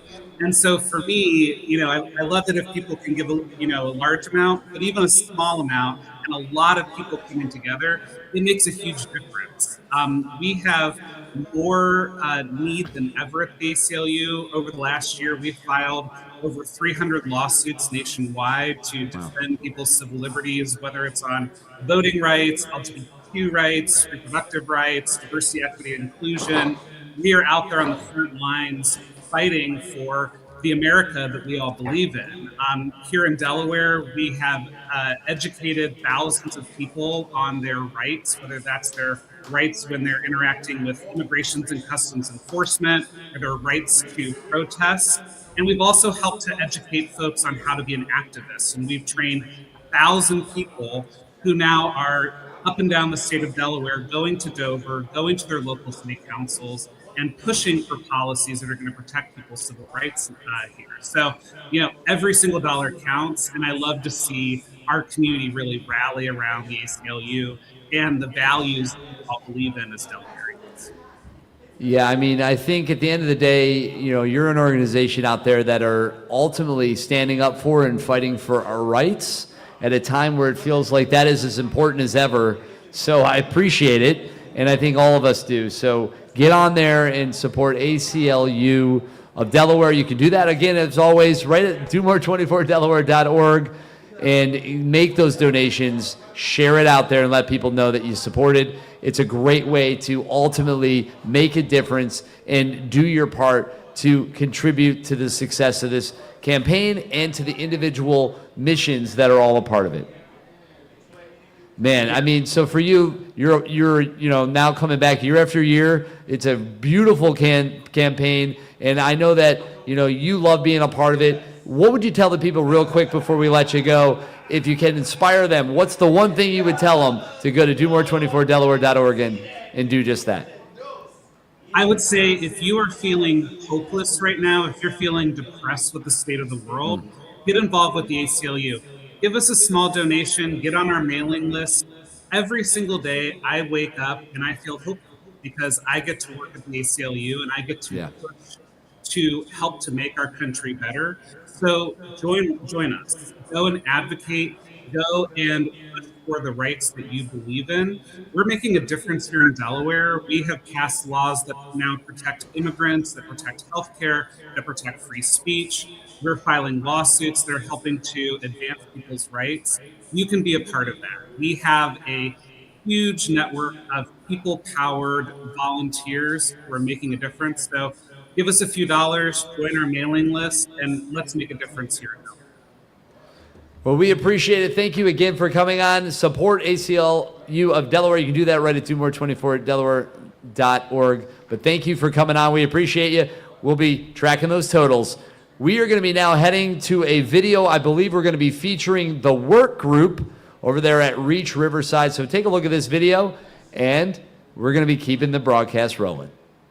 Ernie Webster was the first African American to even be involved with Kingswood Community Center. Kingswood was founded in 1946. Ernie was a military veteran, came back and decided that he wanted to help his community. So he started at Kingswood Community Center. He was a volunteer. Eventually he was hired. He was the first person to integrate Black children into the early learning center of Kingswood Community Center. They started to learn in the showers. And it was so cold that they moved the early learning center for the Black children into his home so they could have a decent place to actually learn. And then eventually Kingswood Community Center began to expand. It had 2 locations, and we were able to serve all children and integrate Kingswood Community Center as the first integrated community center in the state of Delaware.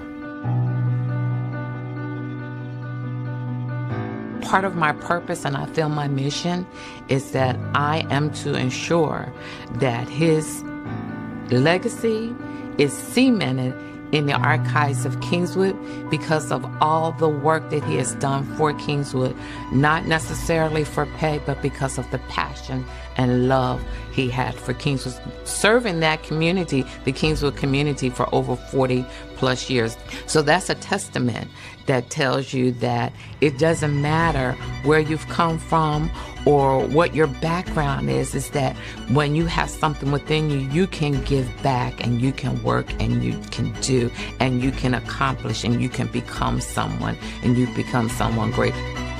There's a saying that says, who is greatest among you? Let them be your servant.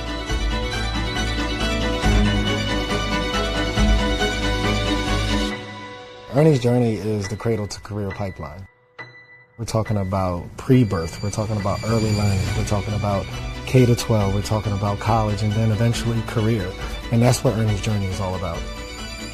People often use me as an example and my friends, and too often we're the anomaly, like we're the exception to the rule.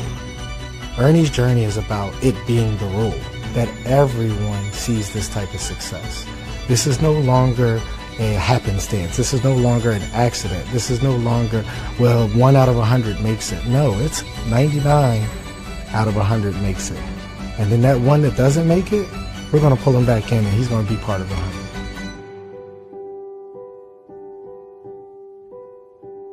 My name is Daria Hubbard. I am from the north area of Wilmington. I resided on Tatnall Street growing up as a child, and then I moved to Riverside Community, and now I'm a resident of the new Imani Village. So as a child growing up, I always had a dream of styling hair. It was just something that I took a liking to, and it started off from me styling my own hair to me styling my cousin's hair. Then once I had children, you know, doing the same thing within my children and then their friends. And Logan actually gave me my first opportunity to bring the vision to life.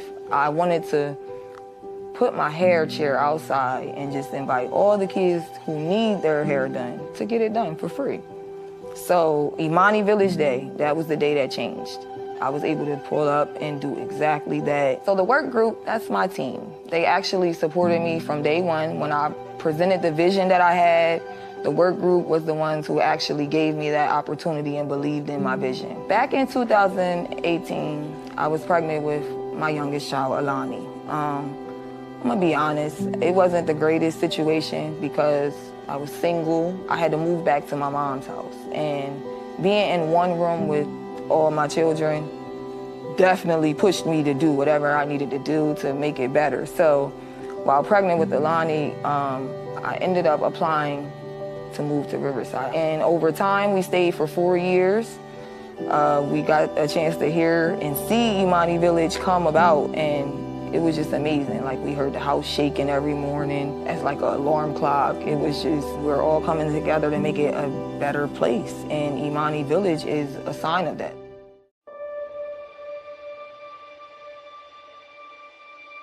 Almost every life lesson I have learned through football, how to communicate, how to be calm in strenuous situations, how to approach people, how to deal with different people with different personalities. Every play, there is something to be accomplished. It's satisfying. My name is Brandon Wallace. I'm the recruitment and retention specialist here at the Teen Warehouse. I also oversee recreation activities and general member programming. I lived in Wilmington basically all my life. I got into sports. My family is a very sporty family, athletic family, good in all sports. And football was the first sport that I played, so I ended up playing quarterback and I ended up winning my first championship. I met Brandon when he was a very young man. He was a 9th grade student athlete at Penn Cater Charter. Brandon was part of my age group, so I coached Brandon. And he was a tough kid. Our coaching culture, we use a term called, he's a very coachable. You know, you could teach Brandon how to do something, he just does it. When we're talking about ceilings, like Mr. Rodnick mentioned, like even the ceiling for myself, I didn't understand. Some people around me had a higher ceiling for myself than I had set. I got involved with the warehouse. I was working for Kingswood Academy, which we were upstairs. He was raised not far from the warehouse, probably about 3 to 4 tenths of a mile, right in McCullough Court, on the east side. At that time, the Teen Warehouse was looking for safety ambassadors. So I came down to be a safety ambassador, and then COVID hit. When it was over, we've seen that it was a kind of issue with getting teens in the building. And my mentor, Mr. Rodnick, was pushing for me to go out and recruit the teens. He knew I could get the job done. This part of town, they all know the family, and they know him. You know what I'm saying? Like, who's not gonna want a person to come down there to be with Brandon, you know? When I first came, it was pretty empty. Once we got up and was fully running, I remember one Wednesday, we looked up and we had 150 teens in here. Now with our RISE program, at the minimum, we have 50 teens in here per evening. What's pulling them in is just everything that we offered, all the opportunities, the RISE program, the general member programming, the aesthetics of the building, the different rooms that they could take advantage of. Right now, we don't have a presence of sports in the city. When I was growing up, like I spoke about earlier, we had the Wilmington Football League. We no longer have that. I remember growing up, we had a flag football league, basketball. I just don't see that presence here. So I think bringing that intramural sports will give them something to do, also give them aspirations of reaching the next level in the different areas that they participate in or different sports that they participate in. I cannot stress enough how much I owe where I am now to working with young men like Brandon. I was able to watch him grow as a man, to become a good father, a good friend. I think that is the mission that we need to think about along in this process, where we have to focus on our young folk and preparing them for the world and society that they're walking into. My father died when I was 5. He also played football too. So that kind of motivated me. It means everything to me to be a father. People respond differently if they need you versus if they want you. And my girls, like every day I know that like they want me to come home. They want me to be there. They want me to be around them. They want my love, and it's reciprocated. It's important to me. It's literally why I do everything that I do, because somehow it comes back to benefit them.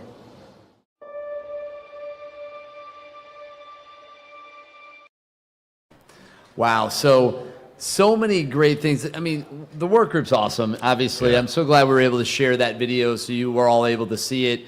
And as we continue to reach forward towards our goals as a community and get these numbers behind us to continue to rise, I'm looking at, okay, we're a few hours in, I guess, right? We have a bunch more. I need to take care of myself too. And our friends at FreshCoo ultimately got us something. They dropped off something here. They did. And while you're maybe prepping that, I'm going to announce some winners. Okay. If that works. And then we'll get to what those are in a second. So again, FreshCoo, thank you for this. I'm going to learn what they are here. I'm excited to kind of look at that here in a second. But at between 7 and 8 o'clock, we had a few more winners. And with that, in the small nonprofit category, Diamond State Pearls, soaring, thriving, and flourishing for scholarships and community, their personal fundraising page. So that's awesome. And then the large nonprofit category, the Chris White Community Development Corporation.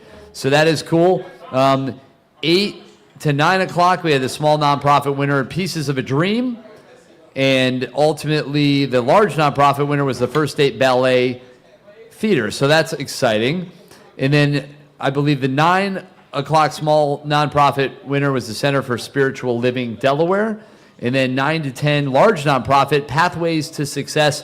Congratulations to all of them. And right now, just so you know, we are in the Countdown to Midnight Power Hour, which started at 10 o'clock. That is sponsored by Aloysius, Butler, and Clark, ABC. Thank you guys for that. $500 will be awarded. One random nonprofit in each division that receives at least one donation in the hour. So all you have to do is make sure your nonprofit gets a unique donation in this hour, and you'll be up for that award. So that is exciting.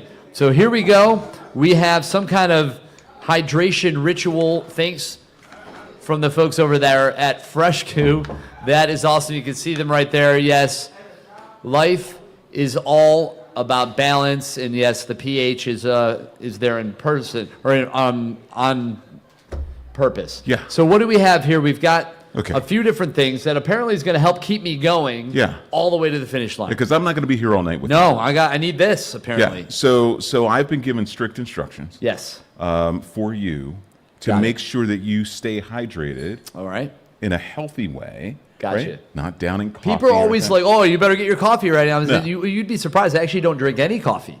That's good. During this campaign. That's so good. it's because I have stuff like this. So what we're looking at here is sort of a series of juices that you should be taking in. Is this like a flight of some sort? This is a flight. Perhaps? So this is the order in which you should be drinking it in. Gotcha. I'm going to move these out of the way so that right, so we can kind of spread them out a little bit. I've got the flight set up in the order so well, the this is camera exciting. can see it. Yes. So we're going to be going from here to here to here. This one, which comes out of that bottle, is something that you should be drinking throughout the night. Kind of sipping on that throughout. Exactly. Like slow sip throughout, not a chug, a sip. These two should not be taken in any more dosage than these shots. The smaller, and how often, do you know?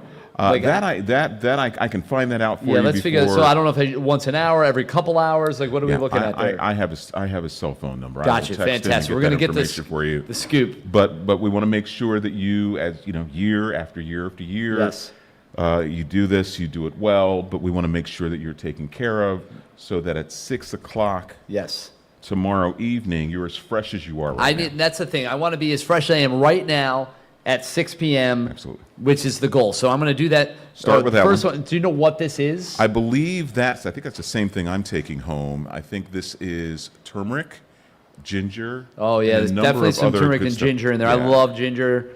He knows I love ginger. So thank you again, FreshCoo, coming through. Oh, that's nice. Yeah. Oh, that's really nice. Yep. Oh, All right. Excellent. All right, so what's this here? That I'm not sure. But it's here's the what I second know. one. It's the second one, and I know that it's good for you. Listen, I trust. There's a lot of trust going around here. Okay, so this has pickle juice in it, I bet. I believe, yeah. I think he knows me, so pickle juice is in the mix. Oh, yeah. Okay. Oh, okay, I see what you're doing there. Yep. We're going to have to bring that to the Big Deal. I like that. Yeah. All right, very good. And then we're going to sip on this one. Yeah, we're not going to drink the whole thing. You can sip on that one, this and you can partake of that. I feel throughout better the already. night. That's good. You should. And you look better, too. I mean, from The 5 minutes ago. A subtle glow had started upon me. Yeah, I can see feel. that. I can see that. So speaking of glowing, I would love to bring in our friend Ken Kubek from the Delaware Children's Theater in. You can see he's got a fresh glow among himself. We could even maybe perhaps bask in your glow. Oh, Ken. yes. And welcome to the program. Welcome to Do More 24 Delaware. Again, Ken Kubek here representing the Delaware Children's Theater. And we're excited to kind of talk to you about the theater in general, but also an upcoming production, which we can get into for sure. That's right. Delaware Children's Theater. We're now in our 53rd season in Wilmington, right on Delaware Avenue. And we're getting ready for a production of Madagascar. Man, Madagascar, you can see it right there. You know, that is awesome. So the show is going to be happening, as you see, March 14th to the 29th. And that is going to be right there at their historic location on Delaware Avenue. You can see the blue doors and the big white building Pass it all right the time. there. Yeah. And Ken, I guess we can come back to you now. You're directing the show, right? Correct. So this is you're kind of the one at the helm here, driving the thing, making it all happen. And I'm also a part of it, I guess you could say. I don't know. Did you know this? I had no idea. Yeah, This is news. it's breaking news. Wow. Yes.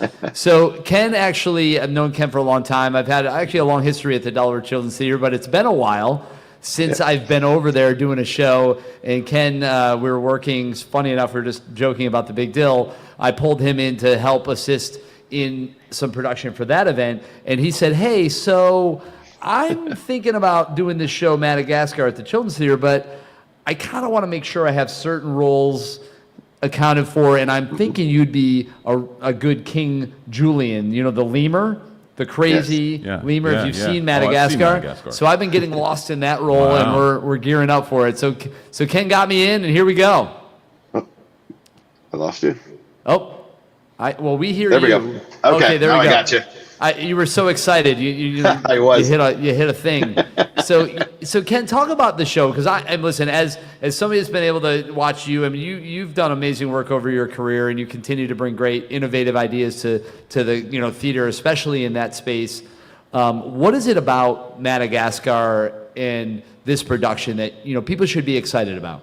Yeah, well, Madagascar, if you've never seen the stage show, it is based on the original movie, the cartoon, and the show is a ton of fun. We did this show about 8 or 9 years ago, and I actually got to play King Julian back then. So I knew there was only one person that I wanted to have to pass the crown to. and but it's a fun show, great for the whole family. We do get to sing I Like to Move It. So that's always a good time. It is, so obviously that song, We Like to Move It is one of King Julian's big numbers. And so I have to lead the crowd through that, and we go and do that. Corbin, if you can kind of split us up here so we can talk to each other. So ultimately, the show is very interactive. It's not a long show either. It's, what about an hour and 15-minute runtime? Yep. So it's very accessible for families. It's high energy. To your point, it's based on that first movie. So if you know Madagascar, number one, the first one, I know they have a few of them, but just so you know, it's the first story, essentially, the main one. And it's all those characters, right? You got Alex the lion, you've got, the Marty the zebra, giraffe, and you've got everybody else that's involved in it. So all those fun characters. The penguins are hilarious as always, doing their thing. And they make the trip from the zoo to Madagascar, and all the chaos and things that ensue and are a part of that adventure are very much a part of the stage production. And I think Ken's doing a great job, in direction and bringing visual effects and elements with the backdrops, and all this stuff is coming together. And I'm just excited to kind of bring King Julian to life, and take that crown and try to do it proud. And we'll be gearing up, not this weekend, but next weekend. It's crazy to think we'll be opening over at Delaware Children's Theater next weekend. And all shows are Saturdays and Sundays starting at 2 p.m. That is awesome. So you can go to support Delaware Children's Theater right there at Do More 24 Delaware. Trust me, they have plenty of things that need your help and money and attention. So there's no shortage of things, from the roof to this to that. Yes, it's a historic old building. There's lots of elements there, and rising costs. Of course, heating a building like that is in its own thing. Tell everybody what your dollar goal is for the campaign. Please. Oh, that is a good question. I know that that one I'm gonna have to check exactly what our dollar goal is for this. But every dollar counts. Like Chris was saying, we're a historic building. Going back to the late 1800s. And the cool thing about the building is actually was designed by one of the first female architects, and this is the only public building remaining that you can come and see that she made. Yeah, and it is on the historic registry, so it is legitimately a historic building. Minerva Parker Nichols was the woman who designed it. That's awesome. And, like I said, I've been a part of numerous productions over the years. I'm excited to be back. And my little one, almost 6, is such a fan. She's come to many a production, especially some past ones that Ken has directed specifically. She's a big fan of Ken's work. Spookly, the Square Pumpkin, for instance, was a major hit. And she went to almost every show. Yeah, she set a box office record, I think. I'm pretty sure she did. Trust me, don't think she's not coming to all 6 of these shows either. And she's got friends coming to every one of them. So we might have to add some seats. But we're going to encourage everybody to get their tickets to go see Madagascar. It's going to be a lot of fun. But also right now, more importantly, go to domore24delaware.org to donate, to support the Delaware Children's Theater, an amazing cause. And, they are, I guess this spring are also going to be honoring Maurice Wojcicki, who is the longtime, really the founder and the one that was at the helm of all the rainbows and various things at the Delaware Children's Theater. So incredible stuff. Ken, a pleasure to work with you on this production and many other little things. But we appreciate you. We look forward to seeing everybody come out to the theater, see the show. But more importantly, right now, go to domore24delaware.org to support the Delaware Children's Theater. All right, Ken, thank you so much, man. We can talk about this. We'll do another podcast, and we'll talk all about the show here a little bit later. Sounds we got good. Lots of nuances. I want to check out the pickle drink too. Oh, it is good. I was surprised, man. I didn't realize he snuck a pickle one in there. But Frescu, thanks so much. That's exciting. So we got turmeric, ginger, pickle. You got all the stuff. We're covered. Nice. Hang in there. All right, Ken, thanks so much, man. Everybody go to support Delaware Children's Theater. Thanks. Awesome. All right, and with that, I think, are we setting up for a little highlight of Ladybug Festival, which we're excited about? There's a new energy in the air for the Ladybug Festival, and we're going to meet the people behind it here in just a second. So hang with us as we set up for that, and we're going to continue to do more here with Delaware's largest giving day. This is Do More 24 Delaware.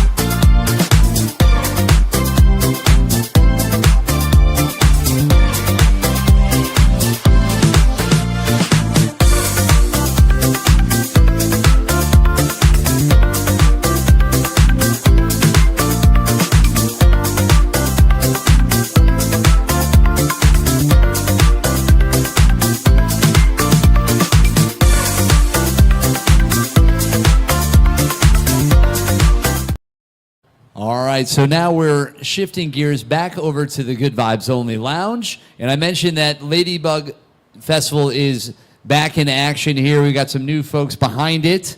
So if we can, let's say hi to everybody. Jill, Dan, how are you? Talk to everybody. Good, thanks for having us here. And Ladybug, what is happening? Well, we're friends with Gail. Yeah, of course.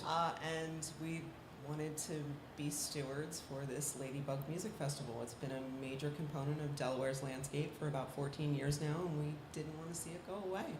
Yeah, well, I'm glad that you did that, because it shouldn't go away, right? This is a beautiful thing that has happened in our area that I think has an opportunity to continue to grow. And, you know, if you can, talk to the spirit of what Ladybug, the festival is about. For those that maybe don't know, enlighten them a little bit. Well, it's the largest all-female music festival in the United States right now. And it's free, so that's what makes it really unique, is the accessibility. Yeah. People shouldn't be excluded because they can't afford a ticket. This is about making art accessible and showing that it has value at the same time. I mean, that is pretty amazing to think that it is the largest all-female music festival in the country. That is pretty cool, and it happens right here, right in Delaware. It's a gem. You know, we really, so it's so good that you're taking that and kind of continuing it forward, which is really wonderful. What are some of the plans? Are there some things that we should be expecting? You know, what are the dates? What's happening? There's a lot of great expansions, and I Yeah. have to give full credit to my husband for those. Okay. He has put a lot of forethought into this with his nonprofit idea, Yeah. which is the umbrella we operate under now. Yes. And it affords us a little more leeway in how we move, how we fund, and how we can expand. Do you want to touch on some of the events that we're going to lead up to the festival?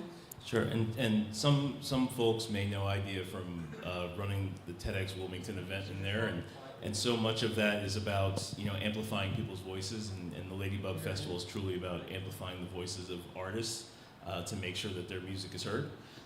So we're, besides just having the music festival on Saturday, May 30th, we're also going to have a series of events that Tuesday, Wednesday, Thursday, and Friday. So we're really excited about that. So there's going to be a lot of opportunities for folks to engage with that. So stay tuned. What's the best way for them to track the, things leading up to? How do they follow the journey, so to speak? What's the best way to do that? Well, visit us on the ladybugmusicfestival.com. Yeah. Follow us on social media, and support us here at Do More 24. And what are you looking for? I'm assuming you're looking for sponsors, you're looking for artists, potentially, all of those things. What, obviously, other than how they're able to support you guys, just in general, is that the thing you're looking for the most? Are you looking for partners, sponsors, artists? I mean, you're just trying to, if you're interested, reach out, I guess. Yes, we've had a wonderful catalog of artists so far with submissions that have blown us away. We want to make sure that there's diversity in those submissions as well. Sure. We want to see all of Delaware represented. And if you're looking for vendor spots, we want to encourage creativity. We want to encourage diversity in our vending as well. We want this to be a cohesive story. We want this to be a safe space. Sure. My day job, if you will, is as a therapist, so I'm always looking at how do we make people feel safe? How do we make them feel seen? How do we make them feel heard? And we want to curate Ladybug Music Festival to include all of that and be very intentional in how we set up that entire space, from the front of the stage to the back of the stage, to the experience for the everyday person who walks down Market Street. Yeah, I mean, it really is like you said, such a cool event, such an interesting opportunity for people to engage with music and to support female artists and all of that. And it is a gem. It is a very unique event that is here, that's ours, that we can own and take pride in. And so if you're interested and want to get involved, just please go to the website, reach out through social media, follow the journey. They're here to take your calls, your emails, your direct messages, all that kind of stuff. I'm sure that they would love to hear from you. So please go ahead and do that. And then we will be able to all enjoy this event for years to come as it continues to grow and thrive in our community. Definitely. And that's what it's about. Simple as that. Ladybugs, they're a beautiful thing. And what is the official bug of Delaware? The ladybug. So just in case you didn't know that, that is ultimately kind of where that name came from. I'm sure many of you did, but for those that didn't, the more you know. It's a beautiful thing. So, hey, we appreciate you guys joining us for a few minutes to be able to share that. We are going to be tracking totals. I mean, can you see these numbers coming in, right? We're already, I don't know where we're at now, but pretty early on, we were over $500,000, which at that time represented $2,500 a minute kind of thing coming in, which is really incredible. So it's going to be interesting to see kind of where it goes and how far we get. Last year, we did over $2.5 million. It would obviously be amazing if we could break that, but no matter what, we're doing our part to do more here in Delaware, and we're going to be also seeing where those donations come in from. And the goal is to get all 50 states. So if you know people in other states, send some messages. The collective is powerful. That's right. So send it on out. Every zip code in Delaware was represented last year. Also cool. And numerous countries as well. It's all of us coming together supporting this wonderful place we call home. It's about community. It is. Absolutely. So there you have it. We are going to continue things on. I believe we have a message from our Lieutenant Governor. That is an opportunity. I was able to sit down with Kyle Evans-Gay recently prior to this week, a little bit earlier, because she had something that she wanted to share talking about the campaign. So ultimately, I think we're ready to share that. So enjoy this interaction, this conversation I had with our Lieutenant Governor, Kyle Evans-Gay, as we continue the Do More 24 Delaware broadcast. Well, hello, everybody. Yes, it is me, Christopher Bruce, Mr. Delaware Gibbs, and I'm very excited to talk to one of our state's best, our Lieutenant Governor, Kyle Evans-Gay. How you doing? What's going on? I'm great. It's good to see you, and congratulations on Delaware Gifts. You know, this is such a cool initiative that I've been able to be a part of. Obviously, Spur Impact and the United Way of Delaware really are the muscle and the ones that are powering Do More 24 Delaware, which, as you said, is Delaware's largest giving day.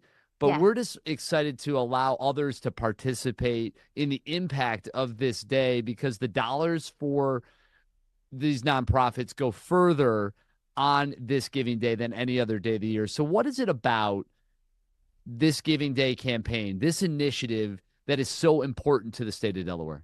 Well, honestly, every year I am just reminded of what's possible in Delaware, right? What I can remember when this day, this event was just an idea, I set a bullet points, like something to discuss at a board meeting.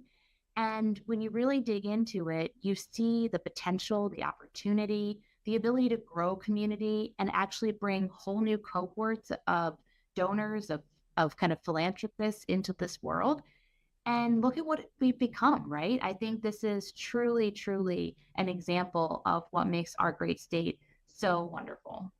Yeah, it really, I mean, it's amazing what can happen in 24 hours, right? When you Yeah. think about this event, which brings together the nonprofits, the donors, businesses, and our entire community together, from 6 p.m. on the first day to 6 p.m. the next day.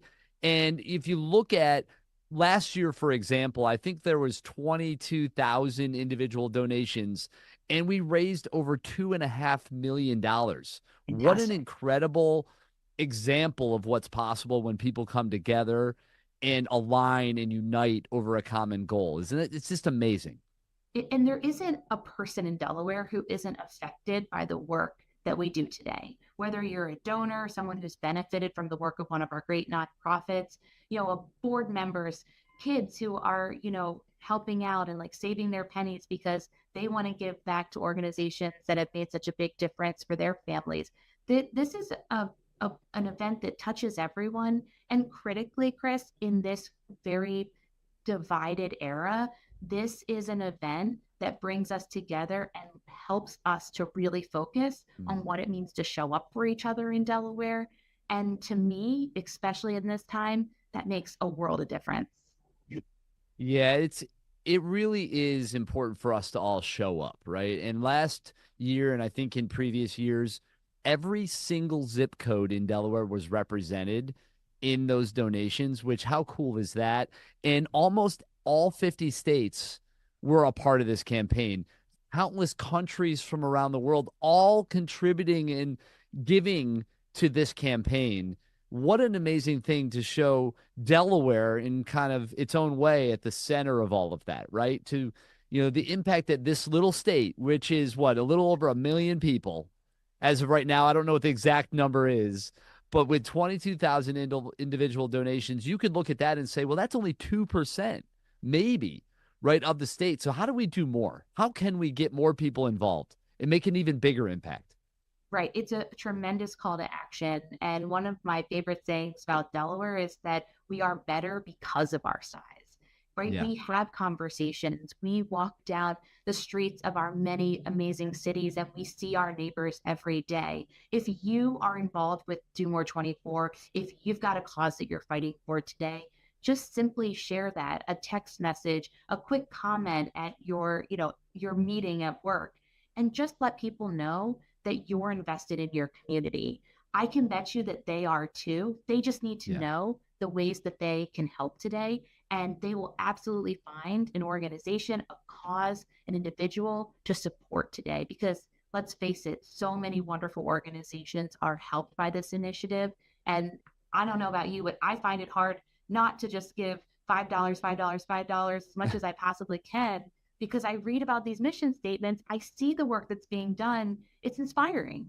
Yeah, I mean, you can just go right there onto the Giving Day page, right, at domore24delaware.org, and you can search through the countless nonprofits that are on there providing services for everything from children and families to animals and education, healthcare, you name it, the arts. It's all there. Every nook and cranny of our life, of our existence, is supported by these nonprofits. And in a lot of ways, they're doing the work that we either can't do, won't do, don't have the time for, and they're doing it to make our communities and our lives better.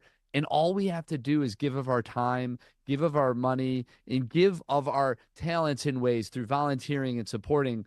But you mentioned it. You talked about sharing and how easy it is to just click a little link and or put it on your social.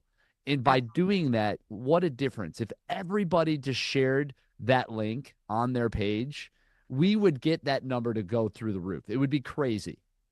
And we can do that, right? Because we are so connected. And I really want to highlight what you said about the fact that nonprofits are fueling our care network in Delaware, right? I think we don't always see the impact of these tremendous organizations, but coming from my perspective, trying to serve the people across our state, I know the opportunities we have to be there for people and show up for people. I know the challenges that the state faces in doing that. And I know that we could not help people lift up communities in the same way that we are able to do now without our nonprofit partners. And in that way, I'm incredibly grateful to everyone who today makes a choice to support this amazing community. Yeah, it's inspiring at the very least. And if you tap into what we're doing with this campaign and you see the stories, the missions, and the impact firsthand, I don't know how you couldn't also be inspired. And there's a lot of businesses, a lot of, other organizations that have kind of partnered with Do More 24 Delaware by offering, prize matching and incentives. There are cash prizes and all these things that are baked into this campaign, which is why it's so important that we give during this campaign, because those dollars do go further. They actually have matching and stretch pools and all these incentives that mean when you give $1, it will amplify. So that's why it's so important people jump on and they do their donation now. It's a great day to mark on the calendar year after year and just say, listen, if I only give once a year, this is the time to do it. Yeah, we want to make sure our collective impact is amplified as much as possible. And the technology and the networking and all the work that goes on year round to support Do More 24, that's the great outcome that we see. And yes, please like and share. Please just let people know why you're showing up today for the organizations that you're showing up for, right? If you're involved with your work, let your colleagues know that this is an important piece of who you are. I like to talk about this with our young leaders in particular. We are not just what we do for work. We are not just who we are at home. We are not just who we are in the community. We are just an amazing amalgam of all of those things. And share those pieces of your life, share those passions that you have with people who you might not always say, I'm really interested in supporting this organization. These are conversation starters. You never know kind of the unity that you could find with folks across our state if you don't just start the conversation. Yeah, sometimes it's as simple as that, right? Just engage, just say hi, just start the conversation. And that conversation can lead to, who knows what, right? So all we do to start this conversation, if you're watching, is to go to domore24delaware.org, find a nonprofit that means something to you, and you can even set up your own personal fundraising page. I don't know if you knew that that was available, but it is, and it's simple. It's already set up for you. A couple clicks and you're up and running, and you can share your own personal page to all your friends, your family, your coworkers, and you can encourage them to support. Maybe if you have a company, get your team to all set up pages for nonprofits that mean something to them and make it a competition. Have fun with this. That's what it's all about. How did you know that my workplace was so competitive, Chris? I'm just saying, throw it out there, you get it done. And if you win, then listen, I'll take you to lunch. Fantastic. I can't wait. I'll check out the competition in the break room. Yeah, no, I mean, that's a good place to start, right? I mean, if you're sitting there, you're having lunch, you're just relaxing with some coworkers, mention it. Just say, hey, have you heard about this? Do More 24 is Delaware's largest giving day. Last year, they raised $2.5 million. I'm sure if somebody hasn't heard about that, they're going to go, what? And they're going to be very curious as to how that's even possible, right? But we can do even more. That's what we're aiming for. I think this year and beyond, we'll continue to grow that as we continue to push the reach, amplify the growth, let more and more people know about it. I hope we can get all 50 states to come through this year. I hope we can get even more countries, and of course, all of Delaware showing up for Delaware's largest giving day. If you can, leave people with a few just quick thoughts on why it matters so much to support these nonprofits and what they represent for our state. Well, I think we have to remember that nonprofit organizations are building their missions based on the need that they see. And honestly, that is true community service. That is true public service. Where we need to lift people up and where our communities have struggled, so many of these nonprofit organizations have dedicated themselves to building great futures for kids, to catching families when they fall, to making sure that everybody has not just a seat at the table and the resources they need, but that their voice is at the table where decisions are being made. I can't tell you how impactful in advocacy, in social services, in just connecting communities our nonprofits are here in Delaware. I thank them for that. I will continue to be a strong partner, and I appreciate everyone here today who is just even putting in their dollar, their $5 to say, yes, this does matter. Every dollar matters. And thank you, everyone who's supporting Do More 24 today. Yeah, I think that's fantastic. And if you could, Spur Impact and United Way of Delaware, obviously at the head of this, what would you say to these two organizations who've really stepped up in a big way to make this possible? Honestly, thank you does not say enough, but thank you for your consistency. This program has continued over the years, continued through our difficult pandemic years, right? This, in some ways, was a way that people could continue to bring needed funds into their organizations at the most critical time. When you see these leadership organizations like Spur Impact and United Way with their tremendous leaders at the helm, all I can say is that it takes real special folks to do for others, not just for themselves. And they have really led in this community. I thank them, and I continue to hope that Do More 24 raises more and more funds every year, and that we continue to make this a marquee event for Delaware. Well, we appreciate your support, and we're excited to see what this year's campaign ultimately produces. It's important. These nonprofits are the lifeblood of our community, and this necessary fundraising that we do through this campaign is vital to their ability to seek, the success of their missions, to be able to fulfill, their critical needs that they're, the people that they support need, every single day. It's just so important. And I can't stress that enough. So thank you so much for being a part of that. And thank you for joining us as we celebrate Delaware's largest giving day, Do More 24 Delaware. We're going to keep things rolling, but I know that you have a busy day because you're always working hard for the state of Delaware, making things happen. So thank you for spending some time with us. We appreciate it. Absolutely. I'm going to check that state board and see if I can contact some of my Lieutenant Governor colleagues, make sure that they're helping out today as well. Thank you for having me, and good luck today. I can't wait to see the results. Yeah, no, absolutely. Do that for sure. Reach out to all the other lieutenant governors. I don't want to have any state left unchecked this year for sure. Absolutely. Have a good one, Chris. Thank you. All right, you too. Thanks so much.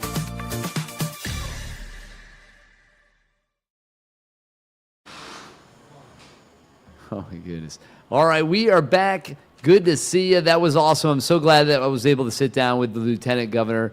Kyle Evans, Gabe, thank you so much for sharing all of that and encouraging all of us. And look at the state map. You talked about the fact that you were going to reach out to your constituents out there, and maybe you did because it looks like it's starting to fill in, but we do have some states that do need to be filled. So make sure to get on there and reach out to your folks around the country to get them to contribute and chime in here for Do More 24 Delaware, which is Delaware's largest giving day. And with that, I believe Terry, I think, is in the wings here. Terry, good to see it. I mean, you were here in person. Now you're virtual. It's all happening. It's good to have you, though. Come on in. Looking forward to being here. A wonderful opportunity to be follow-up speaker from the Lieutenant Governor. Yeah, right? Look at you. I mean, she's your headliner. Yeah. That's awesome. So introduce yourself real quick if you can and tell us about the organization. Yeah, sure. Thank you so much. I am getting feedback. I don't know if you're getting it on your end. I'm not. A little bit from you. I don't know it depends on how you're listening to it. I don't know if you have headphones on your side or not, or I'm the lower my speaker. Okay. And tell me if you can hear me. I've worked in the health care industry for 35 years. For a third of that, I was taking care of loved ones that had terminal diagnosis. And when there are no other medical measures available to you to care for your loved one, it's a difficult time. And we're very grateful for family and friends that came through to help us, and people that didn't even know us. And it wasn't for those great interventions, we would hear today. And so, part of life is managing the end of life. And so, hence the genesis of Sunset Bridge is that we want to pay forward the goodness that was given to us during a very tumultuous time of life. And so, our vision and our dream is to build a retreat home where individuals that have a terminal diagnosis that don't have any other medical interventions available for them can come together under one roof for a period of time free of charge and spend time together having those difficult discussions together in a very beautiful environment where their meals are cooked for them. Sunset Bridge owns without lien a almost 4-acre property on Salt Pond Lake in Bethany Beach. And we are raising the roof to raise money for our retreat home that we would like to build there. So folks can come, we can share with them information in terms of what their options are. Do they need to retrofit their home? Do they need to find additional support? So find out what's available in the area. And United Way has a wonderful 211 program to identify a lot of that. But sometimes folks are really spinning in many directions, so trying to help them to focus and get their house in order, honoring their loved one's wishes, putting together a bucket list of what their loved one may still want to accomplish, and to be together. And right now, we do offer our support virtually to anybody in the world that might need help, that has a terminal diagnosis and their loved ones. So we help caregivers, we help individuals that are on the journey. We do a lot of listening. We've helped over about 100 people to date, and really take the opportunity to ensure that folks know they're not alone on this journey. There are systems available for support, and to again help them, to offer them peace and comfort and really kindness on their journey. So kind of meet them where they are and help them along the way. So we were pleased, so pleased, Chris. We have already met almost 80% of our goal for this year. And here we are 5 hours in, and I think we're close to 600,000. We might have exceeded that as a Delaware state already, only 5 hours in. So that's phenomenal. And we're just so thrilled to be here and grateful for all of you who are yourself spending 24 hours and giving so much time, energy, and effort, and Jen and Tiara and Charlie and everybody who's been helping to put this together, and of course our donors and all of our partners.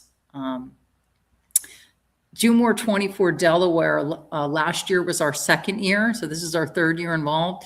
And with having a little bit more time to get involved with Do More 24 last year as our second year, a great recommendation was made to connect. The Lieutenant Governor talked about, the unity and the connections that Do More 24 places for us. So we did that. We had the opportunity to connect with a lot of other nonprofits, not just in Sussex County, but within the state. And we met a phenomenal organization, many organizations, but one that we've become really close friends and partners with, the Nurses and Neighbor Collaborative out of Rehoboth area in Sussex County, that are also in Do More 24 Delaware, that are a group of retired nurses. And so really a perfect opportunity for us to have collaboration with them in what we're trying to do with having our retreat home for the future. So I'm really very excited and grateful to Do More 24 for providing those connections for us. Well, we are happy to be able to provide that, and we're so glad that you're a part of it. So thank you so much for coming on. It was great, again, to see you here at the kickoff celebration a little bit earlier, and it's really great to have you on now as well. So everybody, you heard right there, plenty of reasons for you to go to domore24delaware.org to make that donation, continue to help them push well beyond their goal, which is the ultimate thing that we all want to have happen this year. So get on there, do your thing. Thank you so much, Terry, for coming on. We appreciate you. Stay awesome. Keep this thing rocking, and we will talk to you here real soon. Thank you. Take care. Absolutely. I love it. So we are rolling right along, and it looks like we've got some numbers, well over $600,000 now. Jenna, you want to pop in and say hi? We got some fun things to talk about. We got a mic here. Probably want that. We'll get it a little perfect. Closer. Hello. How you feeling? How you doing? Good. It's been an awesome night. It's been going really well. So we've got a couple quick things we want to hit. I just wanted to remind people that we have the Midnight Madness Power Hour coming up. I know. That is exciting. And that way, more opportunities along the way. We're going to continue to kind of share those. But we do have the initial Greater Giving opening prize results. And once again, this was a big one. This was huge. This was pulled together within 20 minutes. I mean, which is awesome, right? Which is fantastic. So thanks to Barclays, U.S. Consumer Bank, beginning at 6 o'clock, earlier today, the first 20 nonprofits that received 25 unique donations each got a bonus of $250. That's $250. Boom. Free money for these nonprofits, which is awesome. Unlocked because of all of you at home doing the thing. So all nonprofits in the event were eligible for the Barclays Greater Giving opening prize, and we have the 20 nonprofits right here. Mm-hmm. So let's go through and see which ones got the $20 or $250, 20 of them. So first off, we have here, and this is no order necessarily, I don't think, but it's this ACLU of Delaware. Congratulations. Guess how much they got? $250. That's right. Barbara K. Brooks Transition House, $250. Boys and Girls Clubs of Delaware, congratulations. The Brandywiners, hey, how about that? They'll be singing about that for sure. Yeah. Clear Space Theater Company. They will do. Boom, do your thing. Coro Allegro, $250 going to them. Delaware Choral Arts. The Delaware Dance Company. Oh, my goodness. Oh, we're going to keep dancing. I know, we are. First State Ballet. Food Bank of Delaware, nice. Friends of Wilmington Parks. We have Howard J. Weston Community and Senior Center coming in there. The Kalmar Nickel Foundation sailing their way towards $250. The Newark Arts Alliance, you can do that as well. And then the New York Symphony Orchestra, the Ocean View Historical Society. Pause for People. No. What if I had pause? How about you? Not. It would be interesting. It's not what that means. Okay, got it. Just kidding. This is the Brojora Foundation. Yes, you did a great job and on that the one. Delaware Contemporary and Tri-State Bird Rescue and Research. All 20 of those nonprofits, $250. Thanks to Barclays U.S. Consumer Bank coming in with that opening prize. Amazing, the Greater Giving Prize. And that's just for people donating to the cause and unlocking essentially free money for these nonprofits. Exactly. It's amazing. And it's a fantastic opportunity. And we have all these golden tickets and all these prizes, so it's just amazing. And there is another number here that's notable. You mentioned there, you kind of pointed to it, this prize in particular, just alone, helped generate more than $275,000 in donations to 365 different nonprofits in that opening hour. Right. Exactly. So just in the opening hour. And that is just amazing. So lots of action going on here early on in Do More 24, as there always is, but it's really a good start. Right. And I think it's a great we've been talking a lot with all the nonprofits, but talking about the for-profits that are sponsoring this event and really see the value and the essentials of what these nonprofits are doing here in the community. So it's just huge, and we're so grateful to have them here. Yeah, so we're ultimately going to kick in here. We got another virtual. You want to hang out for that? I think you should. And we're going to be going to our friends at the Wilmington Drama League to check in with them to see what they've got going on. They've always got something going on.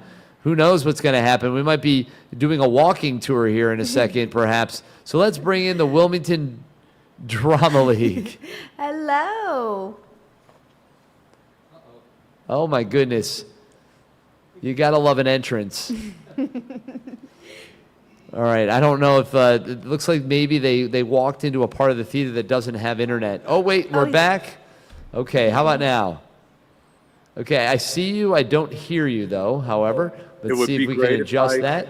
Unmuted the mic then. There we go. We're back in action.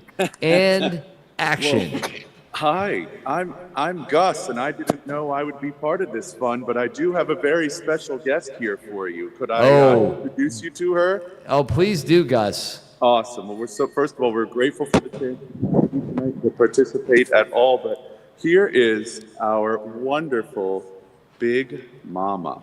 Oh, Big Mama. Here she comes. Well, hello. No. There she goes. Hello, Big Mama. It's a pleasure to meet you. I'm sorry. Please do not fall. I'm good. To get down there? I'm good. Oh my goodness. I can go back far. Big Mama, we just want to make sure we can get all of you in the shot. So don't mind. So how's it going over there? It's going well. Thanks to the kindness of strangers, which is a whole different play. But this one is Cat on a Hot Tin Roof. So we do classics like this due to the kindness of strangers and friends and Do More 24 people that help us finance such fine theater and fine accoutrement. Well, Big Mama, we appreciate you coming on and sharing. So right now, Cat on a Hot Tin Roof, that is happening at the Wilmington Drama League. What are the dates of the show? How do people go out and see this production? Well, that is March 6th, which is tomorrow. Oh, my goodness. Friday, Saturday, and Sunday for 2 weekends. So it closes on March 15th. Well, we got you. So you're essentially doing an opening show, opening night celebration as you kind of look at the totals of Do More 24 Delaware. What a great reason to celebrate and a great reason for people to go to the theater to kind of enjoy the spoils. Like, we've done this. Now go treat yourself to a show. Go to the Wilmington Drama League and see Cat on a Hot Tin Roof. I promise it won't be too hot for you. You'll be able to enjoy the theater, enjoy the seats. Yes, we'll be plastered with our eyes to the screen, watching all of the fabulous donors who have opened their hearts and their wallets. That is awesome. So with that, the Wilmington Drama League, Big Mama, if you can, talk a little bit about the history of the theater.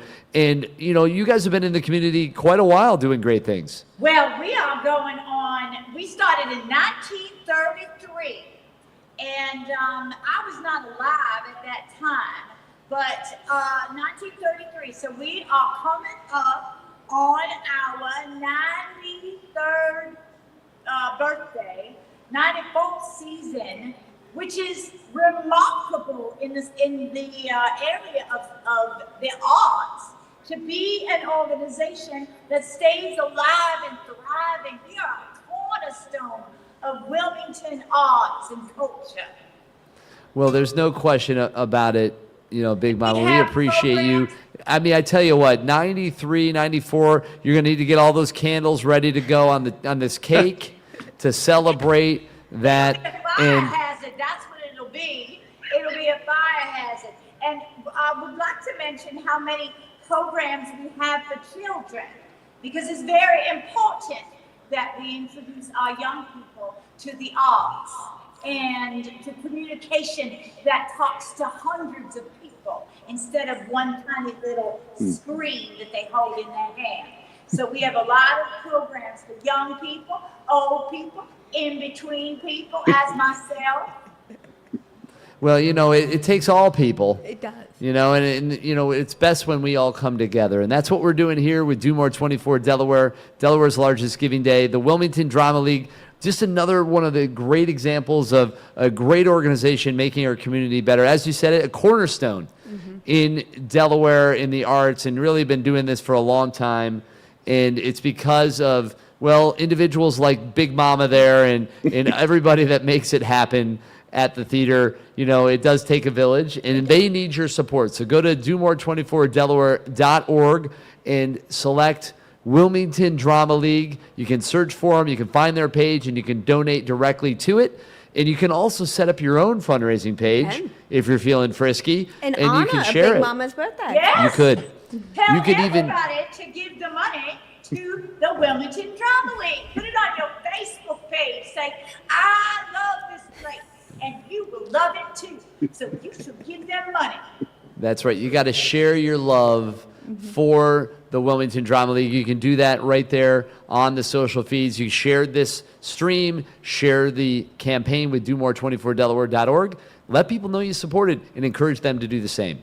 Man, Big Mama, I know that you've got plenty to do, I'm sure, so I don't need to keep you too long, but is there anything else you want to leave us with? Just come see Cat on a Hot Tin Roof tomorrow. And before that, you should just press that button. Find it wherever you can find it. Wilmington Drama League's Facebook page, or our website, wilmingtondramaLeague.org. So much is going on. Sister Act in June. Oh my goodness gracious. Oh man, there's so much to look forward to. Well, we appreciate you, Big Mama. Stay awesome and keep things rocking as you hold it down there for the arts here in Wilmington and beyond. So there it is, Wilmington Drama League. Give them a little bit of love. Go to domore24delaware.org. Big Mama, sweet dreams. You too, Mr. Bruce. All right, there you go. Gotta love that, It's so amazing to see all the different nonprofits really get into their missions and get into, I'm going to say character, but get into the support that they're showing out for the community. Oh, that wasn't a character. That was just straight. That was straight. That was straight as it goes. But yes, please do go to Wilmington Drama League on the platform, domore24delaware.org. You can make a donation directly to them.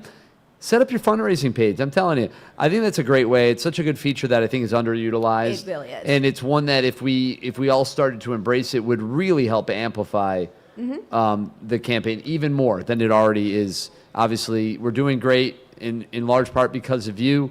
Spur Impact and the United Way of Delaware, really at the helm of the mission and making this happen. And we have a lot to look forward to coming up here in the next bunch of hours. We got a lot more of these, power hours coming our way. 12 o'clock. That is coming here pretty soon. We got the Midnight Madness Power Hour sponsored by King Creative. There you go. So here we are. We're going to All be kind of donating a few You don't prizes. remember, do you? Well, it's one random nonprofit. It's a random one. All right. So all you have to do is to get in the pool for that is to just make sure you're getting a donation in that hour, which is great. So everybody's eligible, and you just want to encourage your people, just make a donation so that we have a chance at these extra prize pools. I know. So when you wake up, you're like, ooh. Oh, we won one. Yes. Or we won a couple of them. Right. Which, it's cool to see some of these organizations. You can tell the ones that are working it Right. because you see them pop up a few times. Right, and they have planned it out and know that Yeah. these 5 people are going to make donations in this hour, this group is going to make Well, this donation in this hour, and it's a fantastic way to get people engaged and Yeah. involved throughout the day. And you can find out all the information about that right at DoMore24Delaware.org. It's on the website. It's right up there. And, there's a fun one in the middle of the night, which is when we usually try to have the 3 a.m. magic hour. There's $1,000 on the line. The first 10 nonprofits to get a donation of any amount in that hour. So you want to be ready right at 3 a.m. You got to hit it right away. They're going to each get $100, and that's a good way to support your nonprofit. You just got to wake up or stay up like we will and donate right there at the stroke of 3. And the key thing is, it's a donation of $5. That's how easy it could be. It doesn't need to be a $100 donation. That's right. It could be, but it doesn't have to and be. that would be lovely. So any donation amount, an eligible amount, which is $5 or more, will trigger that. So it's the first 10 nonprofits that get in at 3 o'clock. So that's a fun one. And then there's a Rise and Shine Power Hour coming up at 7. 7 a.m. That one's happening, sponsored by Bloom Energy. And again, one random nonprofit in each division will receive $250. And that is, again, just have to get a donation in. And so basically, that one is just similar to the one happening at midnight. Will be any nonprofit that has donations in that hour will be eligible. And then it's a random draw, and that's how that works. And we really, United Way and Spur Impact really worked hard to make sure that all of these prizes are tangible and open to everybody. Yeah, everybody has a legitimate chance to get them, period. Exactly. It's just that simple. And then they keep going on throughout tomorrow. So just so you guys know, if you're not aware, 9 a.m. there's the coffee break, sponsored by Barclays U.S. Consumer Bank. Again, $1,000 up for grabs. You got the top 2 nonprofits in each division, small and large, that are going to receive the most unique donations during that hour will get a bonus of $250. So that's quantity of donations. I believe. Is that correct? It's not a dollar amount. It's the number of donations. Correct. So you're going to want to make sure you get your base to make a lot of donations. Again, they can be small ones. They don't have to be, but they just need to be qualifying donations. And again, the top 2 in each category, which means 4. Yep. So 2 in each will get that $250, but it's based on the organizations that get the most number of donations in that hour. Not the amount, but the quantity of actual physical donations. Yep. All right, so that's the clarity there. Lunchtime Power Hour, sponsored by Aloysius Butler and Clark. Another $1,000 going in the mix for 2 random nonprofits in each division that receive at least 1 donation in the hour. So again, that one you just got to be in the mix. As long as you get a donation in an hour, you will be eligible. 1 p.m., there's the Live United Power Hour, or Live United Power Hour. Same word, different pronunciation. English language. 2 random nonprofits in each division are going to receive, or that receive at least 5 unique donations in that hour, will each get a supersized golden ticket bonus of $250. So they're going to pick, as long as you have 5 unique donations, you'll be in the mix for that. And then at 3 o'clock, 3 p.m., there is the 302 Power Hour. You see what we did there? Yes, I did. Sponsored by Bloom Energy, and there's $2,500 available in this one. So the top got some 5 generous sponsors top this year. 5 nonprofits in each division that receive the most unique donations during this hour will get $250. So that's a bunch of, that's 10 nonprofits that are going to get that prize, because you have 5 in each division. Yep. $250 each, $2,500 total. And then the Zoom to the finish one is always exciting. That's always, You that is got always a speed bump. $4,000 on the line for that, and that is going to go to the top 2 nonprofits in each division that raise the most money during this hour. They will get an extra $1,000. So that's why it's important to keep pushing, and we're going to definitely do that as we continue to move things along, and we are doing just that. We are rocking and rolling. We are talking about all these nonprofits. We're keeping track of the totals. The state map is coming in pretty nice already. Yeah, I know. And you can ultimately see that there. I don't know exactly how many. We got New Hampshire, Mississippi. Where's that? We're just North missing Dakota, Utah, Alaska. Alaska, we got to get you. Nebraska. So we have a few left on the board. You can see them there. If you know anybody in those states, please reach out. Let them know that we need their help to fill They're this board $5. in. That's all we need. Is there $5? Right, but we do want them to be darker blue, so we don't have to stop. No, we don't. Obviously, you want at least one. Right. But you're going to want to get a few in there just to keep it rocking, and that is awesome. Looks like we might have some more prizes. And then we have some more videos that we're going to be cranking out here in just a moment as well. So many. So plenty going on here. Oh, Aloysius Butler and Clark, countdown to midnight power hour.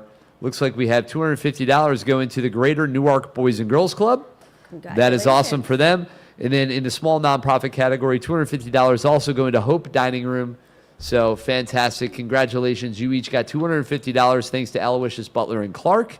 And then we also have our golden tickets for 10 o'clock as well. This is always a good time. And with that, small nonprofit category, Sodello. Congratulations. Very cool. I know we have a Sodello. video that we'll be showing of theirs as well here in a little bit. And then at 10 o'clock, the large nonprofit category, the Everett Theater. We talked to them a little bit. Yes. And their Anna Summer Camp, which is a personal fundraising page. So that's going right there. So that is awesome. So I love isn't that. that so cool? Like that is a personal page. That is someone, I'm assuming, Yes. named Anna, who set up her own page to Yeah. raise money Yeah. for a theater that I'm sure she goes to and Yeah. supports and loves.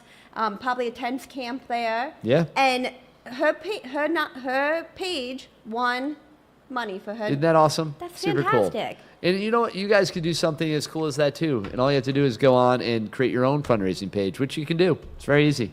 Just click the button. Go to your nonprofit. You'll see a little option for it. Boom, pop it up. Share it on your social. Off you're running. Yep. It's a beautiful thing.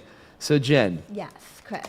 you and the team over at Spur Impact, along with the United Way of Delaware, Mhm. doing big things, making this happen. Talk to us a little bit about it. What is it? What I mean, so much goes into making this happen. And you know, at the end of the day, you obviously are here to support the community. Let's get into that just quickly, and then we're going to queue up a video and we're going to keep this party Perfect. rolling. But All talk right. to me from your perspective, from Spur Impact. Why is this such a big part of your mission and what you do? So really, Spur Impact, our goal is to get the next generation involved into Yeah. the community. So whether that is through philanthropy, through volunteerism, through board service, we really just try to educate and get people matched up, give them the resources, the confidence to take that next step in their journey. Yeah. And how they can be, because we know as a community, we've heard the Lieutenant Governor, we've heard lots of organizations talk about when people come together, we can do great things. And that is really where Spur Impact is stepping in and really trying to help individuals here in Delaware so that they can step up and make the next move. Yeah. Well, that's awesome. And you guys are doing just that, right? You really are. And obviously, your friends over at the United Way of Delaware. Yes, and love working Tierra with and the them. team are doing big things too. They I are. mean, none of us are sleeping tonight, right? We're gonna keep pushing, and we're gonna keep making sure that we're spreading the word about Delaware's largest giving day, Do More 24 Delaware. It is really an incredible thing. If you've never been a part of this, I hope you're enjoying watching these totals come in. Hope you're enjoying participating and sharing. You know, if you're watching this again, please share this broadcast, comment, and let us know what nonprofits you're supporting, and let others know that they can do the same. Let us know if you've donated, and push it on out there, like, comment, and all that good stuff. It just really helps amplify the things that are going on. And we're doing some great things in the past couple hours, Yeah. but we got to keep doing a couple more hours of great things. All the hours of great things All the ahead. hours. Keep going. That is what we got. And speaking of great things, I believe we have a video here with one of our nonprofits ready to go. So we're going to cue that up as we continue with Delaware's largest giving day, Do More 24 Delaware.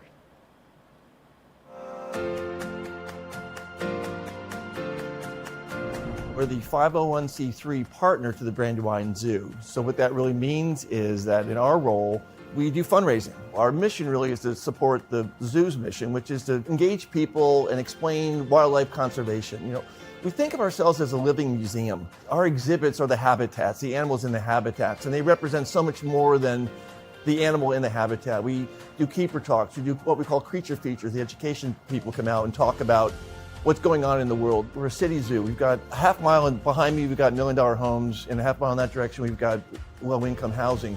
We sit in a very unique spot, and it's really important for us to share what we do with those folks. Our role with Do More 24 Delaware, which we're very excited about, we've participated over the years, is to raise funds for a number of causes, but primarily it's to raise money to be able to provide scholarships for underprivileged families to come into the zoo and take advantage of what we do here. We do a couple of events we call Family Fun Nights, where we're overrun. It's teaming with kids and young families, people that frankly couldn't afford to be here otherwise. It would allow us to provide scholarships for Title I school students to come down here and field trips. It's things like that that allows us to be able to do those sorts of things. Our passion is about wildlife and conservation and the care of animals and the education around that. If that's something that appeals to you, as it appeals to me, we ask you for your support.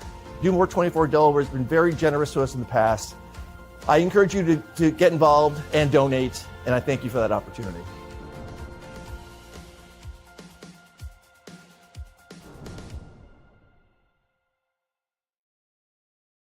All right, so, it's just awesome, right? Continuing, we have so many of these videos, and we're going to continue to do our part to share as many of them as we can so that you all can see them and hear the missions and hopefully be inspired to go on to domore24delaware.org to donate and support them. Yeah, absolutely. So you were talking about one of the programs that you guys have going on. You have a lot of them, but let's talk about that one in particular. So if you want to share that. Yeah, so Spur Impact, we work throughout the year getting people engaged into the community. Yeah. And one of those programs that we have coming up is called our Get On Board Spur service. So a lot of nonprofits, after fundraising, the next biggest challenge they have is finding board members. And board members who are engaged, excited, and know what's going on, know how a board is supposed to work and function effectively and efficiently. So we will train individuals, give them courses on fundraising, leadership, nonprofit finances, and really run the gamut and show them exactly how a board should be running.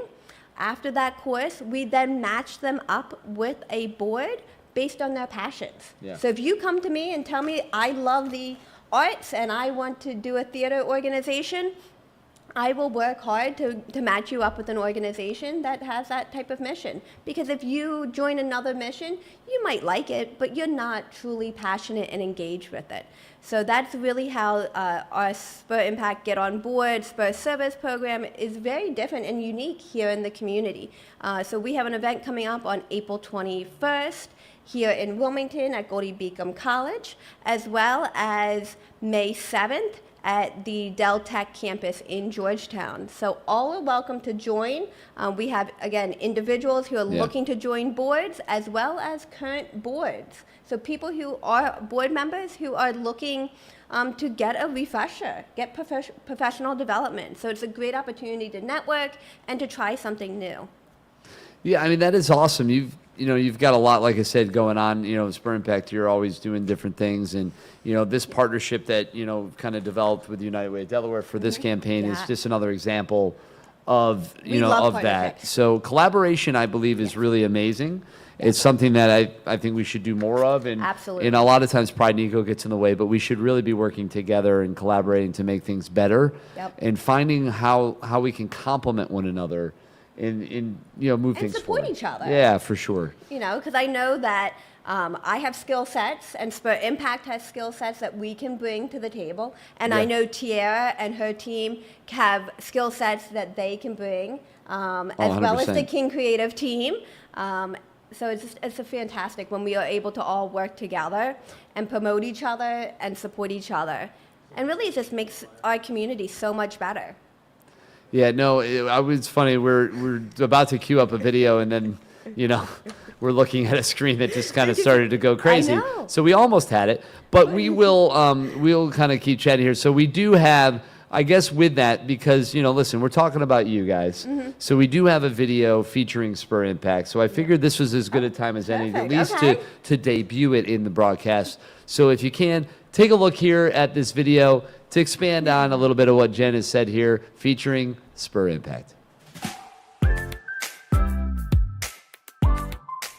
Spur Impact is really in the business of inspiring future leaders to really get involved and make a bigger impact in their careers and community. The Giving Day event sort of arose out of this idea of bringing all the nonprofit sectors, all the individuals, all the aspiring leaders, everybody involved in nonprofits together around the Day of Giving. That was focused on Delaware. It's probably been 5 or 6 years now since we've been working on this, and each year we've gotten this a little bit bigger, and now we have close to 600 nonprofits participate each year and raises millions of dollars for nonprofits up and down the state. It's raised a lot of awareness and gotten a lot of eyeballs, and other people pulled out of the woodwork to get involved with a lot of these nonprofits who are doing great work around the state. Most nonprofits need more volunteers, they need more money, they need more capacity. And so an event like this helps raise everybody's profile. It takes a lot of effort to pull something like this together. It can't be done by any one person or any one group. It takes all hands.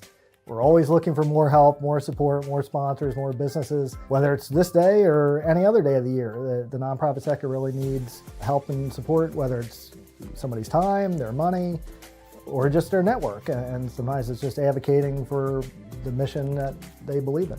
As part of the Do More 24 Delaware Giving Day, no gift is too small. Every dollar counts, whether you're donating money or signing up for the listserv or joining as a volunteer. We'd love to have your support for the Giving Day event. Thank you for your support of Spur Impact. You can learn more on our website, spurimpact.org. No donations too small, and please reach out. We'd love to hear from you.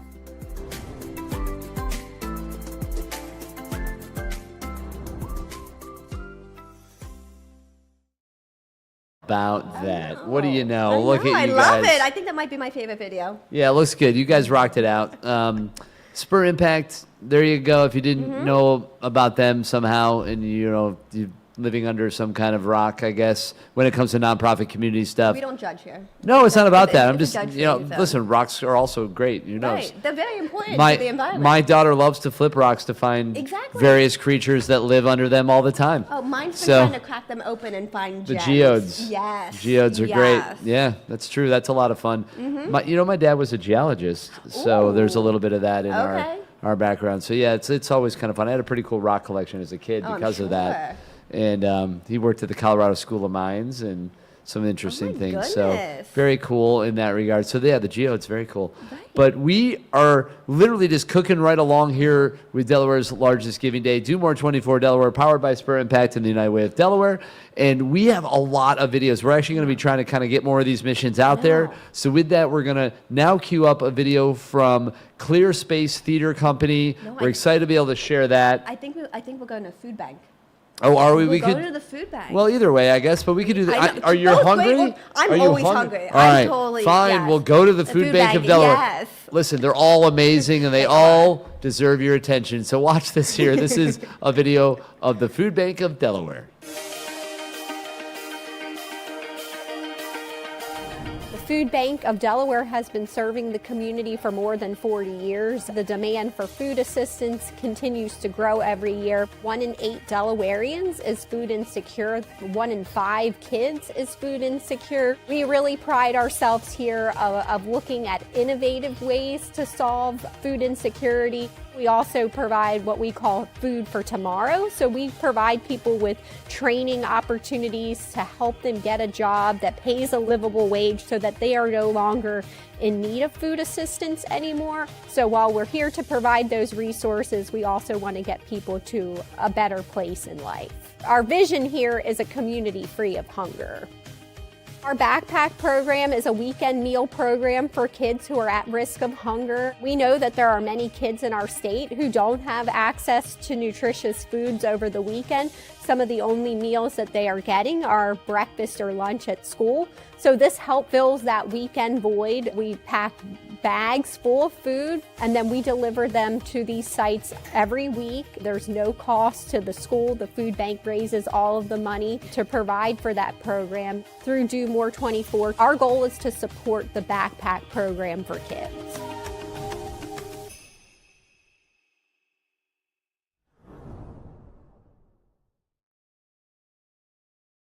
There you have it. So Food Bank of Delaware, another great organization. Just, again, go to domore24delaware.org. You can find them right there on the campaign website and donate directly, create those fundraising pages, do all the things. And while you're at it, search through the list. Yes, that is key. I think a lot of people miss that. Oh my goodness. If you go through that list, I guarantee you're going to find organizations you didn't even know existed. No. And you're going to be like, wow, I really relate to that. Yes. It resonates in a way, and you can learn more about them. You can go to their websites, their social channels. You can learn and read about those missions as well. Volunteer with those organizations. Absolutely. And donate as well through that process. So go on there, discover a new nonprofit. I challenge you all, if you're watching, to go and find one you never heard about. Read about it. If you're compelled, donate. Give them a couple dollars. Doesn't have to be a lot. Can be, but it doesn't have to be. And just give them a donation and help them in their mission. We all have that passion or that mission that we love, that's dear to our hearts.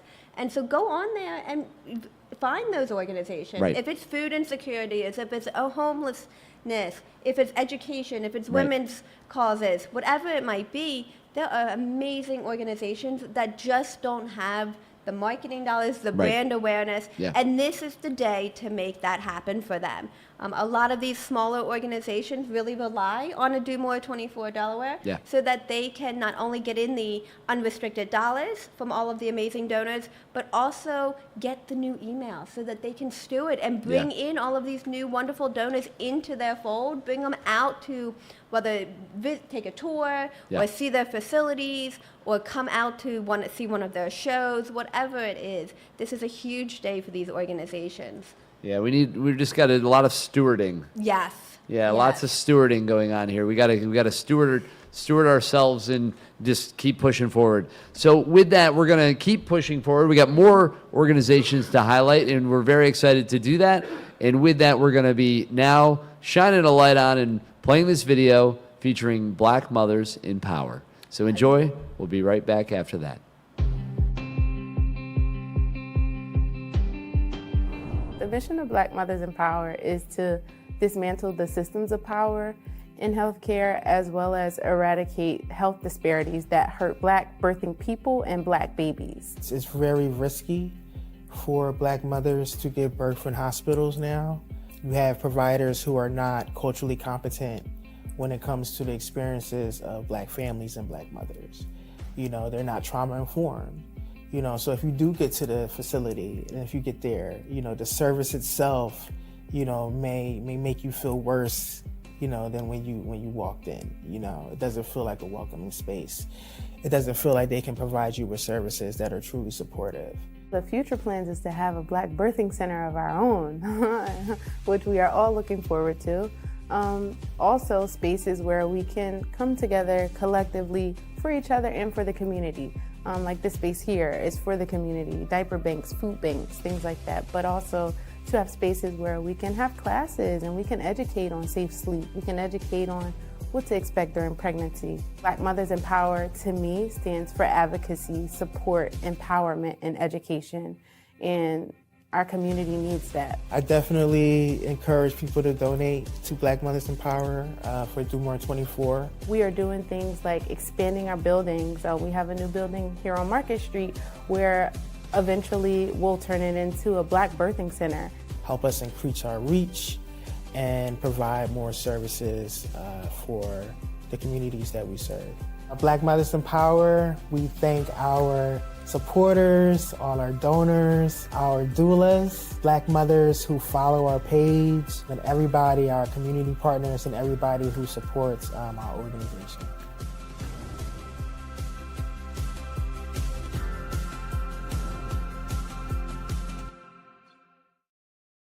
Well, you know what? Cheers to these nonprofits. Yes. Cheers to all of you at home. We're just hydrating and keeping ourselves powered up properly. Mm-hmm. And that way we'll make it all the way to the finish line so we can be there for you as we keep track of these totals and, you know, share these mission stories. These totals just keep going up and up. It is awesome to see. It's a good early numbers. Yes. Always like to see that, but we got to keep pushing, which is why it's really important for you all to share this campaign. Put it out there. Put the website with a little bit of a reason why you're supporting it. on your social channels, share this broadcast, let people know about it. People donate to people. Yeah. You know, if sure. you have a passion for something and you send me an email and say, Jen, I love this group. They're amazing. I love working with them. I'm going to donate. Yeah. And that because it's you. And I love you and I want to support you. Yeah. So Thanks, Jen. Yeah, we're That's so nice. We're sharing a drink. Yeah, at hey. midnight. Why not? I mean, this is very much the most natural, healthiest thing It you could really possibly is. put in your It's body. delicious, Thank too. you, Fresh Coup, for always coming through with us. The last few years, we've had that, which really has helped, you know, kind of give us the nutrition and things that we need as we move things forward here and share all these stories. Because that is really, at its heart, what it's about is all these missions, the nonprofits, the ones that are out there doing the work and, you know, making our communities, you know, really thrive and in a lot of ways function, and in some ways at all. Absolutely.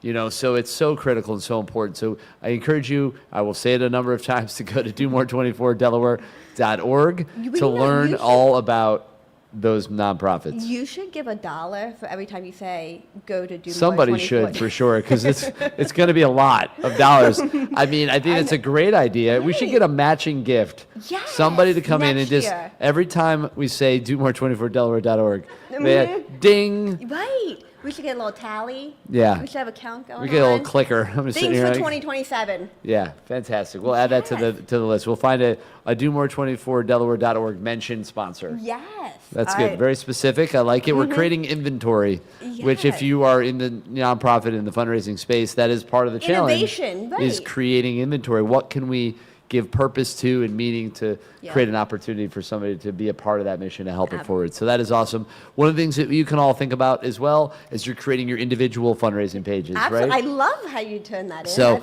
something you can do for sure right there at domore24delaware.org. Hey, There you ding, go. clicker. Oh my gosh, this is We're amazing. doing it. Why didn't we think about this Well, last week? it's definitely in the mix. And, you know, this is, you know, the world is a stage. Mhm. And ultimately, I think what we're doing is just another form of theater. Yes. But there is a group called Clear Space Theater Company that we want to ultimately feature and highlight now. So enjoy this video as we continue on our broadcast for Do More 24 Delaware.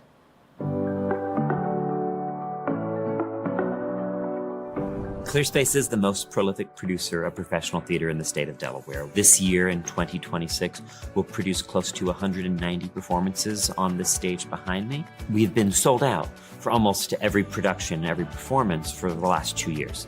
So the demand is quite extraordinary for the work that we're doing, and we were trying to find ways to make better room to meet that need. Something that really rings true to me with our mission statement is the enrichment of the community. So much is opened up when you go to the theater, whether you're going with family or just community members, friends, things like that.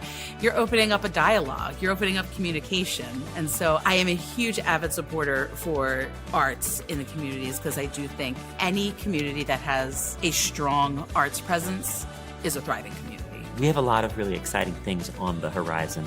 The biggest sort of shiniest new object, of course, in all of that is the new Performing Arts Center that we'll be building at 11 Christian Street here in downtown Rehoboth. And our goal with that is to be able to not just have a space that can help ClearSpace fully serve the needs of our community with respect to arts-based learning and live theater, but to also be a resource and a hub for all of the arts here in coastal Delaware. Do More 24 will be helpful for us to expand our Arts Institute program so that we can reach more students. The financial goal we set for Do More 24 this year is $20,000 to help ClearSpace build its infrastructure and capacity to be able to be prepared to move into that new Performing Arts Center that I mentioned previously. I'd like to believe any donation to ClearSpace can be an incredible source of joy for anyone who does donate, because when you come and see our work, when you come to a camp sharing at the end of each week of summer camp, when you come and see our Legends performers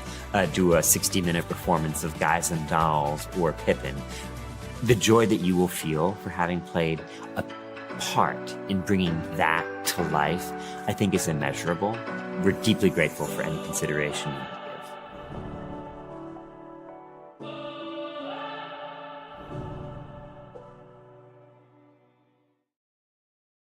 Beautiful thing, right? It's just so cool. I just love it. These videos are great, and you know, we're excited to be able to share them to you all here at home as we continue on our Do More 24 Delaware broadcast. Jen here from Spur Impact sitting along with me at the moment. You know, we've got our fresh Coup juice. We're hanging out. We're doing the thing. And we're shining a light on the Delaware nonprofit community, which I love. I think that's awesome. And you know what? We've got more videos to come. Coming up next, in case you're curious, Selbyville Public Library. We're going to be sharing a couple videos for them. It's a beautiful Absolutely library. fantastic space. So don't go anywhere. We're going to be showing that here in just a moment. Man, this is really cool. It is amazing to see where we're at right now compared to previous years. I think if you look at these numbers, you have to be encouraged. Yes. At the early action. I'm hoping that this means that, really people are out there sharing, which I'm hoping you all are. Yep. It's so important. I can't tell you how awesome it is, from an impact standpoint, when people are just sharing the links, putting it on the social channels, and encouraging their folks to look at these nonprofits, to donate, to get involved. Last year, we had, because of everybody sharing and putting it out on their socials, we had 4.5 million eyeballs see Do More 24 Delaware. That's a lot of eyeballs. That's a lot of eyeballs. Now, and that was all because of you all. Yeah, Who because was doing that. because of you and you. I'm looking. Hold on. Yep, back there. Yep, you as well, and also you right there. So that is awesome, And so let's pass that. Let's go. we should try to definitely break that number. And with that, let's keep these videos going. Selbyville. Almost got it. Oh, there you Selbyville Public Library. We've got a couple videos. We're going to play those back to back. Enjoy those as we continue on Do More 24 Delaware's official broadcast. This is Delaware's largest giving day.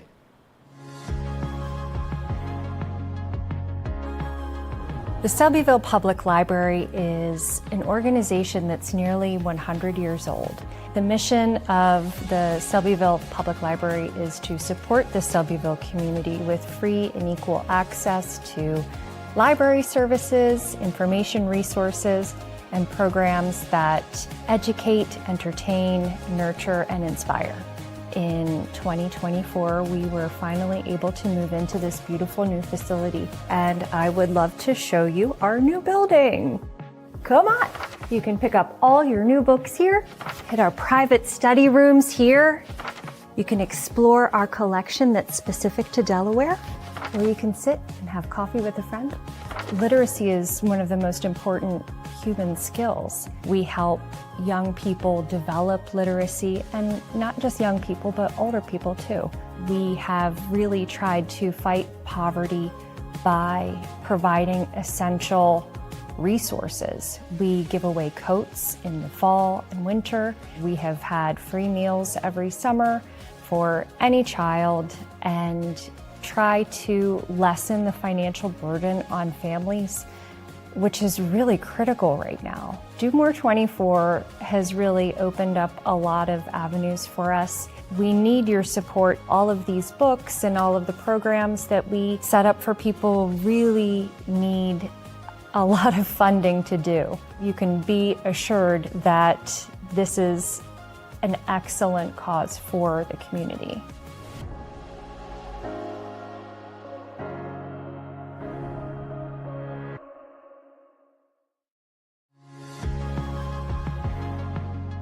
The Selbyville Public Library is an organization that's nearly 100 years old.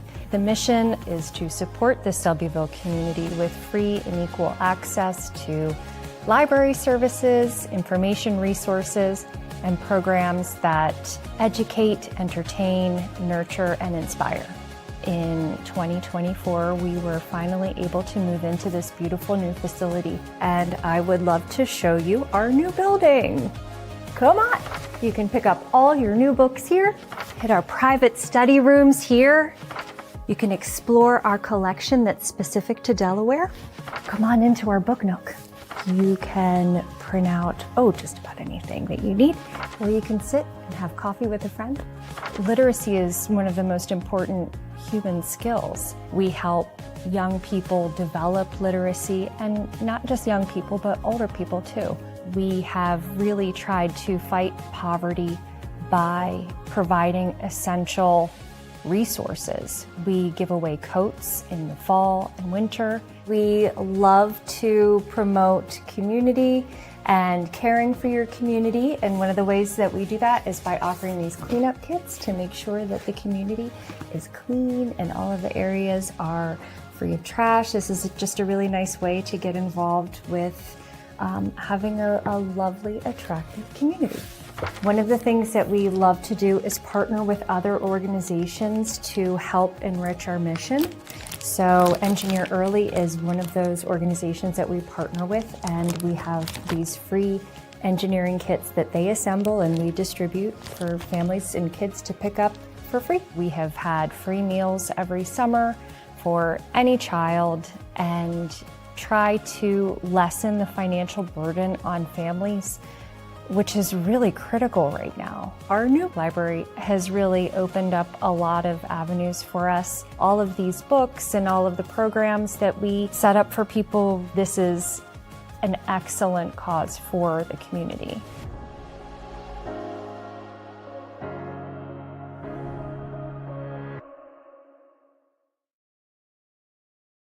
Man, I tell you what, libraries are cool. Books are great. Cool. What's your favorite I love book? my favorite book. Oh, What's the last book you read?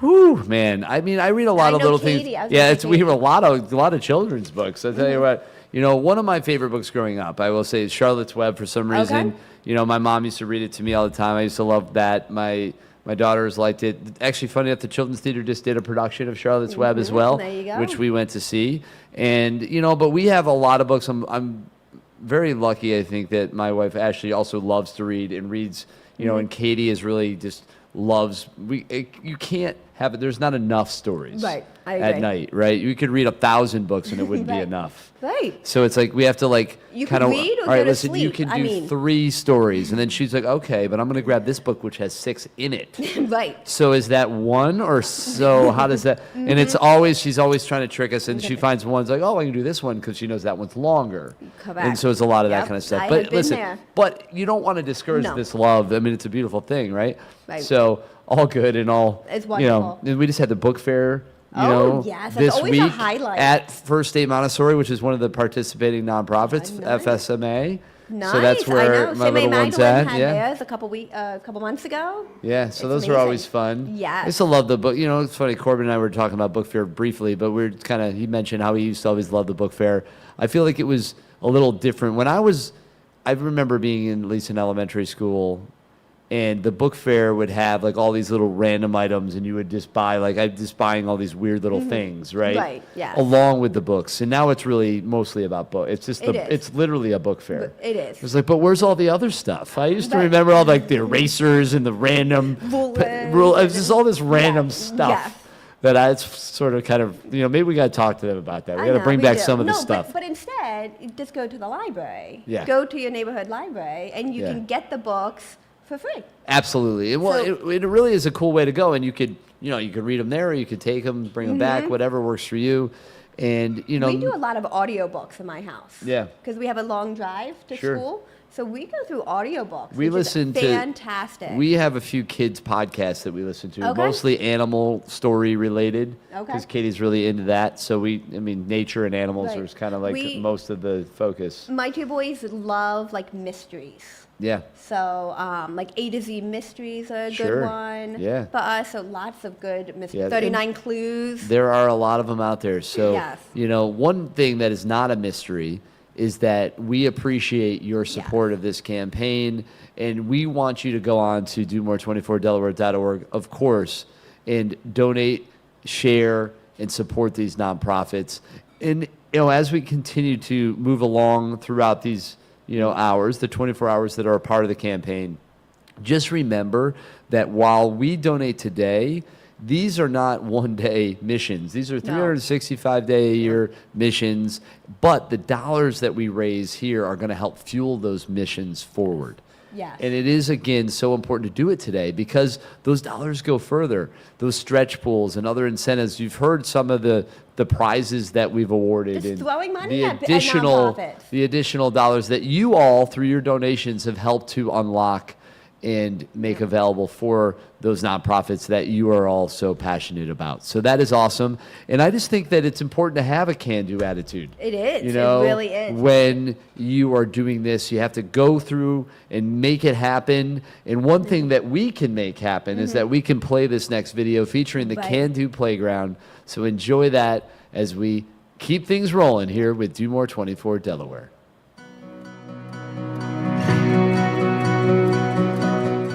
Hi, my name is Pete Booker, and I am the president of the Sussex Rotary Can-Do Playground, Inc., the nonprofit that is building the playground at Hudson Park.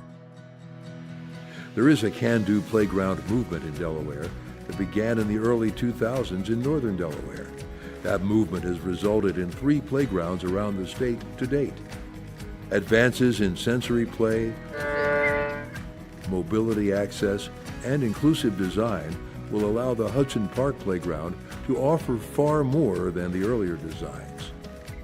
This playground is designed for everyone. Children with and without disabilities, families, caregivers, and even parents with disabilities will all be able to play together. When playgrounds are built with everyone in mind and accessibility and inclusiveness, everybody can walk in knowing that they're accepted and welcomed instead of, oh, I can't. It can be, I can do this. The Can-Do Playground is an excellent opportunity for children and parents who are affected by autism. Parents are always looking for other parents to connect with. Where would you find those parents? At a Can-Do Playground. We also engage children directly through a dreaming and design process where they express what they want through drawings and models. These insights shape the final design. There are over 8,000 young people in Sussex County under the age of 18 living with disabilities. This playground is being designed to serve children and families with a wide range of needs. Our goal for Do More 24 is $5,000. Any amount you contribute will go a long way in helping us create a state-of-the-art, inclusive playground. I think that this provides access to children of all abilities and adults an opportunity to experience open space and be outdoors and have a good time and play in a safe environment. Nothing would make us happier than to see every piece of equipment in use by families from across the community. Together, we can create a truly inclusive playground where children and their families of all abilities can play and learn in a safe, fun, and welcoming environment. Your donation, big or small, will bring us closer to building the playground. We can do it.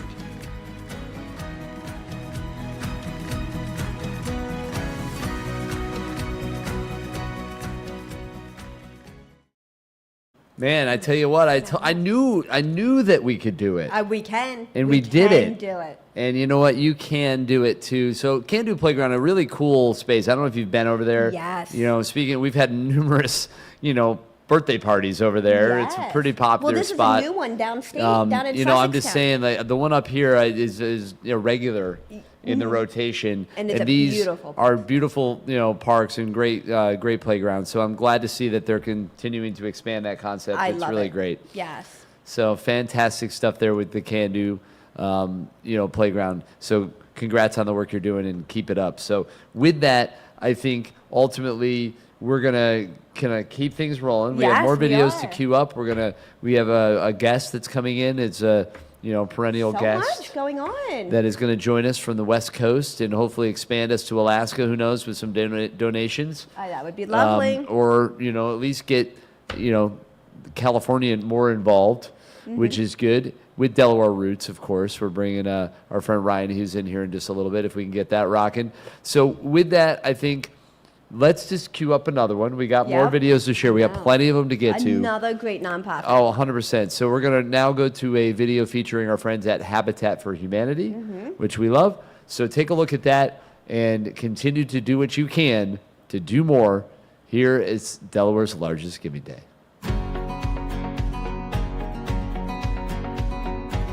Central Delaware Habitat for Humanity is the Kent County Habitat for Humanity affiliate. We serve this population by partnering with low to moderate income families and individuals, and with them we produce affordable homes. Everything that we do here, the end game is to have that affordable home to impact and empower a family that has otherwise not been able to afford their own home. And it is truly an amazing accomplishment when the families complete their journey with us and then go on to live more stable lives in their homes.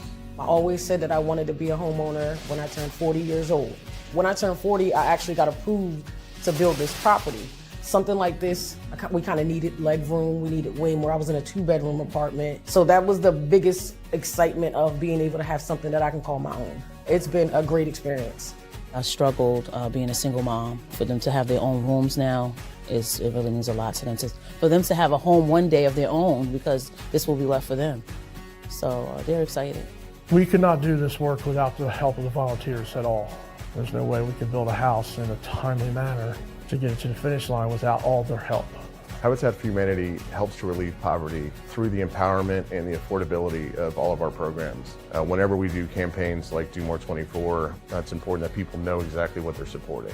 We'd like to raise $15,000 this year, and you can actually see your money at work. You can see our houses going up and volunteers working. Through Do More 24, we have the opportunity to raise critical funding to help us build the homes that we have on our schedule this year. Just remember, every time you make a donation to Habitat for Humanity here, it's going to stay here. You're going to get to see your dollars at work, but we do need your help more than ever.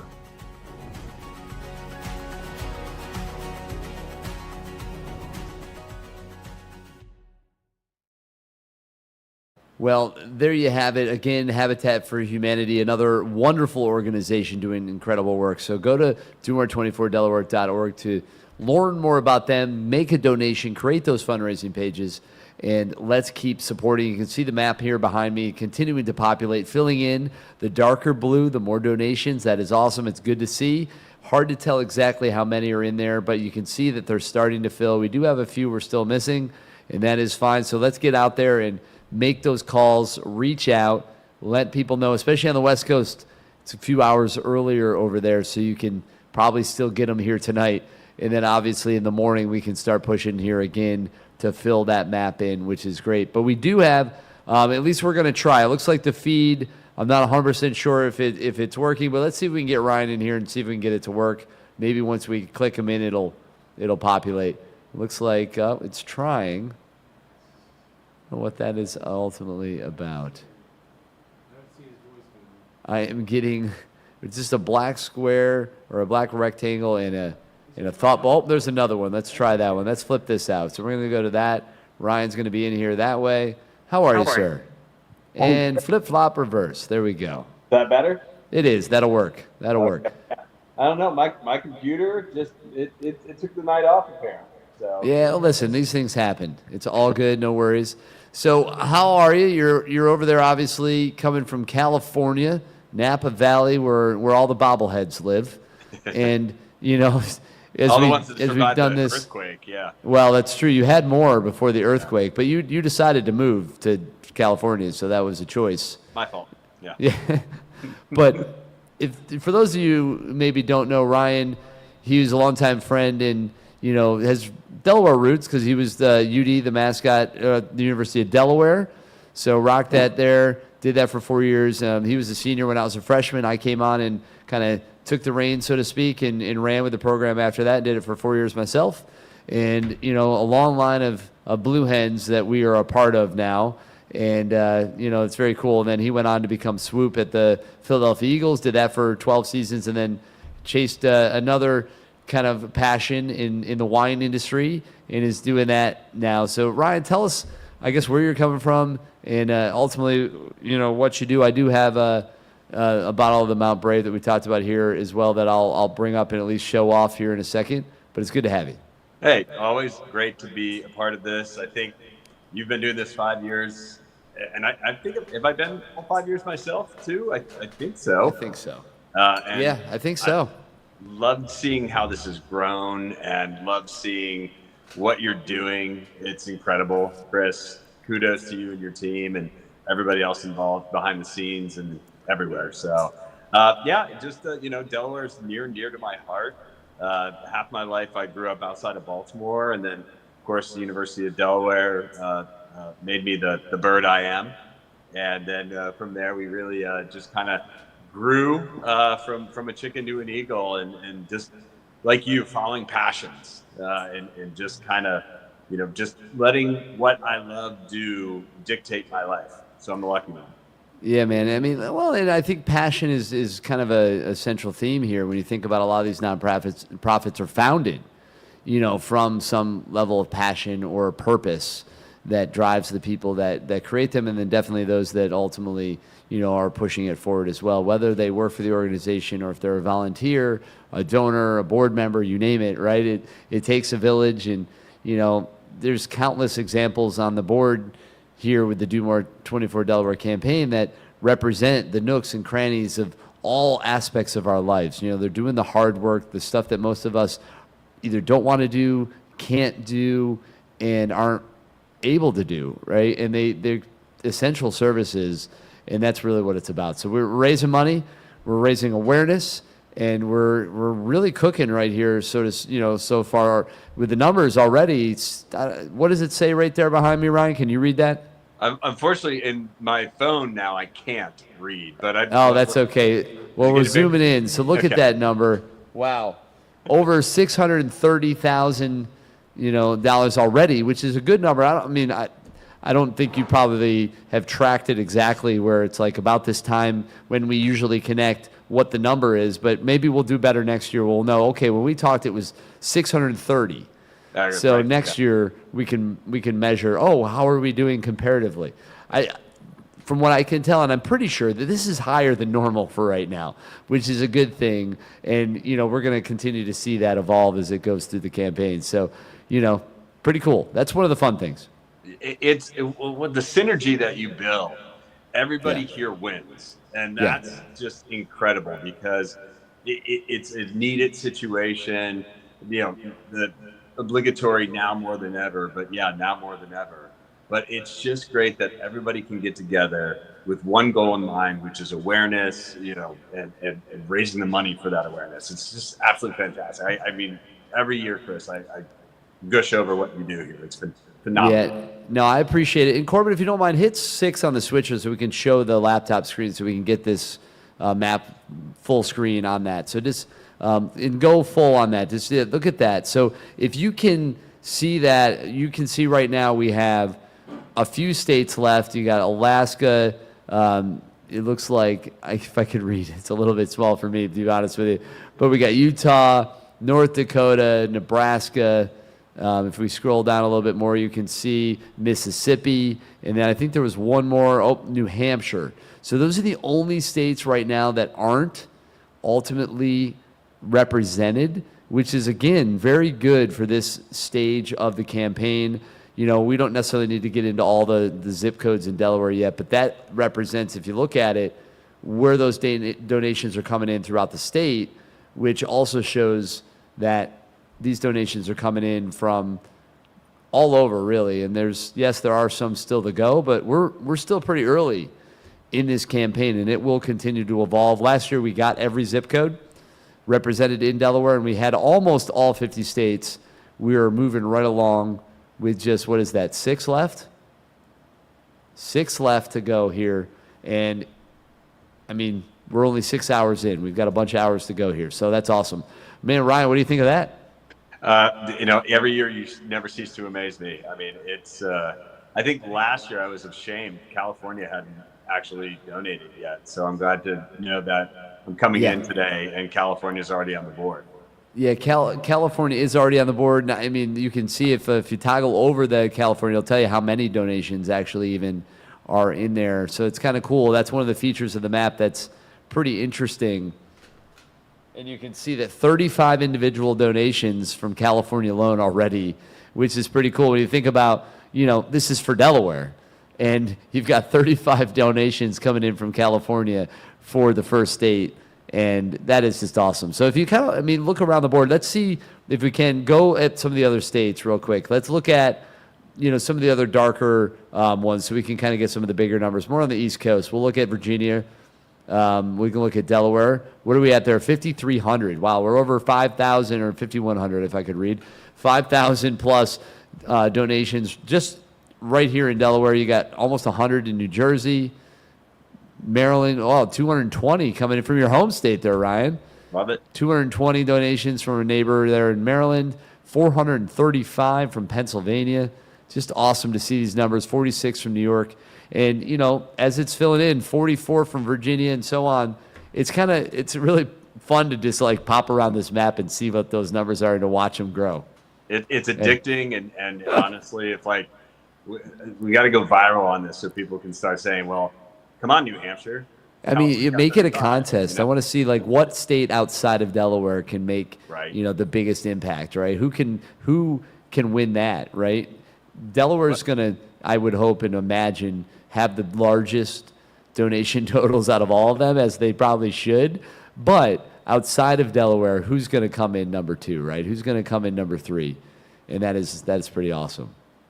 Let's have a dark horse. You know, like we got the states all around that we know, but like, you know, the not the dark horse, because that's the opposite of a good thing. But Colorado, I feel like Colorado is going to come in strong. Yeah, Colorado's got some good stuff going on. They already have 14 donations. I mean, that's pretty good for, again, you know, a state that is a good bit away from Delaware in all respects, right? So you see that happening. It's pretty encouraging. Well, I'm stoked that California's up there with 35. But, you know what? While we're on this, because my ADHD loves this, Hawaii. Did you see Hawaii? We have Hawaii. Yeah, Hawaii is on the board. So what do we got? We have 3. Hey, how about that? Nice. Yeah. Now I will say Alaska, unfortunately, not on the board, and I really feel like we need to work on that. Clearly, now I'll have to see if I have any context from when we went to Alaska. It's like, oh, I got to reach out to that random barista that made me a ketchup latte in Ketchikan, and see if they will, jump in on this thing. Was it actual ketchup in that, or was it just? It's a weird story. Yeah. So long story short, yes. We walked in and I just sort of made some random small talk, and then we were joking, and then I thought he said ketchup, but the town is literally Ketchikan. So there was something that happened there, and then we were, oh, I thought you said ketchup, and he's like, well, I could make one if you want. I was like, well, now you have to. So we did it. We made a ketchup latte, and it was, I drank it. I don't know if I'd ordered it again, but it wasn't undrinkable. So they don't have to worry about Starbucks, stealing it, the recipe. I don't know if that one, maybe depending on your ketchup recipe perhaps, and if you added a little nuance to it, I could see, but it was interesting. Again, I finished it. I did not drink it. So, okay, let's work on this here. So instead of a stir, you could have a steak fry. Sure. Yeah. Now that would have helped probably. Yeah, I would have been down for that. That just makes me want a Frosty, though. You think about the fry. I just go here and it's like Frosty's the right answer. 100%. Yeah. No, that is for sure. So, it's really, it's hard to imagine eating a Frosty without a fry, actually, in my head. This doesn't make sense. Americana right though.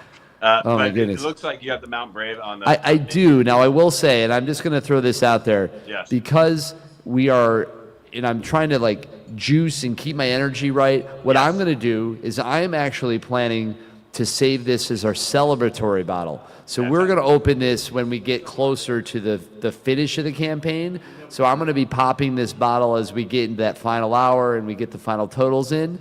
But I would love it if you wanted to, sip on something. You don't have to. I'm not going to force you. Well, but ultimately, it's... I also have it. So awesome. We're good to go. Yeah. Well, then you could explain. Maybe you can share some notes on it if you feel like it, if you're feeling thirsty. But I'm excited to open this up when we have a reason to really celebrate the finished number and where we're at. Well, you already have a reason to celebrate because you're already doing this and you're over $600,000. Correct. Which I know that's just the beginning because you're 6 hours in. You still have, let me do my math, 18 hours to go, right? Yes.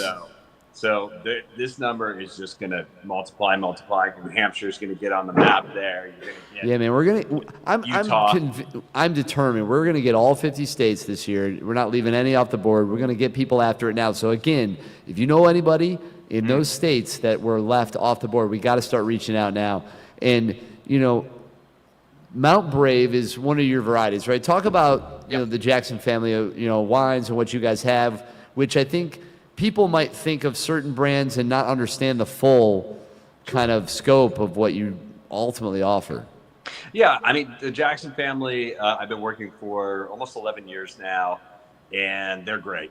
I mean, they treat us like family. I mean, the Jackson family wines, I mean, family is a very important part of that title. And so Jackson family, of course, is known for a wine called Kendall Jackson, which the Chardonnay itself has been America's #1 wine for 27 straight years. And that Chardonnay does allow us to do smaller projects. And Mount Brave is a perfect example. So the wine that you have on your table, the wine that I have, I already have in the glass. Nice. It is only 300 cases for the whole world. I mean, it's a tiny little thing. And it really is fun that we get to do these small projects because of such a worldwide popular Chardonnay that is the Kendall Jackson Chardonnay. It allows us to do these things. And so Mount Brave is actually a name for the label or the winery, for lack of a better term there, based up on Mount Veeder, which is one of the appellations of Napa Valley. And so we really do focus mostly on mountains as opposed to valley floor. Mountain farming tends to be a little bit more intense because you just don't have perfectly flat land. All the nutrients wash off during the rain, and our berry sets are smaller, so the wine tends to be a little more umptuous in a really nice way. But what you have in particular is that 2015 Syrah.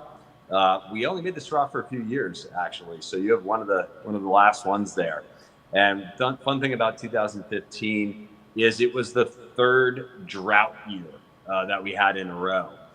So we just dealt with very little water here in California, both in 13, 14, and 15. So by the time we got around to that vintage in 2015, there wasn't a lot of grapes. I mean, that's, we don't have a lot of water, you're not going to get a lot of grapes. So that particular vintage at the beginning was very intense. I mean, it needed time in bottle. So by the time you pop the bottle later, after your 24th hour, breaking all records, you're going to notice the things that I love about California Syrah is you get a lot of blue fruit. I'm not going to just say some kind of particular fruit, but just blue in general. But then also Syrah has this kind of earth tone to it. And then you get a little bit of almost pie crust, think about like a fresh pie crust on the finish, which is an influence from the oak barrel there. So for you, Chris, I know you love your lamb, you love your meats, you love, like, this is, if you have your favorite lamb shank and that Syrah, you'll have a great meal to go sleep for 24 hours after what you're doing here. So Syrah is just a fun varietal. Cabernet, of course, is more king in California, but we like to have a little fun with these varietals, a Rhone varietal, as we would call it, with Syrah. You mentioned the lamb shank, which, funny enough, is, and you may know this, is Katie's favorite meal. She loves a good lamb shank. She's not into the Syrah quite yet, but for Ashley and I, it's a great compliment. So that's a great suggestion, quite frankly. So I love that. And this, as you said, Mount Veeder 2015, beautiful thing, and it is limited, right? And you guys put out some great stuff, but it is accessible. So if you're interested, if you love wine, the Spur collection, which you ultimately represent, you have a number of kind of vintages and varietals that you ultimately have in that brand, and which is one of the things that I think is interesting about what you do with that collection is it is diverse, and it represents vineyards from really all over, and you're not limited to, we do this. And that's kind of cool because then you have a little something for everybody. Yeah, we actually own even though we're family owned, we do have vineyards actually in 4 different continents, 5 different countries. So we have vineyards from, of course, California, Oregon. We just got up to Washington. So we have the state of Washington and Walla Walla now. But yeah, we've the first international property. Say though, right? You just, I got a call with my guy in Walla Walla, Washington. I just love saying that. It was. I was just there a couple of weeks ago. What a beautiful place. Yeah. And mountains everywhere, so it's fun to see vines and snow. I mean, the Pacific Northwest really is a beautiful place. It really is, and it's a large wine growing area too. But yeah, we ventured in. The family ventured in Italy back in the mid '90s, and then it kind of grew from there with some Bordeaux and South Africa and Australia. And then the family's even doing smaller projects in Great Britain. And also in Canada now too. Well, you have a few continents still to conquer, right? So we got to figure that out. I mean, Antarctica is probably gonna be a tough one, right. So maybe not, the next one on the list. But ice wine, ice wine. Well, I mean, people do. Some people love their ice wines. Yeah. You get a late harvest Riesling, maybe. I don't know how this works, but an ice wine perhaps would. You could take your rosé to Antarctica and ice it, and then drink it there. That would be lovely. I guess one of my favorite rosés of all time was in Vail on the top of the mountain in that snowpack. That's the way rosé should apparently be had, as far as I'm concerned. Latest snow ever, right? It was like April 2nd. Oh, it was awesome. Yeah, that was a good time. It was with that, I'm curious, what parts of the world, interestingly enough, it just sort of hitting me. Are there certain, other than Antarctica, because I think that's kind of somewhat obvious, are there wines made everywhere? I mean, are there people that are essentially doing it? I mean, maybe different levels of success, I guess. Yeah, I mean, so what wines don't, the grapes themselves don't want, they want a fluctuation of heat and cool. Mediterranean climates like Napa do very, very well because it does get very warm here, but it cools down at nighttime. And that's the biggest difference is, as a lifelong East Coaster who's been out here for almost 15 years, it's all about layers. It's not, if it's a 90-degree day, it doesn't stay 90 degrees all night. It cools down significantly. We'll get down into like the 50s and 60s with a nice breeze. And that's great for the grapes because they want the sun, but they also want to cool down from being in the sun all day there.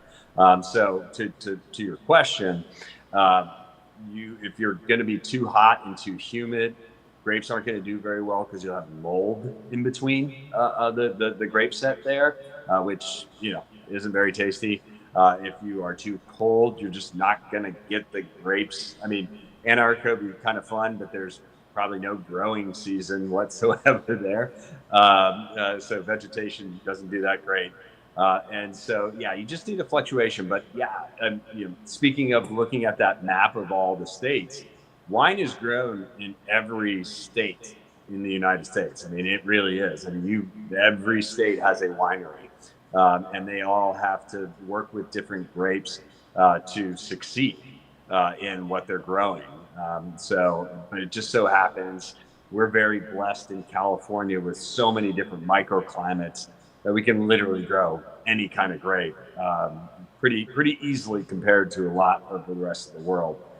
So because we don't deal with the humidity, we don't deal with too much frost. The rule of 30, as I like to say, we don't go under 30 degrees for a long period of time, and we don't go over 30% humidity for very much.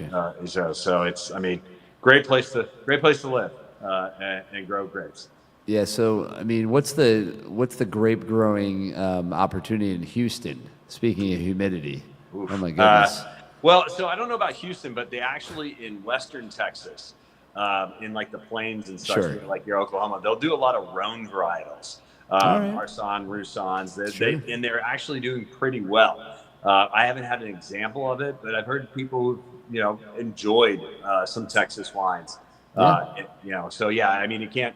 Even though you can grow in every state, it doesn't mean you can grow in, especially Texas being such a large state. Texas is a whole country at this point, right? Isn't that been pretty well established? Yeah, they need that wind in the plains to help the cool down. Yeah. I got you. Well, very good. So we're just kind of cruising along here. We're checking on these totals. I don't know if if we can refresh that, I don't know if the total would change. But, ultimately, Ryan, talk a little bit about Delaware, right? Because you spent some good time here, in college, lived here for a while, definitely were in the area.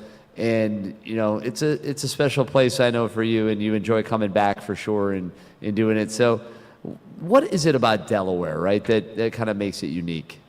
Small but mighty, right? Yeah. It's a state like no other because it's like a family, it's so much where people generationally, are proud to live in Delaware. Right. And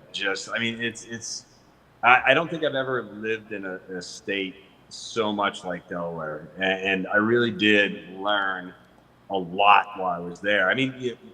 Everybody, I think, if they go on to, whether it's college or, vocational or whatever, when you're in that age group of 18 and over, you start growing up and those years make an impression on you.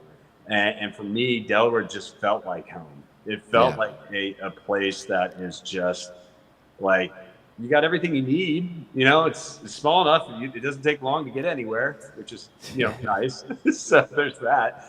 And so it just, I don't know, it just had this warm feeling, when I visited University of Delaware, when I was looking at colleges, I just felt like Delaware just seems like a great place to kind of like grow as a person. So it just had a lot of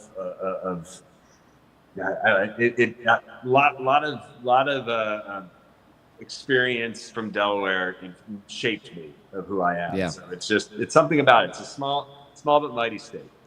Yeah, the first state, obviously, and as we're celebrating, America's 250, it's a big part of that story, the first to sign and, all those things. So that's why, obviously, the first state. And, we're right in the middle. I think Delaware is uniquely positioned right in the heart of the East Coast corridor with all this population center. And you got Philadelphia to the north, Baltimore, you got New York to the north, you got D.C. on the other side. We're right in the middle, kind of right in the middle of all that. And it's a lot to be in the middle of. I promote Delaware to my California people all the time. I try to let them know it's not a state that you just like pass over or whatever. Now, of course, Californians, they think Illinois, like Chicago's East Coast, like you have to remind them of the map. It's Easter. It's like, oh, it's the East Coast. It's like, no, it's just east of California. It's not the East Coast. But yeah, it is. I guess it's funny. You think about it. You've got the Dover Air Force Base. This is really important. You've got tax-free shopping. Yeah, man. But all kinds of stuff.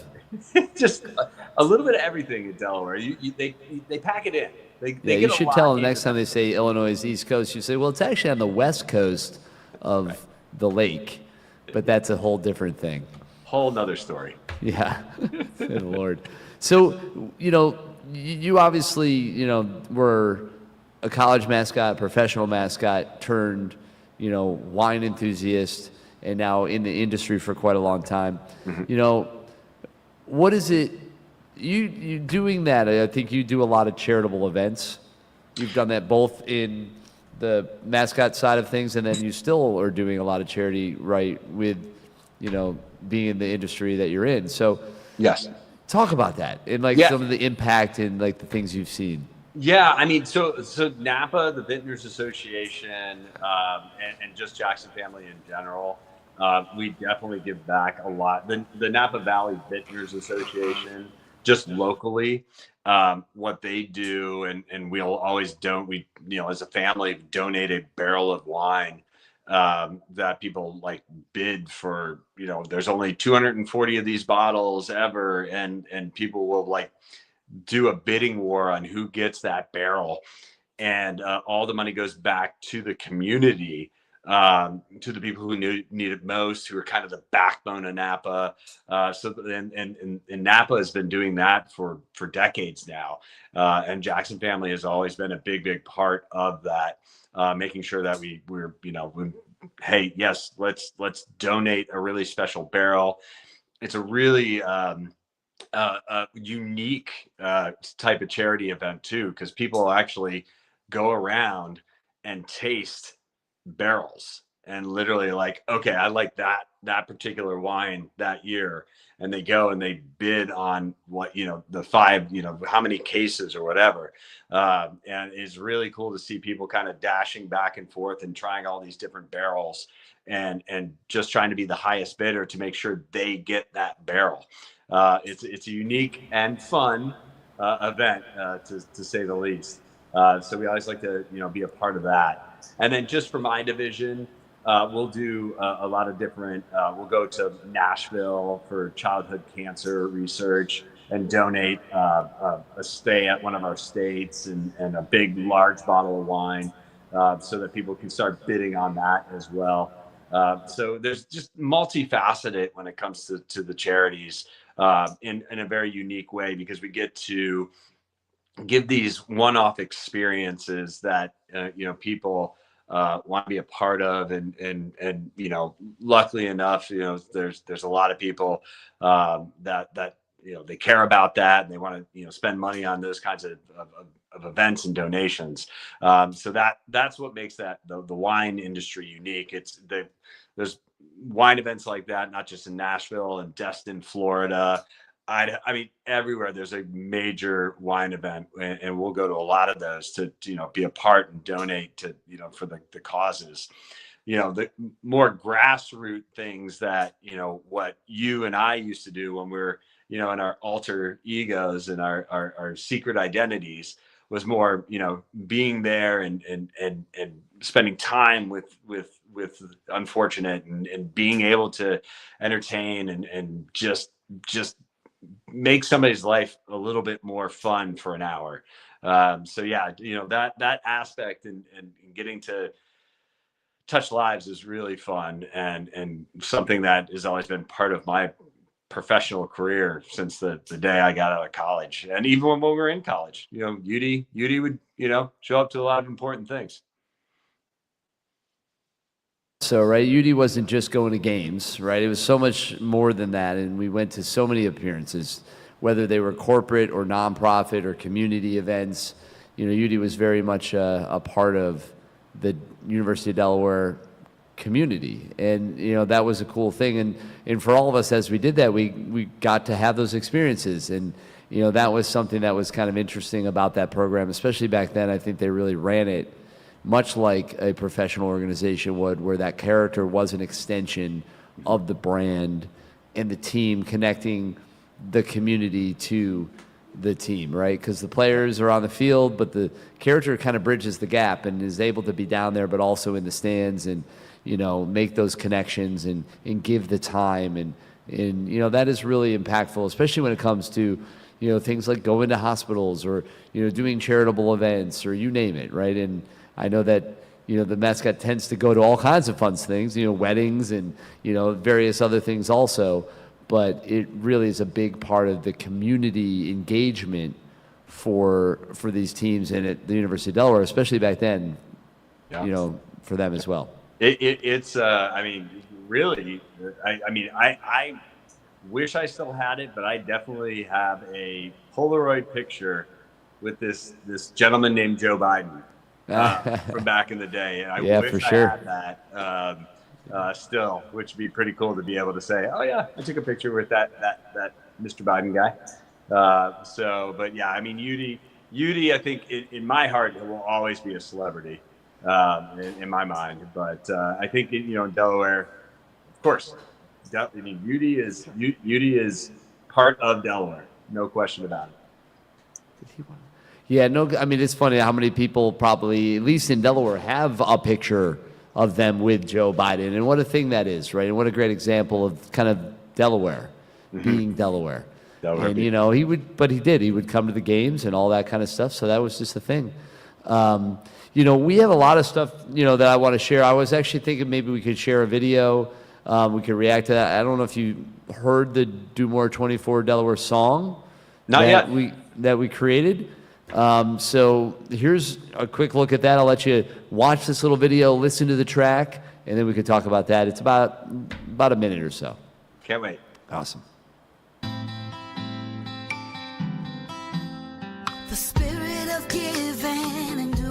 what's right, making a difference and joining the fight.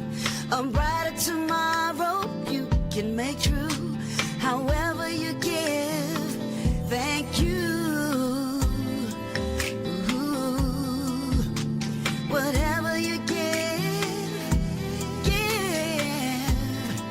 thank you. Do more 24 DE. Do more 24 DE. From Spur Impact, thank you. From United Way, thank you. Do more 24 DE. Do more 24 DE. And because of you, this is Delaware's largest giving day.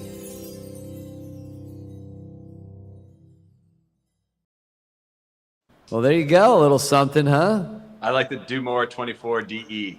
Yeah. I like that. It's catchy. It's a catchy It is little catchy. part. Yeah, man. That's so that track is a little something. You know, I had written up, and Herb Middleton, who's kind of a partner on the music side, got Jackie McGee in the booth. You may, I don't know if you know Jackie or not, but Jackie she's done a lot of things, but one of which is Make It Last, which is a huge track with Keith Sweat. It was like one of the biggest 90s R&B tracks of all time. She's worked, you know, credits with Salt and Pepper and all kinds of folks. She toured the world with Toto, all kinds of things. But Jackie is the voice you heard on that. So she got in, and we kind of moved things around and got it dialed in, and there you have it. So we have this really cool, catchy song jingle for Do More 24. And all those historical videos of you in the last couple of years too. And Yeah, a couple of you haven't moments aged a there. day, my friend. Yes. We're hanging in there. That's what we're doing. And partly because of these, you know, wonderful juices that FreshQ, the group that helps us with that, gives us. So got to put the right things in, right? Right. Yeah. Okay. Tell me more about the juice, because obviously I have juice too, in a different way. You do. They're all juices. They're good juices in their own ways. But you got some B6. You got the B12. There's like a turmeric ginger kind of shot thing going on. One of which is definitely got some pickle juice going on. I think he snuck that one on me. I was like, wait a minute, you're playing in my other world here. Yeah. And so that's fun. And then, you know, I don't have the exact ingredient list because he dropped them off and wasn't able to come on, and we were going to talk about it. So we're going to highlight that a little bit more. But I just know that I'm supposed to sip on this throughout. This is this one. And then the other two, I'm supposed to do alternating shots every hour. So a shot every hour, alternating bottles. I mean, I'm sure it's good for me. And it's so far so good. Clearly, I mean, it's. Yeah, doing great. What and now? I think I'm due for one of these actually. Ginger and turmeric. I picture that. What's the other flavor? All right, so hold on. Let me grab it. All right, so let me get one of these guys. Here we go. I'm not 100% sure, to be honest, but I will see if I don't know if this is a Haitian lemonade, perhaps, if that is what's actually on this or in this. Haitian lemonade, which has, that may not be what's in here, I'm not sure. But either way, let me taste it. It might just be It's going to be like a spicy lemonade. That's what it sounds like. It's a little spicy, yeah, for sure, because it's got the ginger. It's like kind of frothy, too. It's nice. It's got a lot of goodness in there. And do you sip it, or do you? Well, this one you're just supposed to do a shot. I mean, you can sip it, for sure. So, yeah, turmeric for sure, ginger for sure. Some other juice, I'm sure. Probably lemon. Probably a little bit of lemon, yeah, I can give you that.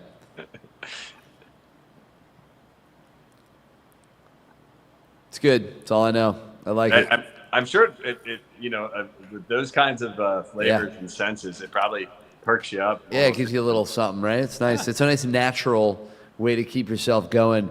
People are like, oh man, you're on for 24 hours. How much coffee do you drink? I'm like, none. It's like the worst thing I could do, honestly. It'll be, a quick hit, but then you're done. As long as I've known you, I don't think I've ever actually seen you drink an actual coffee ever. Well, you don't drink coffee either, so. No, I like caffeine. But you do. I don't mind. I mean, I like coffee. I just don't need it. No. I like your flavor. Yeah, you like your mocha things. But I do have that, by the way. That'll happen at some point, probably earlier tomorrow.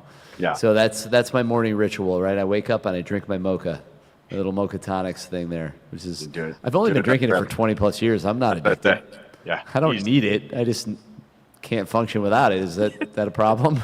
No, actually, not really. It's Yeah, not I the mean, healthiest we're thing, still but- here. Yeah, It's full of good stuff, so it's way worse. You're good. You're I good. mean, I'm not drinking a pot of coffee in the morning, so I'll take that. So we're just gonna let's play a couple of these videos. We can kind of keep some things rolling because we're trying to feature some of these nonprofits.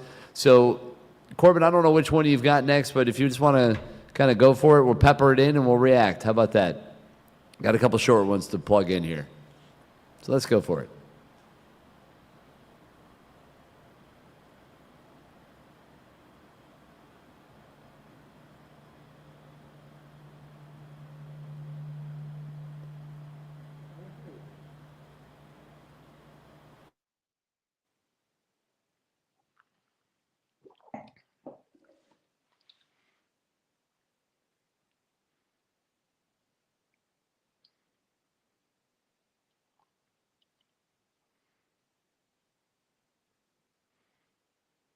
Para muchos de nuestros clientes, cruzar esta puerta es una de las cosas más difíciles que han tenido que hacer en su vida, pero también es el comienzo de algo nuevo.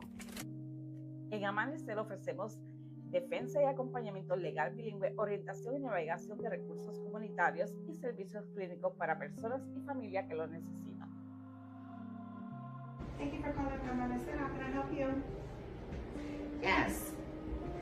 Thank you for calling us. We offer therapeutic services. We have community resources here as well as legal services. Acompañamos a nuestros clientes durante algunos de los momentos más difíciles de sus vidas. Mi trabajo como terapeuta en Amanecer es importante porque puedo brindar un espacio seguro que permite a mis clientes expresar lo que han cargado en silencio y recibir el apoyo necesario para sanar. Hi, how are you?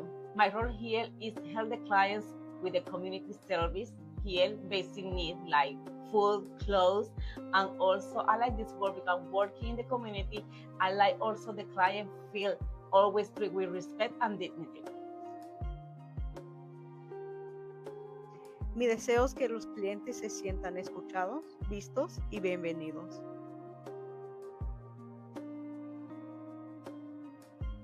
No solo brindamos servicios, sino también apoyo, comprensión y defensa. Oh, as we continue, we're going to continue to highlight these various nonprofits. You know, a couple of them there, just quick little visual highlights. You know, sipping on a little glass, a nice little thing to do. You know, I've got to get a little more of this juice here. This is the one I'm supposed to sip throughout, so I'll pour that.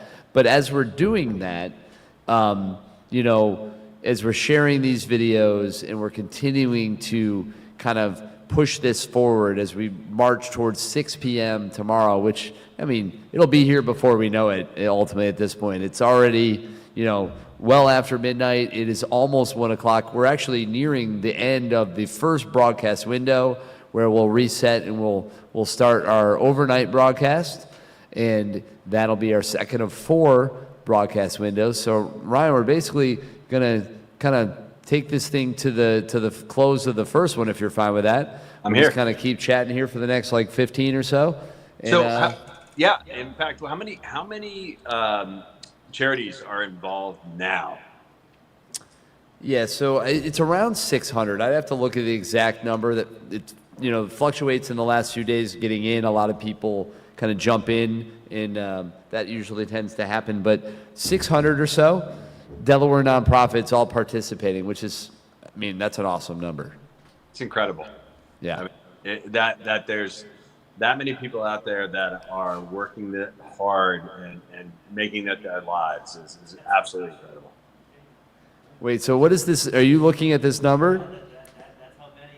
So it says that there's, and some of that might be with individual fundraising pages though, right? So right now, if you look, there are 913 individual fundraising pages available on the platform. So some of those might be for duplicate, or the same organization, but ultimately there's almost, we're nearing 1,000 individual pages that you can go and donate towards through the campaign, which is kind of cool. And one of the cool features, so somebody can go on, name a nonprofit, Boys and Girls Clubs of Delaware, Kalmar Nickel, doesn't matter, and they can go onto their page. And on there, there's an option for you to set up your own fundraising page. You can make your own goal.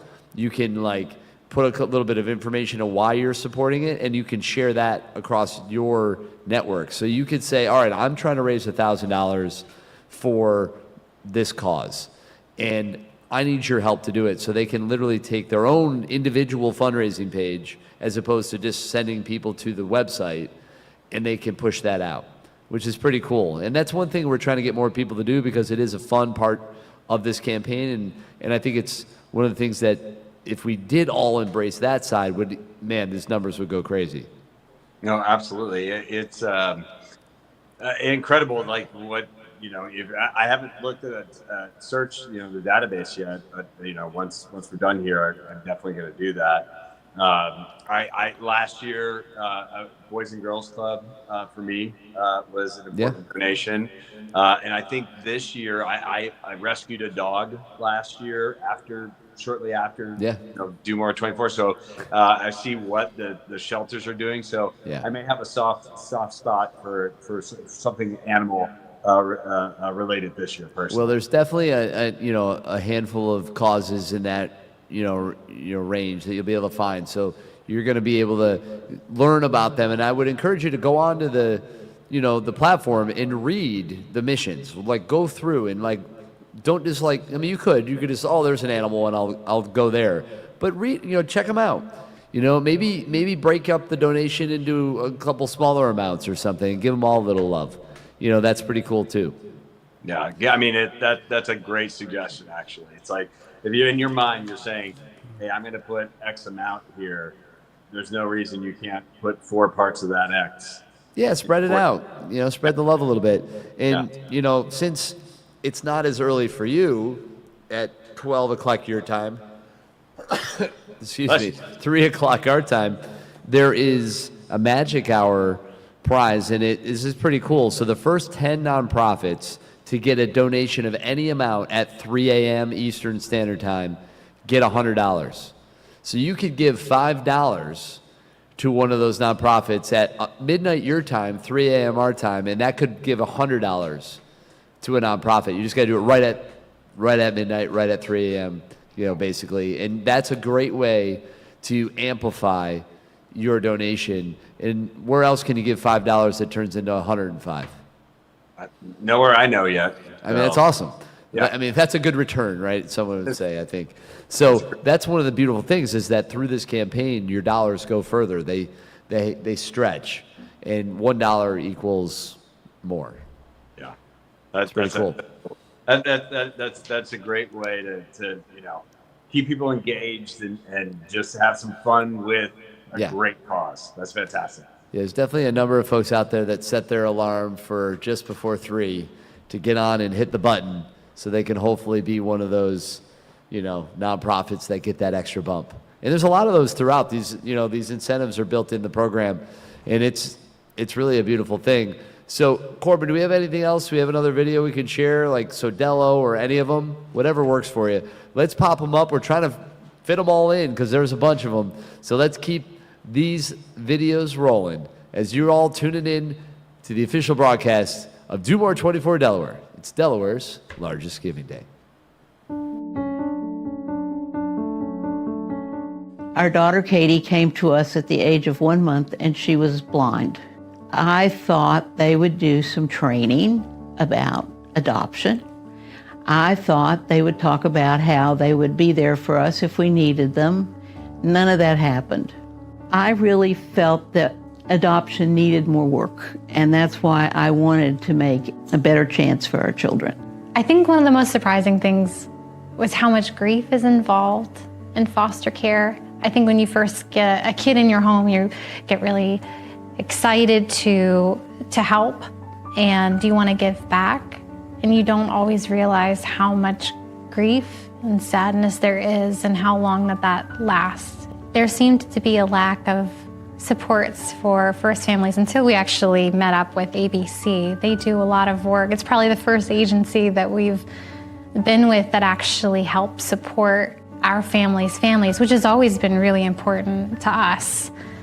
It's the whole point of foster care, is that these kids keep their roots and go home. I love the fact that when we have children, to see the look in their eyes, to feel the love, to feel them running to your leg and saying, "Hi, I'm not your dad. I know that this may be temporary in our home right now, but for now, let me be the part of your story that brings light." That when you think about, there was this man that really showed me a lot of love. There was this man that helped me not do the wrong thing. There is this man that just said that you matter, because we want to let know that every child matters. We may not save all children, but the children that we're able to get that are able to come to our home, we want to let them know that you matter and that there is a plan for your life and that we're here to be just a tiny part of that little plan. A better chance for our children's purpose is to ensure that children can thrive in safe and secure families. And we do that by providing foster care, adoption, and post-permanency services throughout Delaware. We are thoughtful, we are compassionate, and we walk alongside families through all the ups and downs. A Better Chance for Our Children is an amazing resource for families that are thinking about adopting or fostering kids. When you step into that space, it can often feel lonely and isolated. You don't know other people that are on the same journey as you.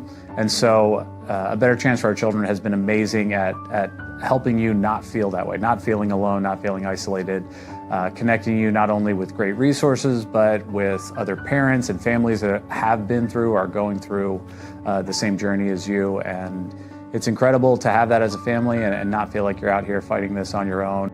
ABC offers several services. We have most recently started to look into the actual respite program so we can take some time away from the kids. It's given the kids an opportunity to be with other children like them who have experienced a lot of the same trauma, and gives us the opportunity to sometimes even just go to the grocery store alone. We have leaned on ABC a lot for finding supports for the kids in reference to trauma and therapy and that type of thing. It's hard, but there's something really joyful about seeing our kids go home and be with their families and be where they're supposed to be.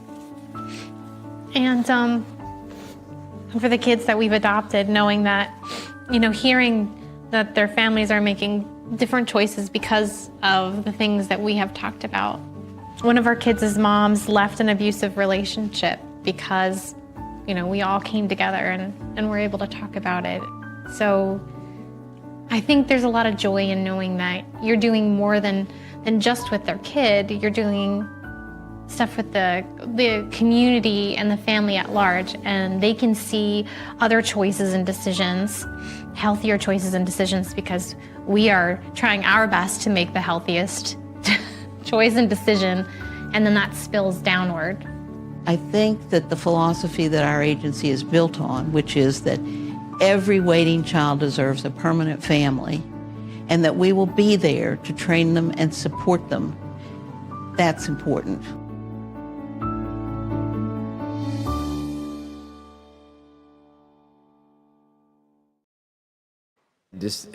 Another great example, right? Get on the platform, make a difference, do the thing, and, make a difference for Delaware today. Do more, that's what it's all about. This is the Do More 24 Delaware campaign, and Ryan Hughes coming in from California, hanging out with us right now. And Delaware roots, former UD mascot performer for the University of Delaware, among other things in our area, swoop for the Philadelphia Eagles, and now with the Jackson family, wines and the Spur collection, the other things that he represents there. So, man, we've been doing some cool things too. You saw that we have a movie that's out, right? The movie came out. That was cool. And we also have a music video. It was, I'll tell you, Chris, we were so it made us giggle. We were entertained. You know, of course, every time I saw you, I was like, "Oh, there's Chris." You know, so, A couple little cameos. What a great project! It was really, you know, I went and I wanted to buy it so I could, you know, have my girls get to see it. It's fun for the whole family. It was a really well thought out mockumentary. You really did a great job, you guys. You know, the whole team. Phenomenal. Yeah, no, I appreciate it. Yeah, it is a lot of fun. And, you know, speaking of Delaware, it is a Delaware project. We were based, you know, here in Delaware, which King Creative, my company, is. And we shot almost the entire film in the state of Delaware, except for one location, which was at the Havre de Grace Decoy Museum. So we had to have that location as part of the script. So we shot there day one. It was actually the first location that we shot in the whole movie. It was right there, and then we never looked back. So everything after that first location was shot in Delaware. And you're going to see, if you haven't seen the movie, you can go on to Amazon, you can go on a variety of other platforms, and you're going to look for locations. You go, oh, I know where that is, and oh, this is that. And there's a lot of them because we shot all over. And, you know, mostly northern Delaware in this case, but the convention that's a part of it, if you don't know, The Conspiracist is the movie we're talking about. I probably should have led with that.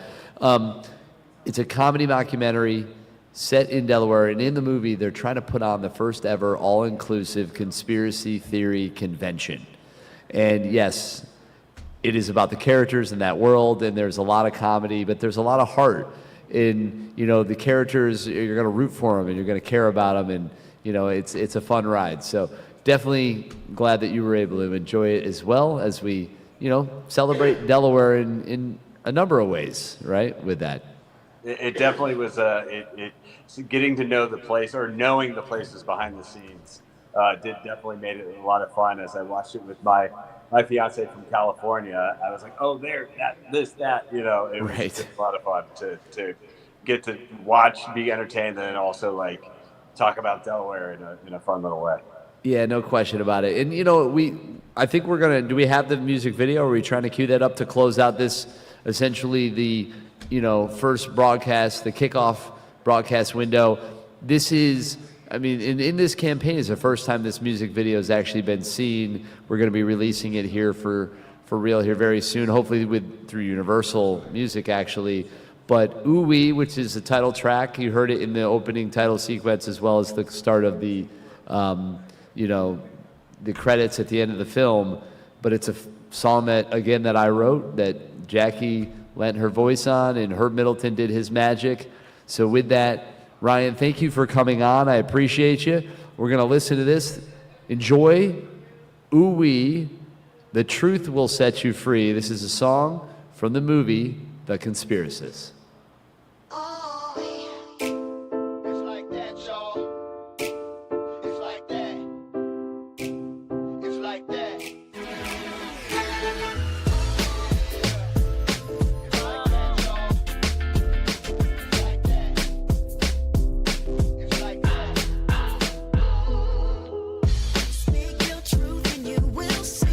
What your life can truly be.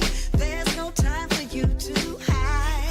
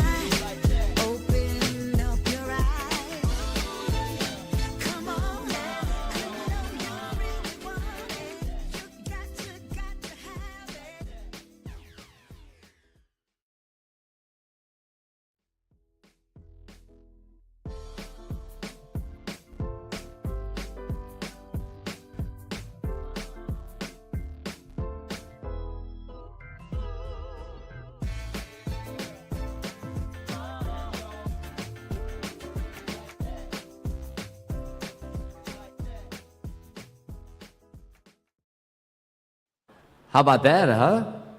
Love it. It's so fun. It's just so fun. I really can't wait to watch it again. I really, really do. I mean, there's little things that you pick up.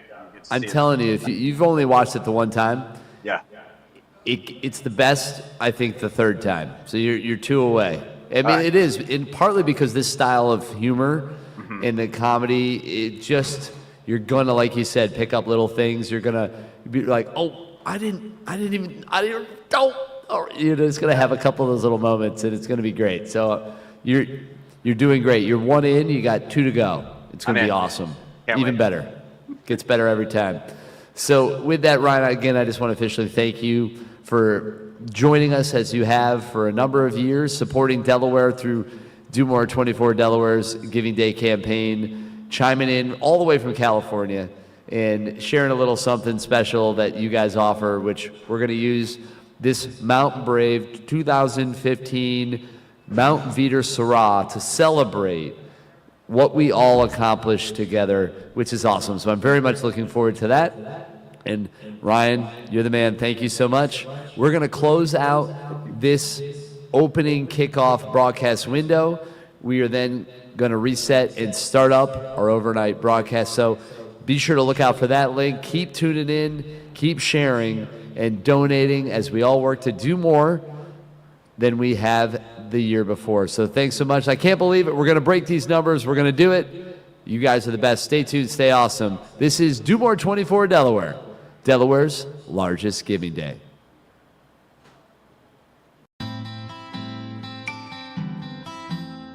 The spirit of giving and doing what's right, making a difference and joining the fight.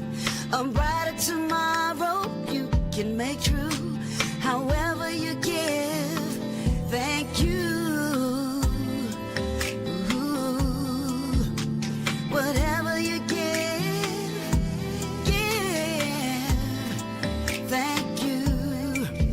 Do more 24 DE. Do more 24 DE. From Spur Impact, thank you. From United Way, thank you. Do more 24 DE. Do more 24 DE. And because